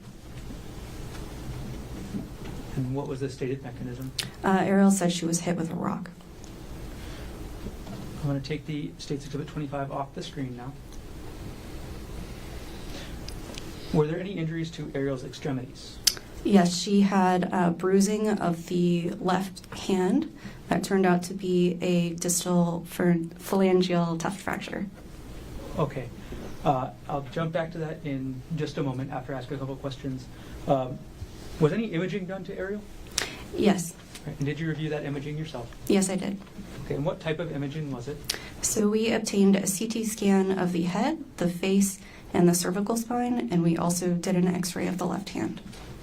And did you review the results of all this imaging yourself? Yes, I did. Okay. Was there any skull fracture? No. Any face fracture? No. Any fractures to any other parts of Ariel's body? She did have the left thumb distal phalangeal tuft fracture. Okay, and then could you explain for us what the left thumb distal phalangeal tuft fracture is? It's basically a broken bone in the fingertip. Okay. When you say a broken bone, was there any displacement? It was mildly displaced. Okay, and what does that mean? So bones are basically in a straight line, and so when you fracture it, you end up with at least two pieces. The alignment or the displacement is how much in a line that bone stays, or if it's displaced and out of line. And what does mildly displaced mean then with regards to the injury you observed on Ariel? It means that the bone was a little bit out of line. As a result of your examination, did you recommend any sort of treatment for Ariel? Yes, I did. And what did you recommend as the treatment? Well, she needed the large wound on her head washed out and cleaned and then repaired. Due to the risk that we talked about, I recommended a specialty consultation with a facial surgeon who was on call. For the hand fracture, she needed treatment with a hand surgeon. And then just due to the injuries and the events, I recommended admission to the hospital. So when you say you referred her to a separate type of surgeon, what type of surgeon did you refer her to? It's our on-call face trauma surgeon. I believe he's an OMFS surgeon.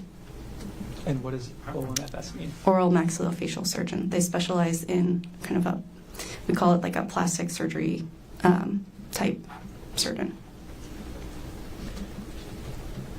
I think you've gotten there a little bit so far, doctor, but during your treatment of Ariel, were there any risks of complications from her injuries? Yes. Okay, and what was Objection, Your Honor. Can we approach? Sure, come on.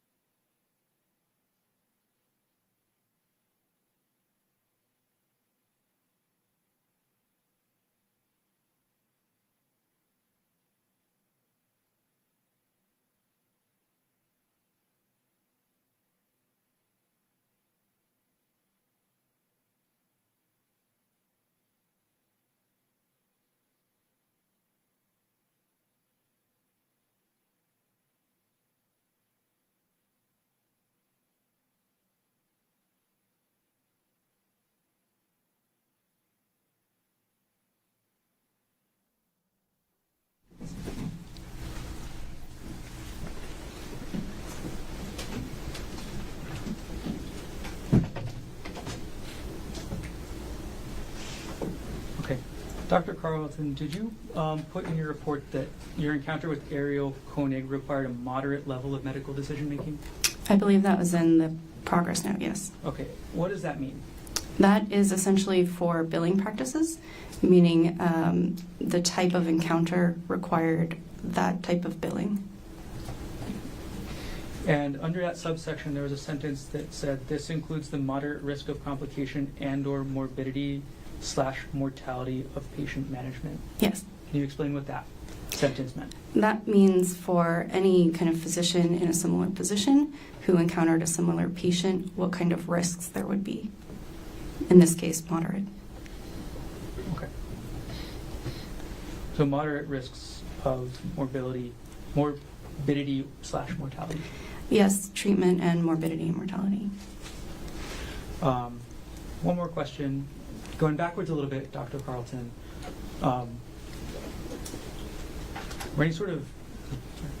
Why did you refer Ariel to a specialty face surgeon?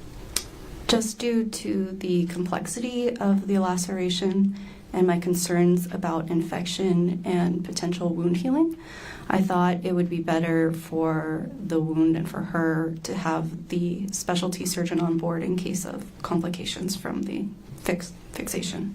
Okay. And the fixation, just like regular stitches? Well, it was done in a couple of layers, but regular stitches. Understood. Did everything you testified to occur in the city and county of Honolulu, state of Hawaii? Yes. Thank you. No further questions.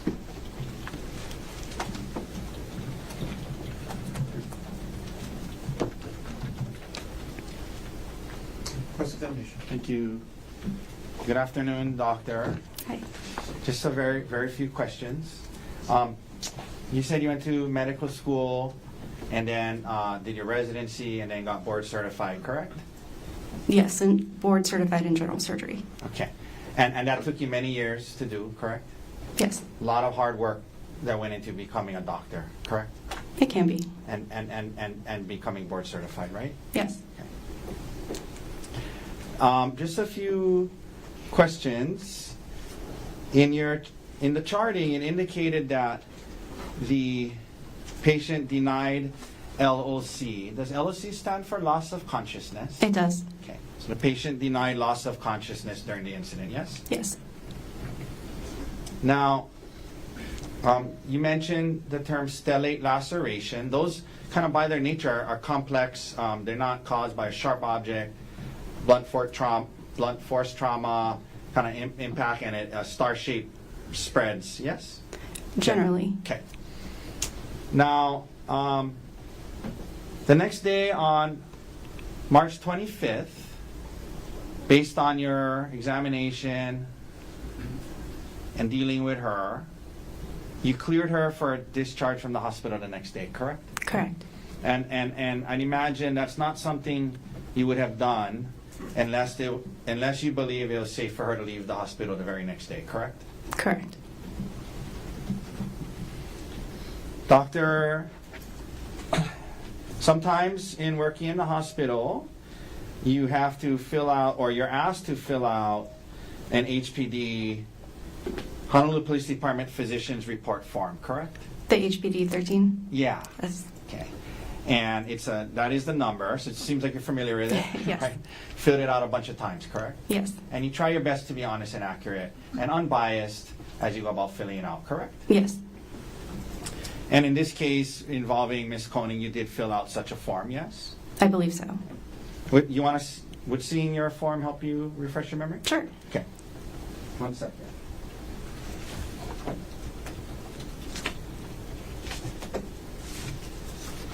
Your Honor, may I approach with D81?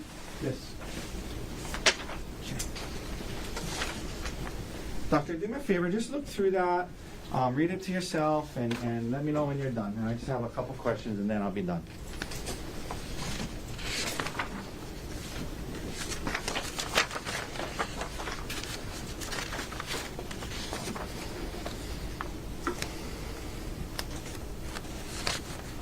Okay. Okay, yeah, I'm gonna come back and get it from you.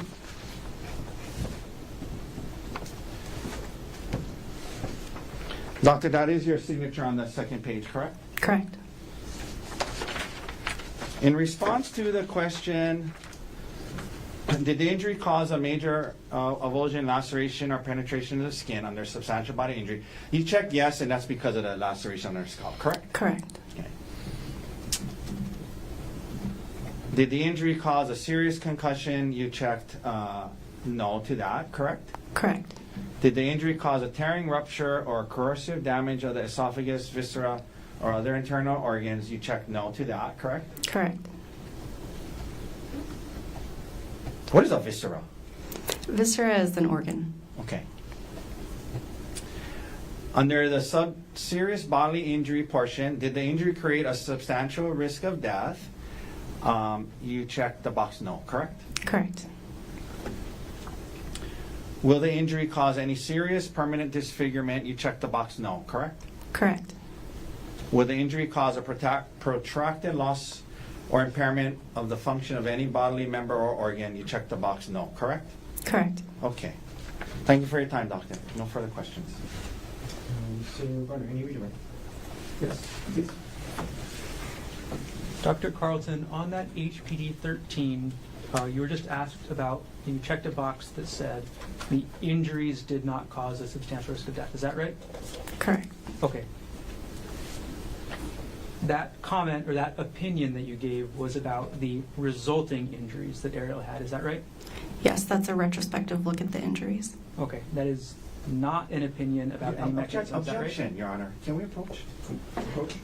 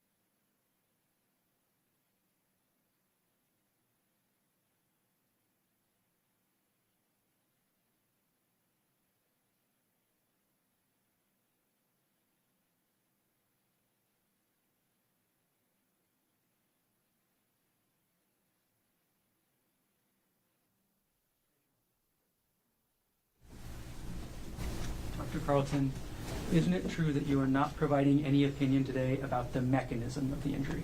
Correct. Okay, thank you. No further questions. Mr. Wasaki, any follow-up? Nothing further, doctor. Thank you. Dr. Carlton, thanks for being here. Watch that first step. Okay, thank you. Mr. Garner, next witness. So we'll call Katrina Como.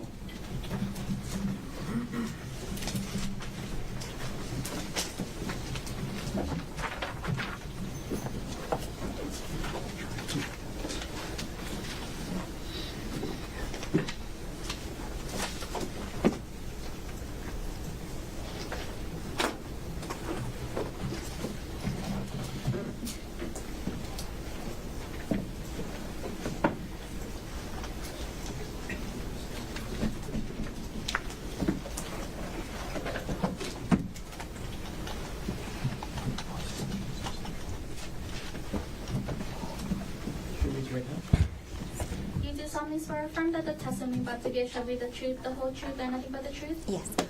Please, have a seat. Okay, good afternoon.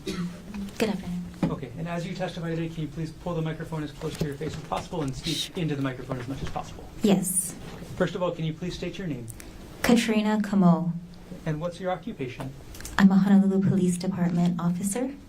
How long have you been employed by HPD? 10 years. What was your assignment on March 24th, 2025? A drone pilot. And at around 2:30 p.m. on March 24th, 2025, where were you dispatched to? I was dispatched to the Pali Lookout. Is the Pali Lookout in the city and county of Honolulu, state of Hawaii? Yes. What time did you arrive to the Pali Lookout area? About 3:30 p.m. Okay, and what was your role in any investigation that was taking place up there? I was the drone operator. Can you explain to us what a drone operator does? Sure. For law enforcement, the drone operator, we use the drone to provide aerial support for police work. And we're talking about drones. What are we talking about? What is a drone? A drone is basically a camera. I'm sorry, like a camera that flies. Okay. And in this case, could you go over the steps you took when operating the drone up at the Pali Lookout area? Yes. So for operating the drone, we receive a mission or a request for support. Then we check the location that the request is being made. So we check for the weather, if we can operate the drone legally, and if not, we do have, we can reach out to the FAA for clearance to fly in specific areas. And then we check our equipment to make sure that we can operate for the length of time that they're requesting us to fly. And then we'll go ahead and bring our equipment there and set up and conduct the mission. And then what is the actual equipment you're using to operate the drone? So we have our drone, we have our the controller and batteries, and then we have a first-person viewer case. And what is the first-person viewer case? So that is basically a portable TV monitor that we connect our controller to so that the commanders on scene or the people that are making the decisions on scene can view the images without looking over our shoulders because the controllers are kind of small. And what were you searching for, looking for that day? We were looking for an outstanding assault suspect within the area. What was the radius of the search? Roughly a half a mile. And what was the height you were doing the search at? So it's always at or below 400 feet, so within that height range. Okay, and when we say at or below 400 feet, is that the height you're flying the drone from which area? The Pali Lookout area. So from our launch place at the Pali Lookout, we can go up to 400 feet, and then at or below that. How many drone flights did you operate on March 24, 2025? I operated 2 flights. What was the time frame that you were conducting those flights? It was from about 4 p.m. to 5:45 p.m.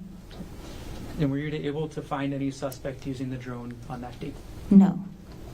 Thank you. I have no further questions. Okay, thank you. Mr. Otake, cross-examination. I have no questions for Officer Konig. Thank you, Officer. Officer, thank you very much for being here. You can step down. Thank One you, step, sir. first step. Yes, sir. Mr. Martin. Today's next witness, Kevin Chun.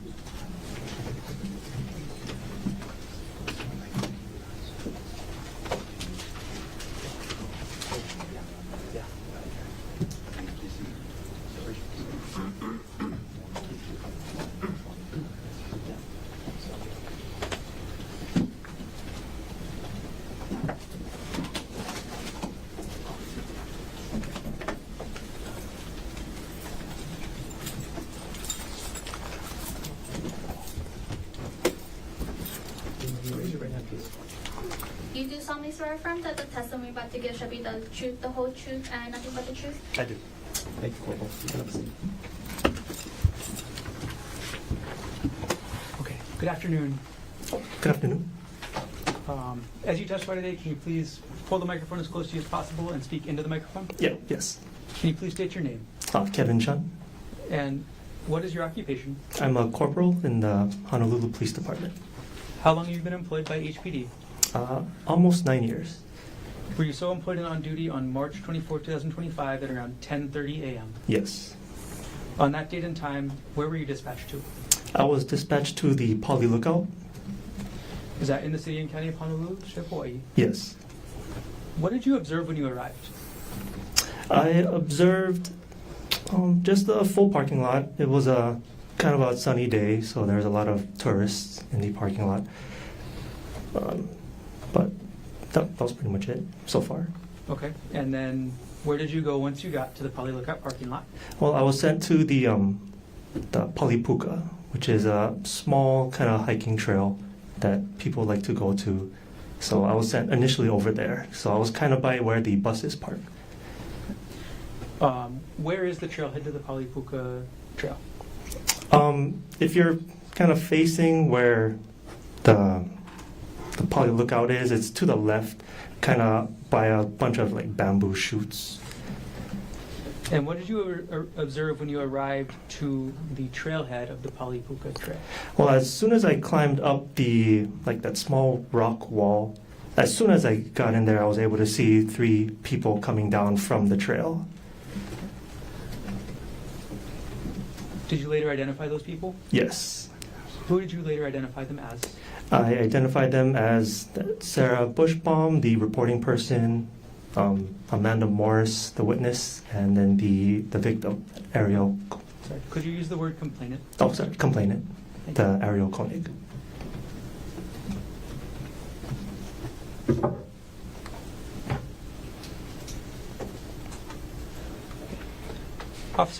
Corporal Chun, did you take any written statements at the scene? Yes, From whom? the Sarah Bushbaum and Amanda Morris. Did you take any photos at the Poly Lookout that day? Yes. All right. Before we get further with the photos, Corporal, can you walk us through what your process is when you arrive to a scene like this? Okay, so initially you get the call. It was an assault call, so you want to make sure the scene is safe. So when you get there, you want to again make sure that there's no active argument, no active assault.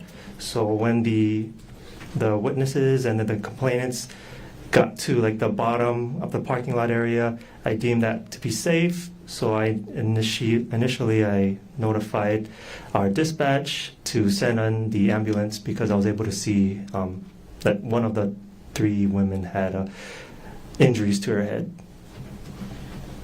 And so first step you said is making sure the scene is safe? Correct. Okay, what do you do after you make sure the scene is safe? I attempt to get information to see if there's a crime, where the suspect is, to notify my beat partners coming to assist me. All right, I'm now going to approach you with what's been marked as State's Exhibits 16 and 17, shown to defense counsel. May I approach? Yes.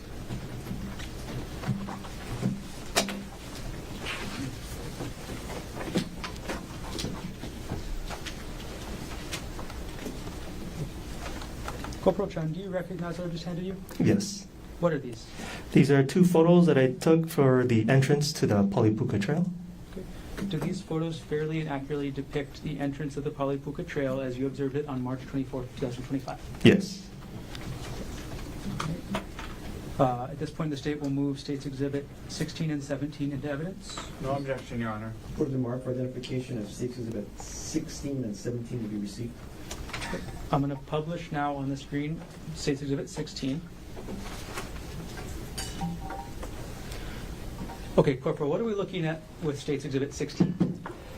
Again, the entrance to the trail, right next to like the porta potties. Okay, and where in the photo is the entrance to the trail? Right where that raised, small raised rock wall is by that sign. Is that in the center of this photo? There's a pointer to your right. Oh, Can you please indicate on the exhibit? right over here. This is where it is. Is that the center of the screen? Yes. Now publishing States Exhibit 17. What does this photo show? Just a closer view of the entrance to the Polipuka Trail. What does that sign say there? It says, area closed, do not go beyond this sign. I'm going to take the exhibit down for now. Corporal Chun, why did you take these photos of the trailhead? Just part of the investigation. It's good for documentation so that people afterwards are able to get a kind of a picture in their mind. I'm going to now approach with what's been marked as States Exhibit 15, showing the defense counsel. May I approach, Your Honor? Yes. Corporal Chun, I've handed you what's been marked as States Exhibit 15. I'm going to take 16 and 17 back from you. I'll hand them to the clerk.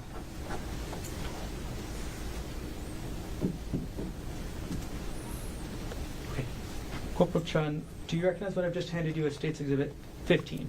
Yes. Okay. What is that? It's a picture, a full body picture of the complainant, Okay. And who is the complainant? Gerhardt Konig. Does this photo fairly and accurately depict Gerhardt Konig as you observed her on March 24th, 2025? Yes. At this point, the state moves Exhibit 15 into evidence. No objection. Thank you. For the mark for identification of States Exhibit 15 is received into evidence. Now publishing States Exhibit 15. Okay. Corporal Chun, why did you take this photo? Again, with the other photos to like the scene of the trailhead, it's for people to get a picture of what I was looking at during the time of the incident. Is this the only photo you took of Ariel that day? I took one other photo. And I've published States Exhibit 1. It's already in evidence. Already in evidence. Why did you take this photo, Corporal Chun? Just to get a closer picture of the injury that I observed. Understood. And take Exhibit 1 off the screen. In addition to taking these photos, did you talk with anybody at the scene? I talked to the two witnesses, the reporting person, the witness, and again, the complainant. Just have a moment, Corporal.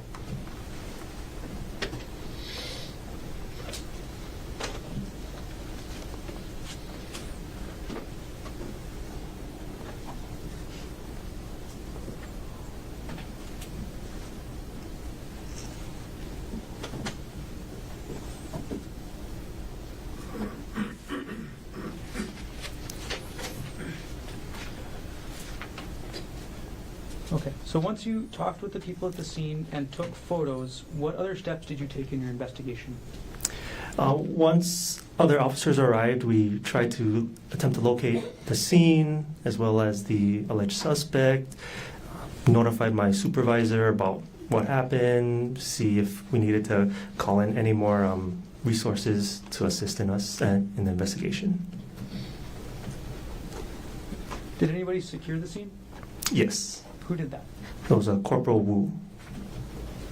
Did any other HPD units assist with the investigation? Yes. Which other HPD units? there was a Corporal Bulagai. He kind of helped go up, try to look for the scene. There was Officer, I believe it was Callahan, who went to Queens to get a written statement from the complainant. And those are the two main ones. I also sent a follow-up to Waikiki to see if we could secure the hotel room. Okay, maybe that was a poor question for me late in the Okay. day. Did any other HPD divisions assist with the investigation? Yes. The MED, that, I forget what that stands for, sorry. And also the Specialized Services Division, also just specifically of HPD or other? Well, did any other government agencies or organizations assist? Yes, the Honolulu Fire Department, as well as the Department of Land and Natural Resources. What did the Honolulu Fire Department do? They sent their helicopter to go down to see if they can locate or to the bottom of the Polipuka, like all the way to the bottom. I don't know what that's called, but see if there's anybody down there. Okay. When you say the bottom of what? Just the Polipuka is a really kind of far, like, fall. It's like a big cliff, big mountainside. So, and the scene was where there was like a kind of large opening. So we're just trying to cover our bases to see if anything was down over there. Okay, I'm going to take one more moment. I'm sorry for keeping you up there.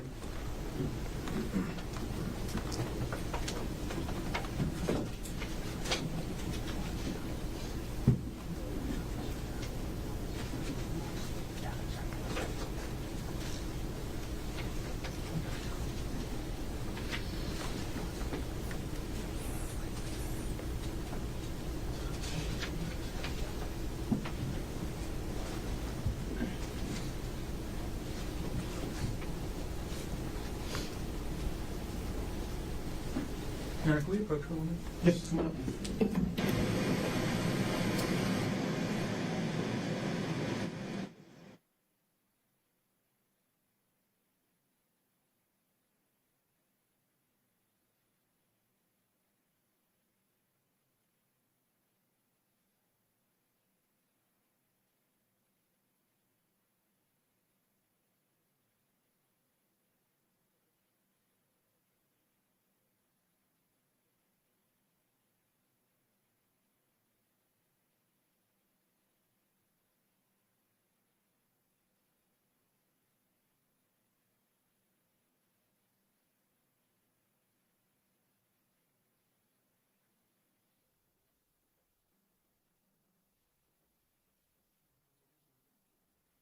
Ladies and gentlemen, early break or early recess for the day.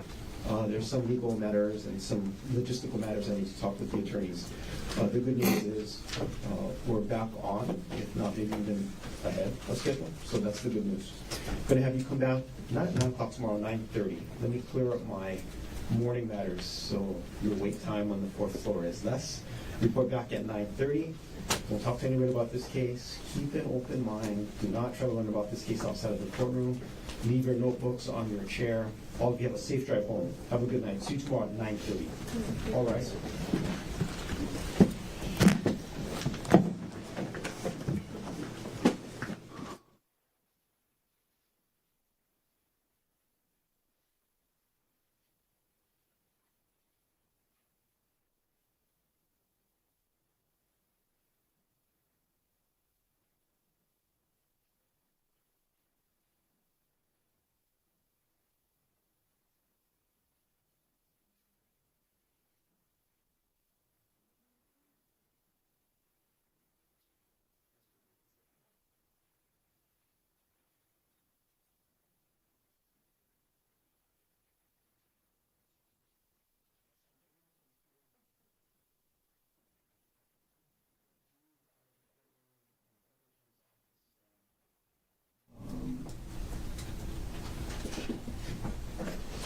Counsel, there are a couple of things that I wanted to get to. Let me see if I can try to print the stick. If we can take care of that, Yes. we should do that. But before I get there, anything else we should discuss on record? Nothing else at the moment. that I can think of, Your Honor. Okay, so we'll go off record and recess. Let's see if I can get that slip. If we can work through that, that'll be great before we adjourn for the day. So when